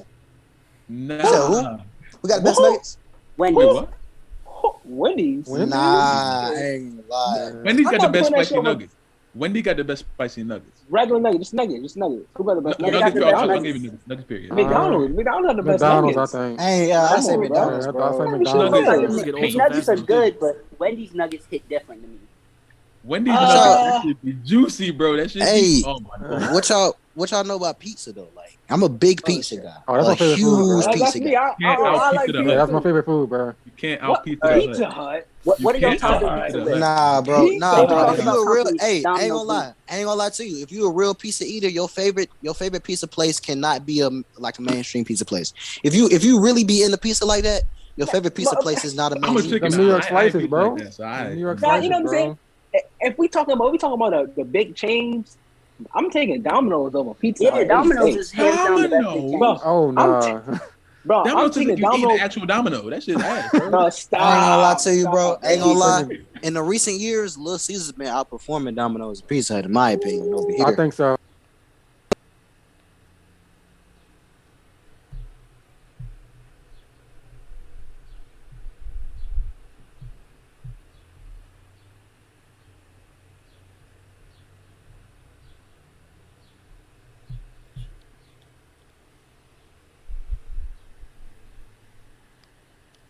Papa John's great for me. I ain't ate at Papa John's in years. They should ask. I was like, for some reason, I don't like sweet pizza, bro. Like the pizza's sweet. I don't like sweet pizza. What are y'all topping pizza with? No, it ain't bad. It ain't too bad, though. Favorite toppings is pepperoni. Pepperoni, easily. Yeah. Y'all put fruit on your pizza? I swear. Ooh, what? They be putting pineapples on their pizza nowadays? Bro, nah, I ain't gonna lie. If I see somebody put pineapple on their pizza, bro, I'm gonna start that RKO trend back, bro. I'm telling you, bro. That shit gotta be a crime, bro. Our friend used to put ranch on pizza. I almost. Oh, y'all are. Whoa. You know, people can't be alone here. I really gotta do this alone. I'm not gonna lie. I never had it before, but I doubt it's bad, though. I doubt it's bad. Bro, it looks bad. I hate ranch. It looks bad. It looks horrible. It looks terrible. Wait. Pineapple. Hands down. Ranch don't belong on pizza, bro. Ranch on pizza pineapple's pretty good absolutely too. disgusting. I'm sorry. No, but ranch belongs in hell. Come on now. Yeah, pineapples can't go on pizza, though. People be eating that shit, bro. No, but it's wrong. They don't know they're wrong, though. That's the thing. They don't know they're wrong. From a flavor profile point of view, pineapple on pizza is a good thing. Wait. Never be hot unless it's in a pie. Zay, you one of those? Tell me you one of those, Zay. I eat pineapple on pizza.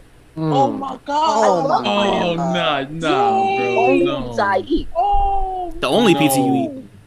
Not the only one, but like if you tell me, order a pizza, I'm getting bacon and pineapple. Oh fuck no! Don't Yikes, act like this is what? pizza, Get bro. the double time. Wait, I ain't gonna lie, bro. Wait, you out. Wait. Look. No, look. Okay, so you got the saltiness of the tomato sauce on your pizza, right? You got the savoriness of the cheese and the bacon, right? Okay. Add in the slight sweetness of the pineapple, and it all compliment. And then you eat with ranch. You eat it with ranch too, though. I don't eat pineapple on pizza with ranch. Motherfucker, what? What? Oh, no, no. If I put ranch on my pizza, it's pure cheese, nothing else on it. Now you insane, brother. I don't know about all that. That's crazy customization right there. Hey, you got it, bro. You got it. Make your own pizza. That shit's crazy. No. I see somebody coming lemon pepper wings. Y'all eat that? Oh yeah. I mean, sometimes I ain't gonna lie. Like sometimes the lemon be like too much. Like they be overtaking the chicken. I mean, I guess that's the point, but still, like, I don't know. It just seems too much stuff together, right? Wingstop or Betos? With that. You said what? Wingstop or Buffalo Betos? Wild Wings. Yeah. Buffalo Wild Wings. Buffalo Wild Wings. I want Buffalo Wild Wings got some shit. Buffalo Wild Wings got some crazy. They good, bro. I'm not too much into wings. I'll prefer pizza though any day. I ain't gonna lie, bro. Hot take, bro. I don't eat turkey on Thanksgiving. I don't know who still like. I mean, it's cool to have the turkey there. No, bro. Like, who truly, like, real, like, man to man, like, for real, like, let's be real, bro. Who really eating turkey on like Thanksgiving? Like, for real, like. Man, no. It's about the collard greens. It's about the cornbread. It's about all that other. Where's your meat? I'll take ham. I was getting to that. Hey, yo. Everybody calm down. Hey, everybody chill out. Hey, chill out, bro. I was getting to that. That's why you got to make sure that ham is top tier. Oh, you did not say Make sure the ham is top tier. Man, stop playing with me. That's not bad. Bro, stop playing. Bro, stop playing with me, bro. Stop playing. Y'all playing with me on here. Bro. Yes, I'm taking ham over turkey. No. Bro, turkey is bland, bro. Like, even if you put stuff on it, it's still bland to me, bro. People have put stuff on it, right? Turkey be moist. It had flavor and everything. Nah, bro. Hey, Ooh, someone said one gotta go. Soul food, Chinese, Mexican, or Jamaican? Oh, Jamaican? Neither. Puerto Rican food. Jamaican?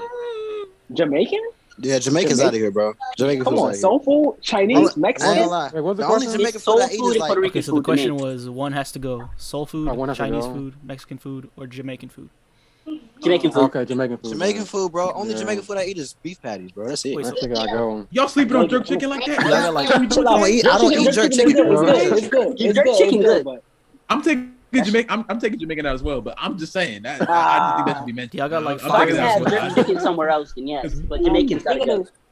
Jamaican is good, but it ain't touching Mexican. Jamaican girls maybe some jerk chicken, boy. Say, do y'all got like Chinese, bro? Chinese and. You said what? Y'all got like fire Mexican places where y'all are at? Nah. We got like Zapatas over here, but they all right. Like, you know, I don't know if y'all heard of it, but I don't know if it's a South Carolina thing, but we got a place called Zapatas. It's pretty good. That's really all South. It's a Mexican food. Our hometown has a bunch of Hispanic spots, like Mexican food, Puerto Rican food, all types of shit. But ain't nothing out here in Maryland. Nah.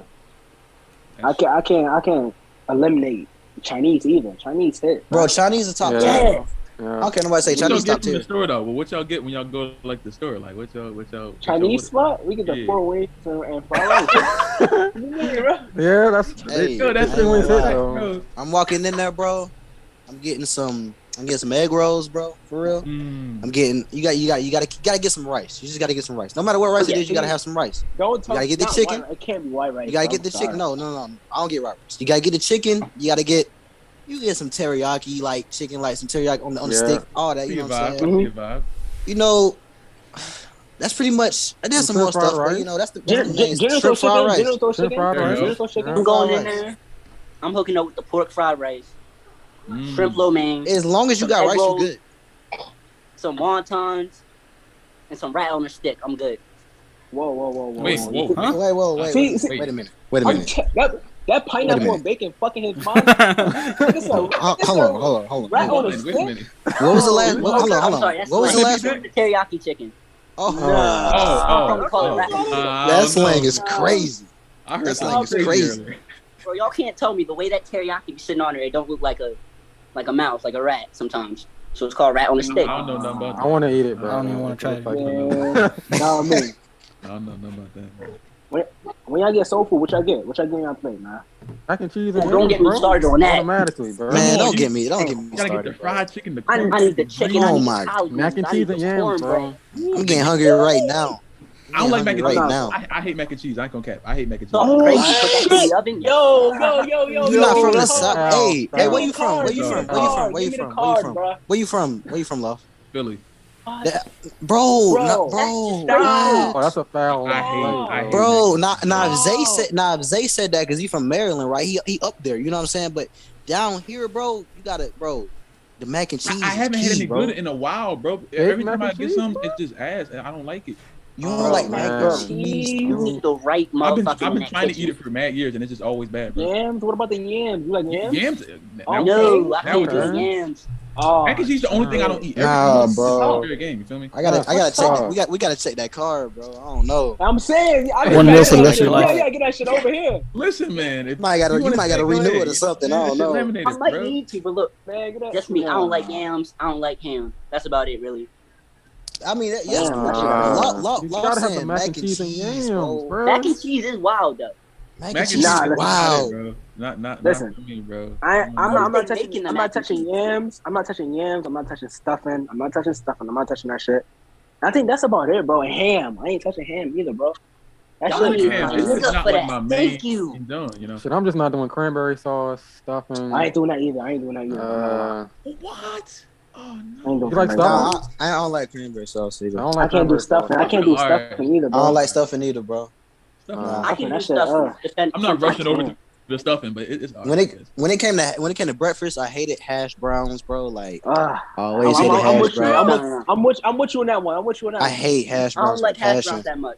How do you y'all never did McDonald's hash browns? No hash browns.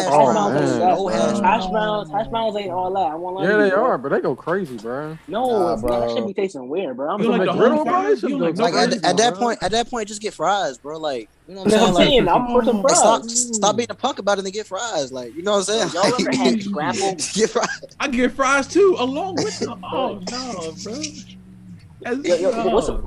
What's the best breakfast food? What's the best breakfast food? Waffles. Oh, you nuts. Pancakes any day of the week. French toast. Y'all are hey, I ain't gonna lie. The real French toast or the fake one? Like the frozen joint or like the actual? Nah, the real joint, bro. Look though, cause I agree with Donney on the pancakes. Back when I was a kid, like, yeah, waffles, you know what I'm saying? But like when you really grow up and you really like eat pancakes, like, you know what I'm saying? Pancakes over waffles, bro. I don't know. I'm about to say, like, what you mean? But it's pancakes over waffles. It's French toast over both. I can never really get into French toast like that. I ain't gonna lie. You ever had a big Belgian waffle, bro? Bro. I mean, I have. All the little square. No, I can't. I can't. The big waffles. That do be hitting, bro. Come on now. I've had chicken and waffles, bro. That shit go crazy. The big Johns. No. If I eat waffles, it gotta be Eggos. I can't eat those thick ass waffles, bro. That should be. More chicken and waffles. Eggos got me through high school, bro. I'm about to go get some Eggos after this podcast. You know what I'm saying? Come on. Eggos is fit, bro. Waffles. God. French toast. Fuck no. I never really got into French toast like that. Nah, French toast is good. We just having a normal ass conversation on live at this point. Oh yeah, I forgot we're on live. Hey, people watching too? Like we done we still got 9 people in there at least. Hey, it ain't coming. Man said, "Nah, if we talking food, let me join." Yeah, okay. Hold up. One meal for the rest of your life. Who's your favorite musical artist though? Drake, man, come on, stop playing. You my man, Donney. That's it. You know what I'm saying?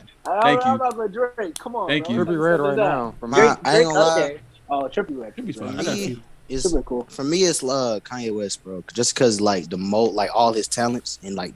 That's understandable. Like you can't deny Kanye West, bro. I'm not gonna lie. Kanye got some hits on him, bro. If we talking all time, I'm looking at Wayne, probably. Okay. Wayne is that dude. Wayne is right now, undefeated, bro. I'm not sure. Yo, Left. What's your favorite Drake album? It changes every day. I'm gonna give you nothing to say. It better be Take Care of Marvin's Room. No, my favorite is Views. Views, that shit. Your favorite is Views? Yes, bro. Views goes crazy, bro. Yes, bro. Views. I'm happy to hear that. No one ever. I'm so happy. Someone said Drake is mid. I'm so happy to know. Wow. That man off some dope, bro. I've never heard anyone say, bro. His last album was mid, but he's not mid. Oh, whoa. His last, I ain't gonna cap. His last 2 albums was mid. You don't like most of the time he's getting chill, bro. And I'll say this: whoever want to get mad, bro. Most of the time he getting carried by Future and 21 Savage, bro. I don't want to hear it. Most of the time he's getting carried. Wait, I don't care, bro. Wait. I don't care, bro. Yo, you took a puff of weed before you got on this podcast? Be honest with me. Be honest with me. You on crack? Bro, here we go, bro. You said what? You be caring about who? You tell a Drake fan he not as good as he used to be, and they act like you just assaulted him or something, not bro. as good as he used to be. His best albums to me are still Take Drake Care. is Roman Reigns. He's the one. Here we go. Bro, CLB or Donda? Not as good, man. Donda, what? Donda. What? CLB is the most boring album I've ever. Donda had better music than CLB. Ain't gonna lie. Donda had a better sound. Yeah. But Certified Lover Boy had better songs. Ain't gonna lie to you. I like CLB better. This new album he dropped, I fell asleep. I'm not gonna lie to you. I fell asleep. It grew The on dance me though. album? Go outside. Nah. Go outside. Yo, nah, I don't think Drake got that Playboy Cardi effect where he grows on you, bro. Yes, Whole Lot of Red is amazing, bro. Kanye, how many mid songs and projects have Kanye recently been dropped within the past couple years, bro? That nigga made us. No, bro, he had a song that said "whoop dee whoop." That was a joke. That was a joke. Bro, I'm not hearing nothing, bro. I ain't gonna lie. He made Graduation. I ain't gonna lie. You got me heartbreaking 808s. Kanye made My Beautiful Dark Twisted Fantasy. That's it. Through the wire. What about Through the Wire? He made that too. Kanye doesn't have a bad album at all. We can do singles. We can do verses. Kanye does not have a bad album. That's it. Nah, but we talking about not getting better. He you know how Tio just said that Drake is not as good as he used to be. You can say something about Kanye. Kanye fell off a cliff. Kanye got worse creatively. Whoa. You're not gonna say his rapping. Producer Kanye is still in the building. What are we saying? Producer Kanye is still in the building. Come on, producer Kanye. Tio, is actually as good as his graduation project and stuff like that. No, you know it's not. No. It's orchestrated better, but the lyrics are not his better. His verses in Through the Wire are not as good as his verse he just dropped on that Cardi record. I plead the fifth. I plead the fifth. Plead the fifth. Nah, we're not. Who be saying this though? We can all agree. Who had your album of the year though? Who had your best album of the year so far though? Oh man, I ain't gonna lie. I don't know because I feel like music right now is just not. Yeah, I haven't really. Yeah, me too. Music right now is kind of dead. Yeah, it's not. It's just not. No one's really. I don't know. Nobody's coming up. Everybody's kind of the same. Same artist for past year. A lot of people dropped in 2020 this year. People are dropping their. Future did, bro. Future. Future. That shit going crazy. Hey, Future did that. He did that. What was the best album of the last 5 years? 5 years? Damn. Ooh. Bro, people gonna say Astroworld, bro. Who said that? Astroworld. What? Astroworld was crazy at the moment. Yo, people not gonna say Astroworld? Y'all ain't been Travis fans. Ooh, but who though? I mean, I like Sicko Mode. I like the Travis fans are crazy. Travis got really on my music taste. I would say the best album of the last 5 years. Juice WRLD's Death Race for Love. But that's just my music. That's a good pick. That's a very good pick. Death Race for Love. I ain't gonna lie. Okay. I might do that too. When it comes to Juice WRLD, I feel like his best album was his first one, to be honest. Goodbye and Good Riddance.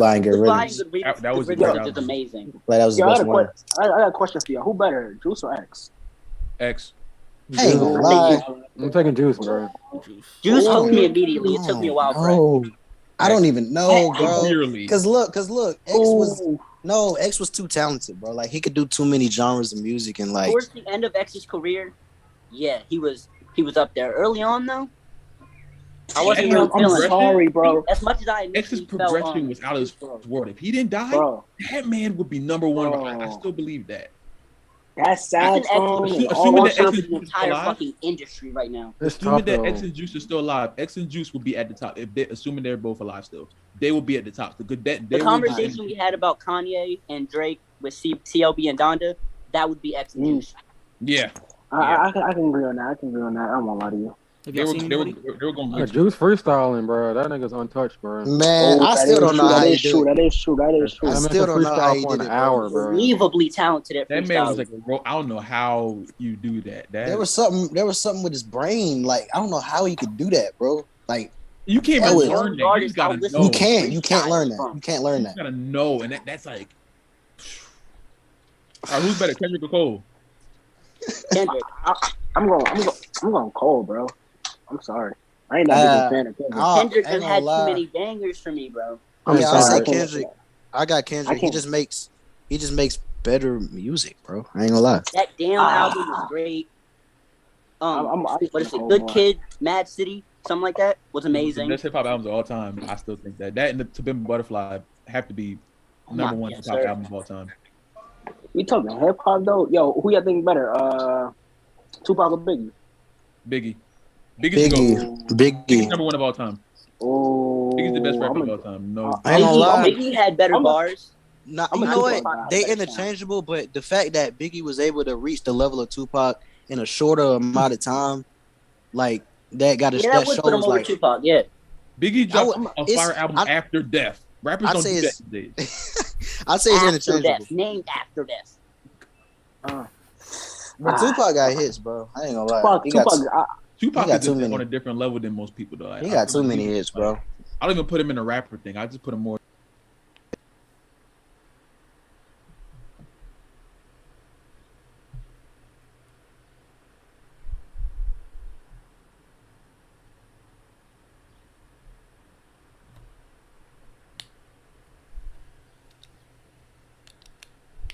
I prefer to listen to Drake music over Michael Jackson music, but we talking about just overall who like bigger and stuff like that. Obviously, it's Michael Jackson. Michael Jackson was the most famous person alive of all time.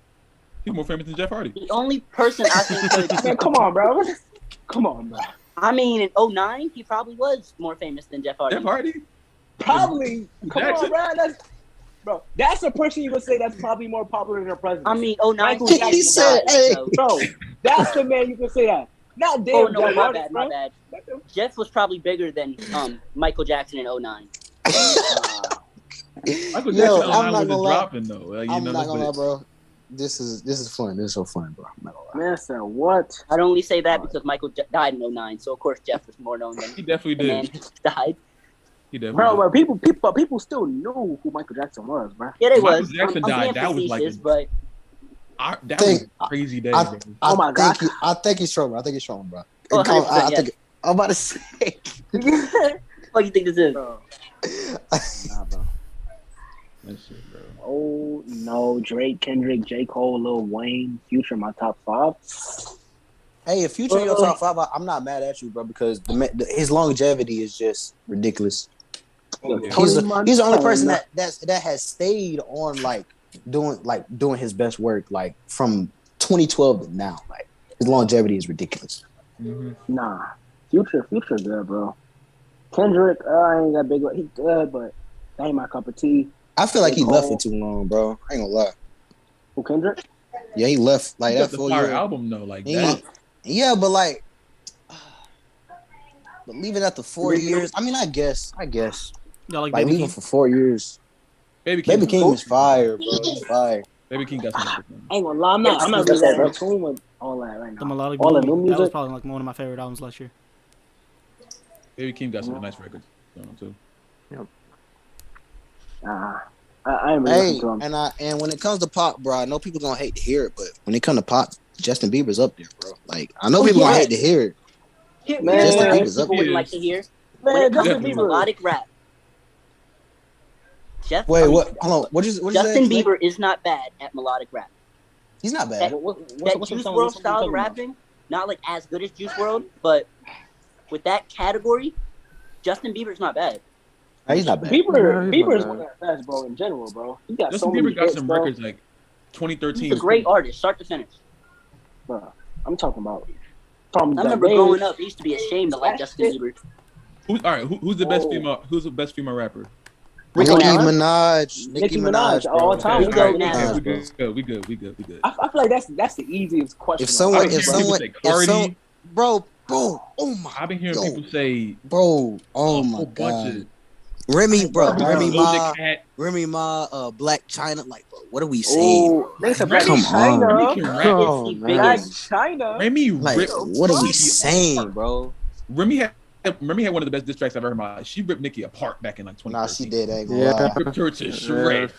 Shredded her shit. That's why Nicki didn't say a word. That she had dropped that nut ass record with Wayne and Drake. Remy ripped her to shreds.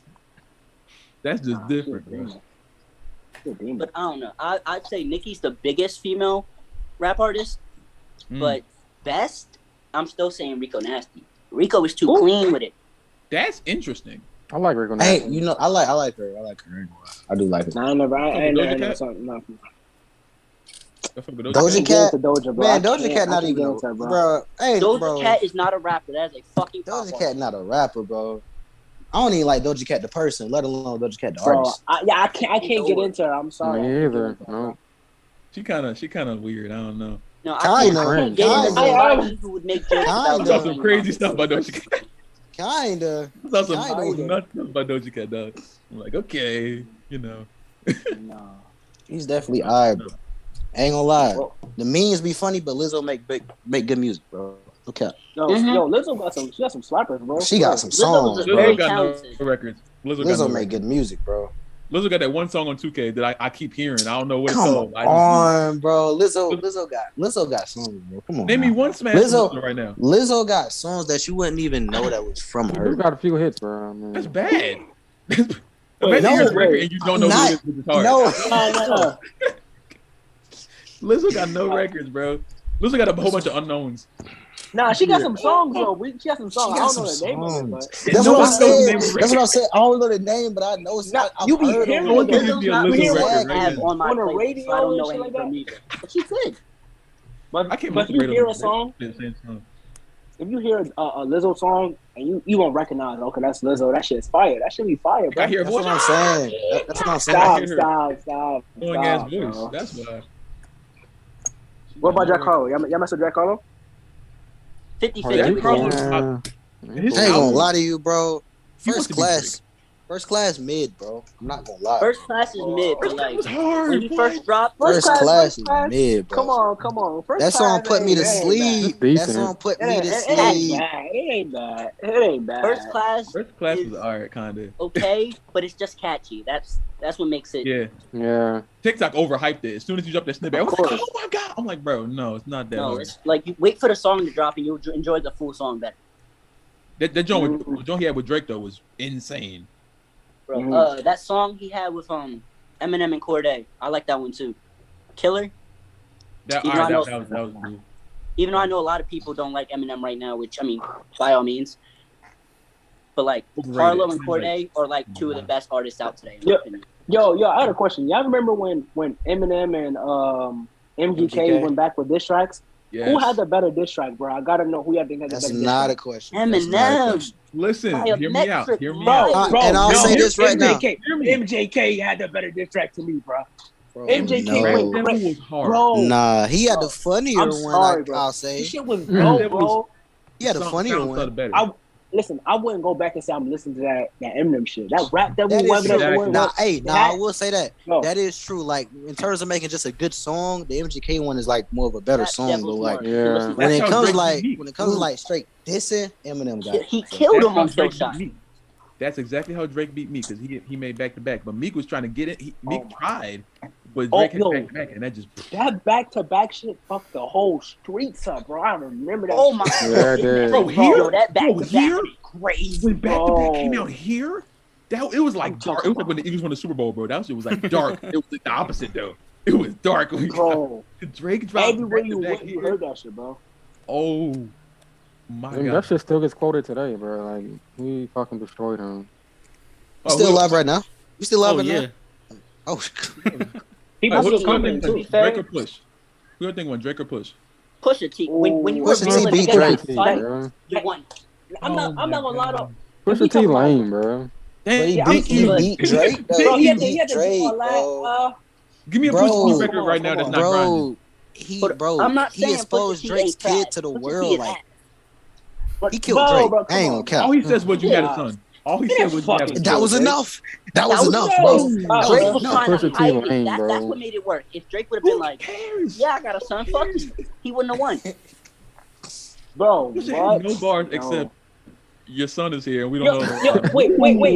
Listen, you can't tell me shit about that song besides the Drake son shit. I don't know nothing else about that shit besides him mentioning his son.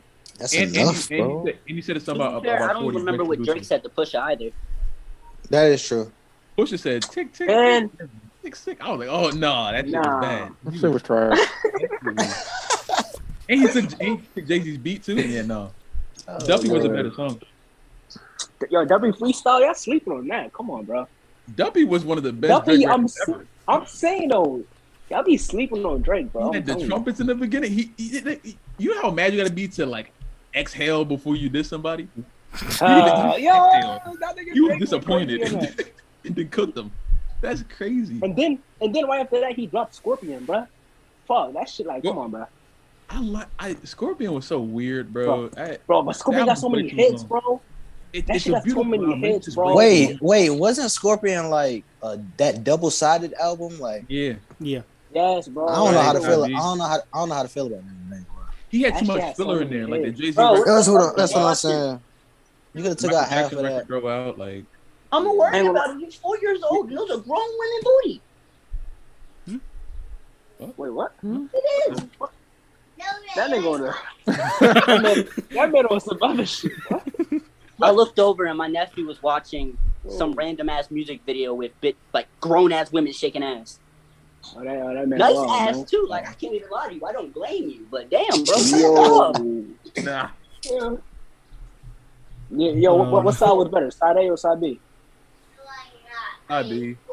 Side B. I had like too A. many like fillers. It had too many fillers in that joint. Whoa. Scorpion. Isn't Mob Ties on side A, right? Mob Ties.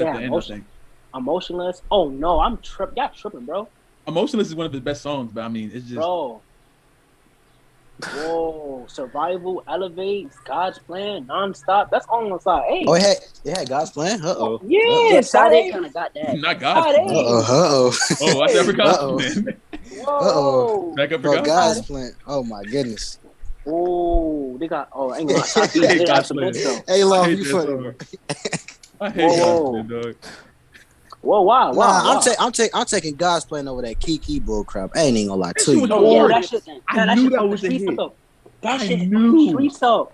That shit fucked the streets up. I heard it, I was like, that's the hit. And next they did, but like they dragged it, bro. Like, nah, Shiggy made that shit even more popular, bro. Nah, that's true. That's true. Yeah, that nigga did the dance, and that shit was viral. I'll tell you right here, the Tootsie Shuffle. What is it? Tootsie Slide. Tootsie Slide. That's the worst song I ever heard. That shit hit. That shit hit, bro. I don't care. That's probably one of the worst Drake songs. Right foot up, left foot. No, bro. I'm in the house like, oh, hey. Bro, like, not even is this a bad dance. This is just a bad song, bro. Like, no, it's not, bro. No, it's not, bro. I'm sorry. Like, this man saying here, like, I'm listening to this, like, is he even trying anymore, bro? Like, he just, like, come on. You don't have to. You don't have to. It's over. Are you crazy? Here we go, bro. Drake is Roman Reigns, bro. Here we go, bro. Drake is Roman Reigns. I'm trying to tell you, you don't have to do nothing. He's just there.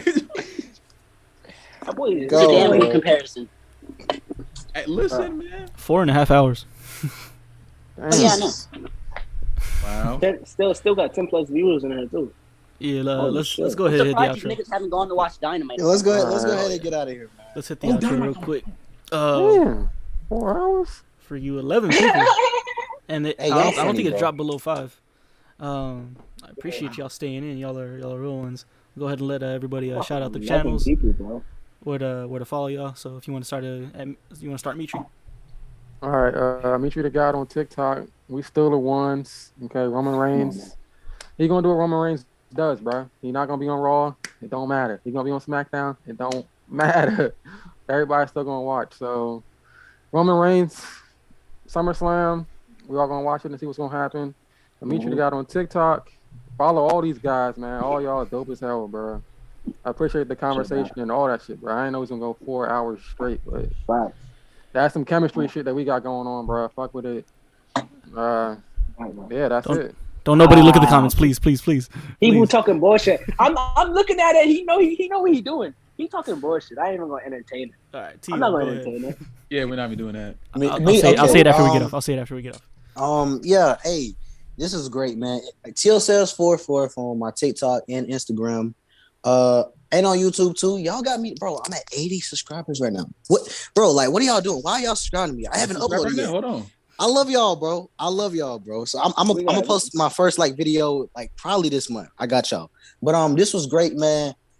These guys, all of these guys, TLSource44, just like my TikToks. All of these guys, not only great content creators, but just great people in general. This was great. Love being here. We'll do this again for 10 more hours. Like, love this. You know what I'm saying? We are. Don't get this wrong. We are still the ones, but I just gotta. Okay. I gotta get y'all back in line because y'all be getting out of line. But we still the ones. Roman Reigns is still one of the best things in wrestling right now. He's just, people just losing their mind a little bit. But yeah, this is great. Love to do this again. And like I said, TLSource44 on TikTok, Instagram, and YouTube. And yeah. Listen, man. Before we even go anywhere, I just want to make one thing clear. Roman is one of the greatest of all time. I do believe he's over Rey Mysterio and Jeff Hardy. I just make that clear. But that's how to make that clear. That was a more of a conversation. But you will follow me on everything. Donney.blaze for everything. And that's just that, man. I enjoyed the conversation with you guys. Yeah, bruh. That shit was lit. Zay? Yeah, guys, this was great. In my personal opinion, this was a lot more fun than last week, even. Having Laugh and Mitry involved, two great creators. We also didn't argue about a racist for 2 hours almost.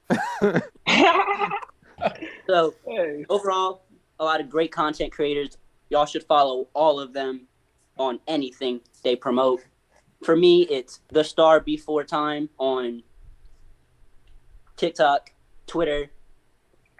I'm probably going to change my Instagram. I said that last week, but I'm lazy. Zay 3.0 on YouTube and all music platforms. Go listen to my music, please. Facts. And yeah, just enjoy the content I put forth. Leave your ideas, thoughts, whatever. I'm always responding. Hell, y'all can message me on Instagram and I'll probably answer you. Straight up. Man, shout out to somebody. Who does Wrestle for now? And of course the man that made the run-in. Laugh, you want to go ahead? Man. I love all these brothers here. This made my day. This fun as shit. Talk about everything. Talk about how Roman Reigns is a bitch. I mean, stop. It's still fucking Roman Reigns, by the way. Hey man, Jeff Hardy's a pro all the way. Liv Morgan, SmackDown Women's Champion. That's all I care about. Follow all these guys. I love each one of them. This is amazing. Yeah, man. Follow me on TikTok, Lost Not Famous, YouTube, Instagram. I don't be on Instagram and Twitter like that, but you can follow me if you want to. Spotify and SoundCloud, Apple Music, all that shit. You know what I'm saying? That's about it. Y'all stay safe, man. All right. This was really fun. I think in total I spoke like under 100 words, but I was just having fun listening the whole time. I don't know if we really had a winner, but I think the viewers were the winners. It doesn't really matter, man. No it doesn't really matter. The viewers win, bro. Yeah, we all win, I guess. But of course, y'all can go check this out on YouTube, live if you're here, obviously. Go back and watch it later. Okay, so the podcast is on Spotify, Apple Podcasts, Google. I think that's it. But or iHeartRadio, but I don't know if anybody uses that. Go ahead and check all that out. Follow all of us, Loft, Mitry, Zay, Donney, and Tio, and y'all have a good day.